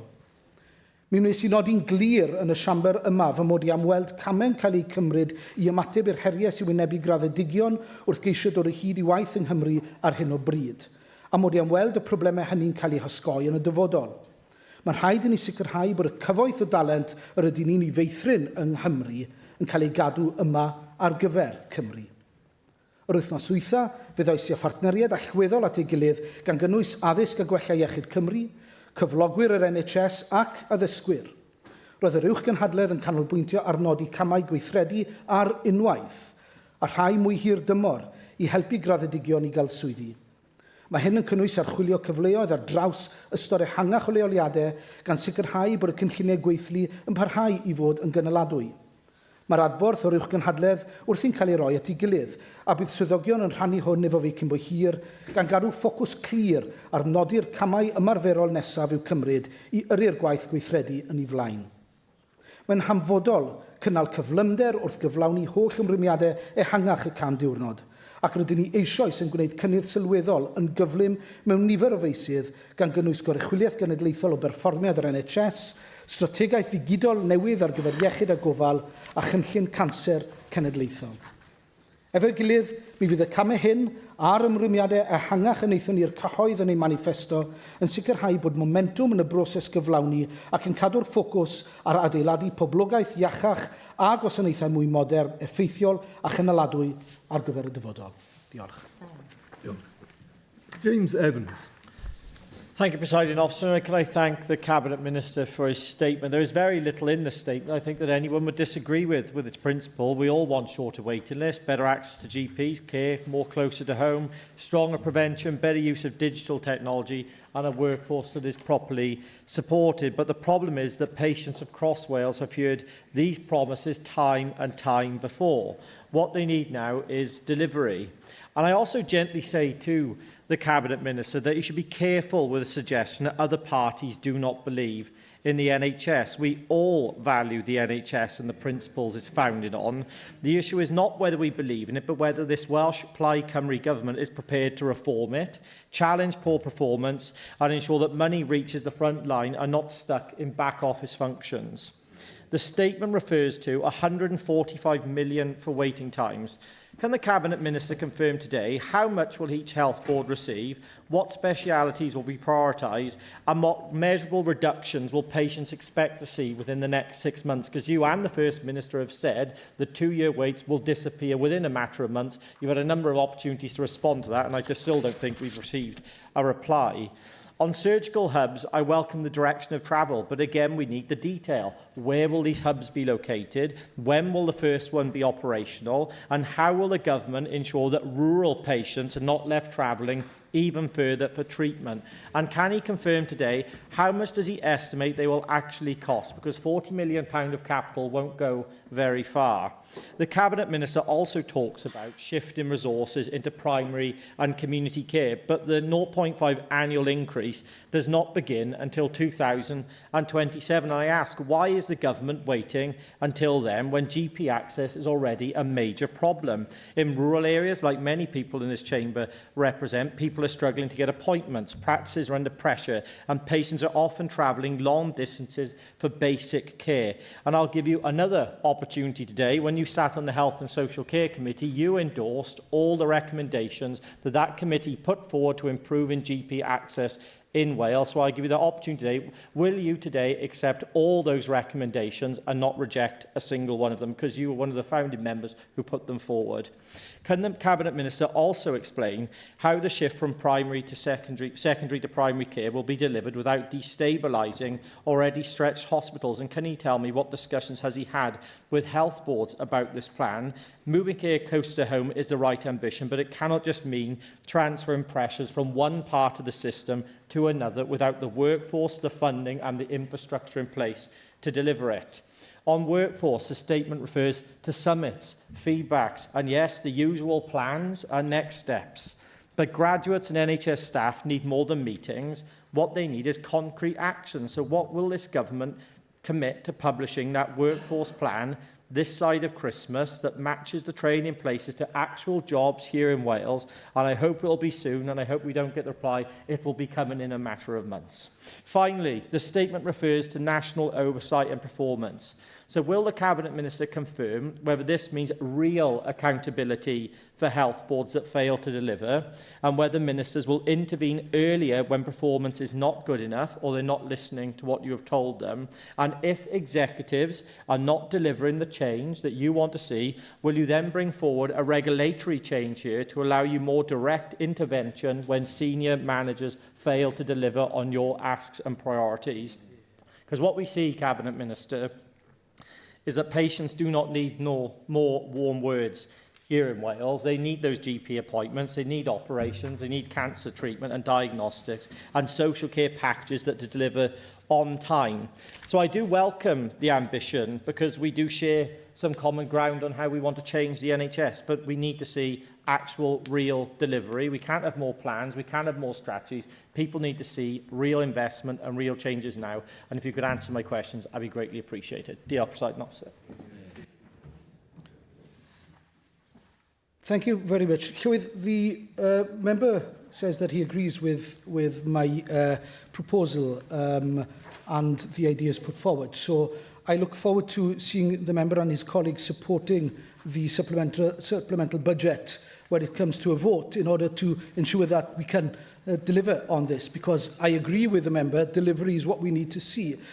The member says once again that re-emphasises the importance of the NHS and claims that his party also support the NHS. However, just to remind members in this chamber that Nigel Farage, the leader of his party, has said that he does not want the NHS to be funded from taxation. How else does the member propose to fund the NHS in Wales? I don't know. We value the NHS. We know that it should be paid for via taxation and it will remain free at the point of delivery under a Plaid Cymru government and to the future. Now, the points raised about the elective care hubs and the waiting lists plan isn't a plan put together by me as a politician, by us as politicians. The member will know, Llywydd, that Professor John Barry of the Royal College of Surgeons argued for this many years ago. Clinicians have argued for this plan for many years. We are putting in practice and in place plans put forward by clinicians. This is clinically led. Where that money will go, how much each will cost and where they will be placed will be decided upon clinical advice. That's why we're bringing together an expert group of clinicians and experts in the field in order to advise us on this. And so the member referred to the summit about primary care and our demand for the shift of 0.5% into primary care. May I remind the member that the 0.5% shift into primary care isn't just GPs. Primary care is far more than GPs, and that's why we need to see that shift, because it's in primary care we can ensure that we've got the multidisciplinary teams, that we can get people seen earlier so that they don't eventually go on to waiting lists. And finally, regarding the graduates summit, yes, it was a very effective and worthwhile summit where some tangible plans came out of that summit. For instance, there was discussion about introducing a site pool concept like they've done in Aneurin Bevan, and so that we can roll that out across Wales to maximise places for graduates, ensuring that there are some places made available for some graduates who might not really suit their current position, but allow them to get onto the ladder and then into a more relevant position, such as ensuring that there are technician roles being made available. And on that workforce plan, as I've mentioned to the member Llywydd previously, we will be delivering that high-level workforce plan in the autumn, a long way this side of Christmas, as is wished by the member. Ken Skate. Diolch, Llywydd, and I'd like to thank the Minister as well for his statement today. I'm interested in hearing some of the priorities, obviously, on reducing waiting times and strengthening primary care across Wales, due to the hard work of the NHS staff and, of course, the previous Welsh Labour Government's £120 million investment in June of last year. We saw waiting lists falling month on month for more than 9 months, and that came to an end when the funding came to an end. So it demonstrates that that investment that is made works. Now, the Plaid Cymru government needs to confirm, with some urgency, I have to say, a date on eradicating 2-year waits. We are hearing different timeframes, and I think the public deserve to have honesty on this point. Now, in terms of surgical hubs, James Evans has already raised a number of important questions, and I repeat some of those questions. Where are the 10 hubs likely to be constructed? What is the planned capacity for each of those hubs? Who will determine where they are located? What's the time frame for completing each of the 10? And most importantly, how are they going to be staffed? Because right now, NHS surgeons are scrubbed up, working flat out in our hospitals, doing operations every day. Now, in terms of primary care, you've said that you'll secure agreement with the health boards that the proportion of their budgets devoted to primary care will increase by 0.5% each year from 2027 to 28. So what part of other NHS budgets will be cut to fund this? And has advice been sought or indeed provided by any of the unions over the plans to cut what I assume is secondary care and most probably hospital care? Now, 0.5% represents a significant sum in total, but in monetary terms, can you confirm how much by 2030 you'll have taken from hospital care and put into primary care? You state as well, emphasis must shift away from hospital first to more care in the community. Now, that is precisely what Tory ministers talked of 30 years ago. I remember very clearly people like Virginia Bottomley talking about care in the community. Now, it was a great idea that failed because they didn't put money behind it. And so when they were closing mental illness units and talking of improving care provision by basing it in the community, what they were actually doing was cutting. It was blindly obvious that that's what they were doing. And I really do fear that the mistake that was made by Tories in Westminster 30 years ago could be repeated here in Wales by the Plaid minority government. So how much more will be spent on care in the community? Will it only be that 0.5%? Because that will not shift the dial. Betsy Cadwallader is a major contributor to the waiting lists. And last week, you said something to the effect of all options are on the table with dealing with Betsy Cadwallader. You didn't answer the question I raised then, so I ask it again. Is reorganisation on the table? And then finally, you talk about prevention. So by 2030, what condition can you identify as the condition that you will reduce the most across Wales purely through preventative services? Will it be obesity, heart disease? Will it be depression? What will it be? And will you set targets for reductions in such conditions? Targets relating to the work associated with prevention?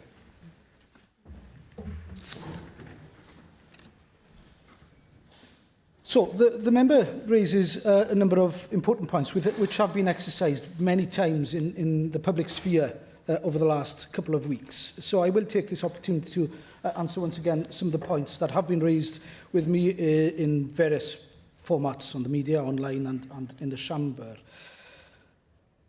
The member asks about the funding that we've got and compares the funding that we're putting forward to the funding put forward by his previous government. Yes, the numbers might sound the same. Right? So the previous government put in 100 to 120 million last year. We're putting 145 million this year. So a litre of premium milk costs about the same as a litre of petrol. But you wouldn't put petrol in your cereals in the morning, would you? You know, you couldn't put milk in your car. The way that we're spending the money is completely different. The fact that you say, the member says, Llywydd, that the funding put forward by the previous government shows that it was working. In actual fact, the numbers that we had this month on waiting list shows that the previous plan actually wasn't working because the numbers went back up again because it was that sticking plaster approach. The previous government didn't put in anything in the system to stop it from happening again. Now, the numbers are frightening, right? The number of people that will hit the 2-year waits next year, if nothing is done, is 88,000 people coming through the system. So unless we do something to stem that flow early on, we will see more people on 2-year waits. That's why we're putting this money in to getting those 2,000 plus down 3,000 as it is now in the short term and stemming that flow, making sure we've got diagnostics in place, making sure we identify and validate the pathways early on so that people don't reach that point and don't suffer needlessly on waiting lists. And the member asks about where these hubs will be placed. Absolutely. I visited, incidentally, Prince Philip Hospital, Princess of Wales Hospital. There's a lot of royalty around our hospitals in Wales for some reason.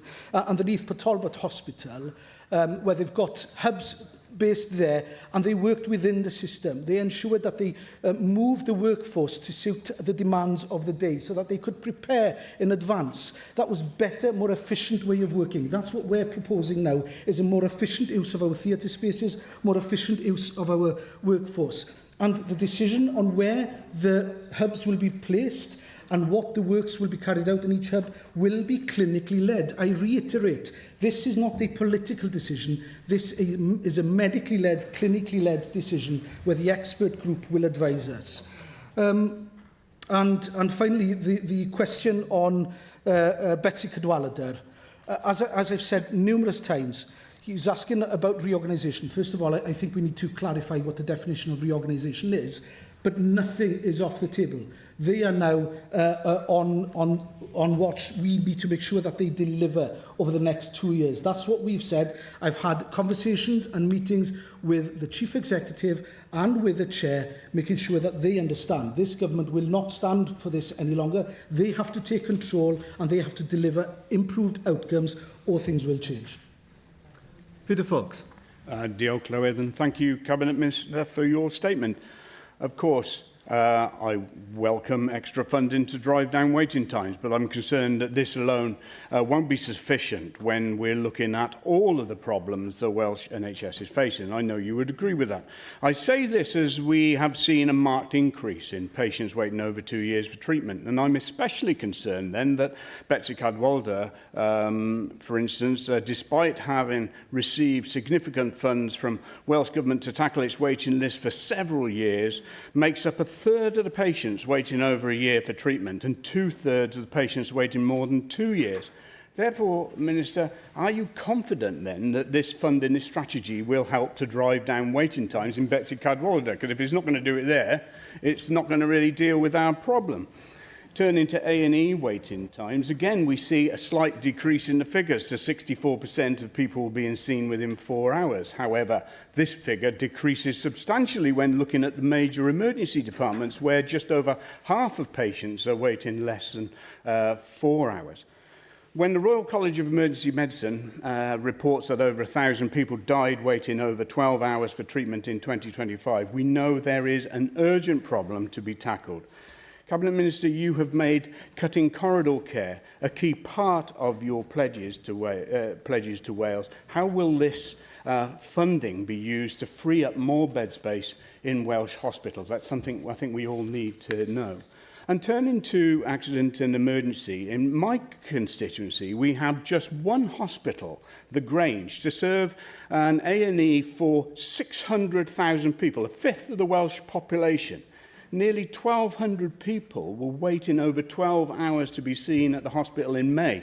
So, Minister, do you agree with me that it's a ridiculous situation to have just one A&E to serve such a wide area, and as such, we should reopen A&E units in the hospitals such as the Royal Gwent in Newport?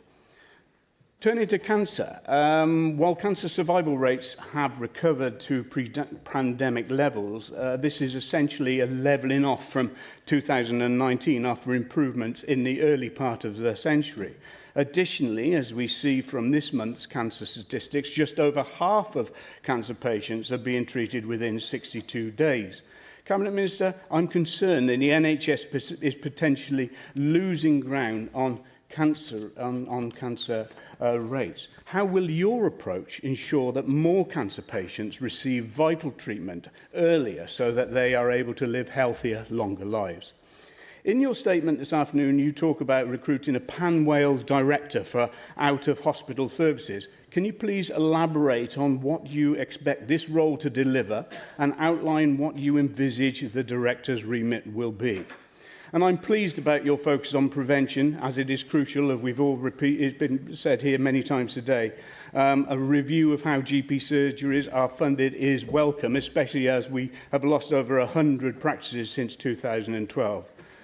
Can you please outline how the Welsh Government is going to ease the pressure on GPs, whilst also ensuring residents across Wales have timely access to a GP when they are in need? We know that extra pressure can be placed on hospitals because patients often do not know where they should be going to get the treatment, possibly going to minor injuries unit for treatment when in fact they should be helped under the Common Ailment Service instead. Signposting is key, Cabinet Minister. So what work will the Welsh Government do in this area? And finally, Cabinet Minister, I note there is much to say about the surgical hubs. Yes, they are important, but my main concern is that the current NHS estate is crumbling. The fact that there is over £1 billion of maintenance backlogs which are deemed high or significant risk should send a shiver up all of our spines. How can we expect to drive down waiting lists if there are pigeons in clinical areas, closures of A&E departments because of disrupted water supply and roofs collapsing in hospitals? Therefore, what efforts are you making to support the NHS estate so that patients and staff can expect safe and clean hospitals? Diolch. Llywydd, a number of very important points there raised by my former colleague on the Health Committee and former chair of the Health Committee, who clearly understands a lot of these things. The situation in Betty Cadwaladr is unacceptable. Absolutely it is. There's no hiding away from that, and the Health Board has to take responsibility and drive improvements urgently. I'll be chairing a meeting of the board myself in July, so that we can give clear leadership and clear steer and take control of the situation. Am I confident that we'll be able to drive down the waiting lists in Betty Cadwaladr? Simply yes. I'm confident we can do it across Wales because we've got the plan to do so and making sure that it's sustainable for the long term. The same applies with EDs across Wales, and especially in parts of Betty Cadwaladr, in Ysbyty Glan-Clwyd, where I visited myself to see the situation with corridor care. And the problem with corridor care, much as everything else we've got problems in the system, it's a symptom of a deeper, wider problem. It's not just to do with lack of beds in the hospital, it's to do with lack of support in that primary care setting and lack of access to community care when people need to leave the hospital. And that leads me to the point about the Pan-Wales Director that we will put in place. And that will be the job of that Pan-Wales Director, is to make sure that we coordinate across Wales, cutting down the boundaries between health boards and local authorities, between health boards and each other, so that we can get a more coordinated approach, ensuring that this is looked at holistically in the round, so that people do get care in the community and get cared for earlier in the system at the primary care level. Again, cancer care is completely unacceptable. I've made that clear many times. That's why I know you agree with me on this. We will put forward a cancer plan for Wales, a comprehensive cancer plan that does answer these points, makes sure that people are seen earlier. We know that diagnostics is important. The earlier you diagnose someone, the better the chances of their improvement. Which gets me to the final point about the estate. Yes, the NHS estate is crumbling, but there are problems specifically within capital expenditure for the waiting lists. That's why the Finance Minister has said that we are putting forward £20 million for those capital programmes, so that we do look at exactly those theatre spaces, those diagnostic machines that we need to improve in order to get better outcomes for people in Wales. Diolch. Mae gennym 5 aelod arall sydd eisiau siarad. Rwy'n credu y gall pawb o'r aelodau hynny gael eu cyfle gydag ychydig o lyc. Felly yn gyntaf, Gwyn Williams. Diolch yn fawr, Llywydd. Diolch, Cabinet Minister. I welcome the statement today and the strong commitment to reducing waiting times. 700,000 people are on a waiting list for the NHS, and to expand on an analogy put forward by Mr Miller, the National Health Service in Wales is covered in so many layers of sticking plaster that at present it resembles some form of Egyptian mummy. People across Wales desperately need a change in the way that we do things, and I'm glad that a Plaid Cymru government will deliver this. This work needs to be done correctly, guided by those with a deep understanding of the structures and the issues that are faced. Obviously, there's a pretty big declaration of interest here in that I believe that clinicians, doctors, frontline staff are best placed to make these decisions. They know what the problems are, they know how to solve them. I am one, of course. I therefore welcome the establishment of your task and finish group, but does the Cabinet Minister agree with me that the implementation of the Surgical Hub programme has to be led by frontline clinical staff, by doctors, and clinically and expertly led? Thank you. Diolch. Diolch yn fawr iawn am hwnna. Llywydd, mae'r aelod yn gwneud pwynt arbennig o bwysig. Hynny ydi, mae'n dangos yn glir fod y mymi yn mynd i ailgodi a mynd i gael ei ailenni o dan Plaid Cymru. Ond y pwynt pwysig mae'n gwneud ydi fod angen i ni gael mewnbwn clinigol yn hyn. Mae'n iawn i ni wrando ar wleidyddion o bob ochr i'r siambr yma yn dadlau ac yn cyflwyno syniadau gwahanol am sut mae'n mynd i'r afel ar rhestru aros. Ond os nad ydyn ni'n rhoi y farn glinigol, y profiad glinigol yna yn ganolog yn sut mae'n mynd i'r afel ar hyn, yna mi fyddwn ni'n methu unwaith eto. Dyna rhan o'r broblem da ni wedi gweld yn y gorffennol. Dyna pam y mod i ein bod ni wedi gwneud siŵr mae clinigwyr sydd yn arwen ar hyn, mae'n nhw fydd yn cynghori ni a fyddwn ni'n gweithredu yn ôl i cyngor doeth nhw. Archibald. Clywed. Before I begin, I'd just like to put an interest in. Cabinet Secretary, in your statement, you spoke about primary care and prevention and waiting lists. But part of the primary care that was noticeably missing was NHS dentistry. From my own personal experience working in a dental surgery and my daughter being a dental nurse, I have seen firsthand what the crisis looks like. I saw patients coming in desperate for care, begging to be put on the NHS list, even when that list was already so long that staff knew there was very little chance of them ever being seen. I saw emergency appointments being used to firefight people in severe pain without the time or the capacity to deal with the problem. That does not help with prevention. I also saw the pressures on dentists themselves, the paperwork, the costs. For many practices, keeping NHS ongoing simply becomes unworkable. In your own manifesto, it says that only 44% of people in Wales are able to access the dentist through the NHS. Cabinet Secretary, what are you going to do to reduce the waiting lists for patients in Wales, and how do you plan to stop the NHS dentistry disappearing from our communities? I would also like to add, as a passionate NHS worker, I actually do care very deeply about the NHS. Thank you. The member raises the point around dentistry, and I know from my own experience with my own casework in the constituency over the last 5 years that it is clearly a problem. In fact, we receive a lot of letters from members of the public to the government on dentistry. So that's why we've said we need to look at how to deliver the contract, that's the new contract that's been come into force, how we can review that and making sure that it works for people, because the previous contract that was in place didn't work. And the Health Committee, as was back in the pre-COVID period, argued that the contract wasn't working. The government then didn't listen. Now we've got a new contract. It's embedding. There's been some teething problems, but we will be reviewing that. It's constantly reviewed at the moment, but we'll have a comprehensive review before the Christmas period, and as we continue to review these things. And in the meantime, of course, there's that dental access portal where people can go on to in order to try and find the nearest dentist possible. But at the same time, it's not just a case of looking at the short term, we're looking at the long term. That's why we've promised to look at developing a dental school between Bangor and Aberystwyth, and we are looking at ways of increasing the number of hygienists that we've got in Wales, so that we do tackle that preventative agenda, because hygienists can help out in making sure that people's teeth are clean and well, and that problems don't develop into the future. Becca Brown. Diolch yn fawr iawn, Llywydd, a diolch i'r gweinidog am ei ddatganiad heddiw yma. Da ni'n gwybod wrth gwrs fod cymorth yn gweithio'n well pan mae o ar gael yn gynnar ac yn agos, a dwi'n falch iawn o glywed y cynlluniau i wella gofal yn ein cymunedau. Tra bod llawer o eiriau cynnas wedi bod ar yr angen i symud gofal yn agosach at y gymuned gan y Llywodraeth flaenorol, mae'n dda i glywed fod Llywodraeth Plaid Cymru yn cefnogi hyn gyda thargedau, disgwyliadau a chyfeiriadau clir. Mae'n bwysig i fod yn glir efo rheini sy'n gweithio yn y sector, a mae'r uwchgynhadledd a ddigwyddodd yr wythnos dwytha yn gam pwysig a chadarnhaol yn hynny o beth. Felly, pa asesiad mae'r Llywodraeth wedi gwneud ar y camau angenrheidiol ac effaith symud gofal i fewn i'r gymuned?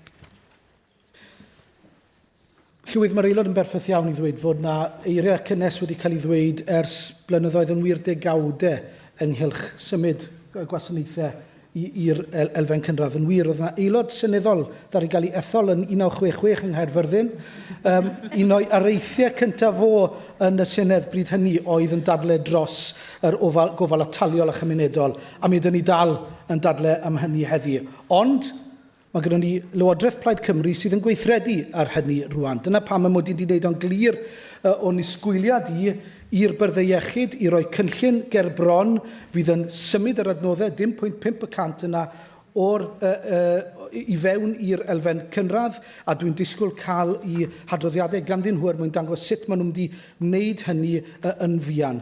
Felly dyna sut fyddwn ni'n mesur yn llwyddiant ni wedi gwneud yn siŵr fod yr arian yna yn symud, fod fwy o wasanaethau yn y gymuned, yn yr elfen gynradd, ac yna fod canlyniadau pobl yn gwella. Jane Dodds. and good evening, Minister. Thank you very much for the statement, and I'm really pleased to hear that you're focusing in part on rural healthcare and rural preventative services. I started the Chamber session asking the First Minister about Powys and our waiting times. Many of our patients are waiting for 2 years because of the cross-border concerns, and that we have patients now no longer able to access hospitals across the English border, so the waiting times have increased. So I'd like your response to that, please. And secondly, on social care, again in Powys in May, 111 people were in hospital from Powys who shouldn't have been there because of social care. So could I ask you, your Pan Wales Director for out-of-hospital services, is that a role that's going to be looking at social care both before, hopefully, we have the need for people to go into hospital and to get them out of hospital as well? Diolch yn fawr.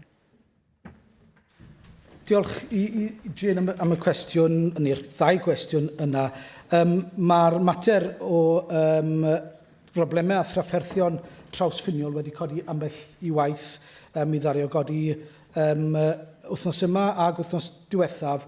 Mae yna gyrff wedi cael ei creu mwyn edrych ar y materion trawsffiniol yna llywydd, mwyn gwneud yn siŵr nad oes yna pobl yn dioddau yn fwy nag sydd angen yn sgil y ffin sydd yn bodoli rhwng Lloegr a Chymru.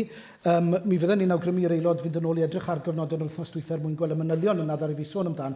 Os oes yna enghreifftiau gan yr aelod o broblemau lle mae pobl yn dioddau triniaeth gwaith neu nad ydyn nhw'n cael triniaeth amserol oherwydd i bod nhw'n byw ym Mhywys, ond bod y triniaeth yna yn cael ei ddarparu yn Henffordd. Yna mi fydden ni'n awgrymu bod yr aelod yn codi'r mater yna'n uniongyrchol efo llais i ddechrau mwyn iddyn nhw godio ar y cyrff trawsffiniol yna, ac os ydy hynny methu dod ar materion yna'n uniongyrchol ata i, a mi wna i hynny drwy fy swyddogion. O ran yr swyddog newydd rydyn ni'n mynd i'w gyflogi mwyn gwneud yn siŵr bod ni'n edrych ar yr elfen y tu allan i ysbytau yn union y pwynt yna ddari'r aelod godi llywydd. Mi fydd y swyddog newydd yna yn edrych ar materion yn ymwneud a gofal cymdeithasol a gwneud yn siŵr bod nhw'n edrych ar sut mae gofal yn y gymdeithas yn alunio gyda'r hyn sy'n cael ei wneud yn yr ysbytau mwyn torri lawr y ffiniau yna sydd rhwng awdurdodau lleol a byrdde iechyd. Ac yn olaf, Gareth Thomas. Diolch. As a practicing psychologist, it frustrates me that Wales spends more per person on health in England than in England, yet patients in Wales are still waiting months, years for mental health treatment. The problem is how funding in Wales is used. In England, mental health investment is clearly prioritised, with around 9% of the NHS budget allocated to it, rising each year and backed by enforceable standards. In Wales, there is no equivalent guarantee. Funding is less transparent, less targeted and spread across a more fragmented system. The result is 2,000 plus adults per month are waiting 6 months to 3 years plus for therapy. Children are facing rising demand and in many cases hidden waiting lists before they even reach specialist care. Those that are neurodivergent wait more than 2 years for therapy. So despite higher overall spending, outcomes are weaker because funding is not consistently directed, protected in a way that guarantees timely access to mental health support. Historically in Wales, they're fragmented when tracking mental health. That raises a simple but critical question. If the money is already ring-fenced for mental health and patients' waiting lists are going to come down, and if so, what specific measurable changes will the government make to ensure that mental health funding actually delivers timely care? I'd like to thank the member for the question. I will answer in part, but forgive me, this sits under my colleague Delith Jewell's portfolio, so I don't want to step on her toes. But I agree that the legacy that we've been handed from the previous government isn't good enough. We've seen far too much resources going into the crisis end instead of upstreaming funds to stop it happening at an earlier stage. That's why we will be looking actively at how we can upstream funds more. But I'm not entirely convinced. Yes, that part of it is vague around the spending, and we need to make sure that's clear. But funding for mental health, as defined, is ring-fenced, and we have promised to maintain that ring fence. So it's clear about where that funding does go. There's no uncertainty around that. But I will let Delyth, and I'll suggest that you raise it directly with Delyth Jewell, the Minister in charge. Diolch yn fawr iawn, Llywydd. Diolch yn fawr iawn, Gweinidog Cabinet. We move now to the motions to elect members to committees. Now, unless there are any objections, in accordance with Standing Order 12.24, I propose that the motions to elect members to committees are grouped for debate. Are there any objections? No objections. I therefore call on a member of the Business Committee to move the motions formally. Paul Davies. Yn ffurfiol, Llywydd. Diolch yn fawr iawn. And in accordance with Standing Order 12. Oops, sorry. Yeah.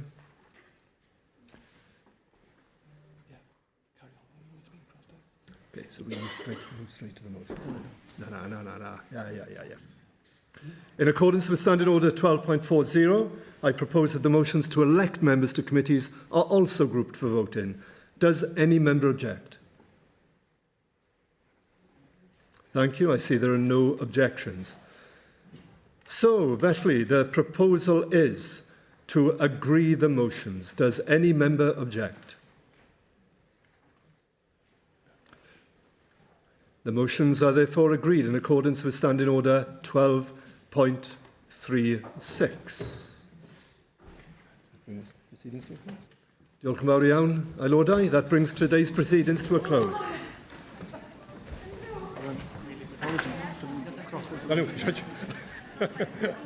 It was you. You tried to throw me. You deliberately tried to throw me.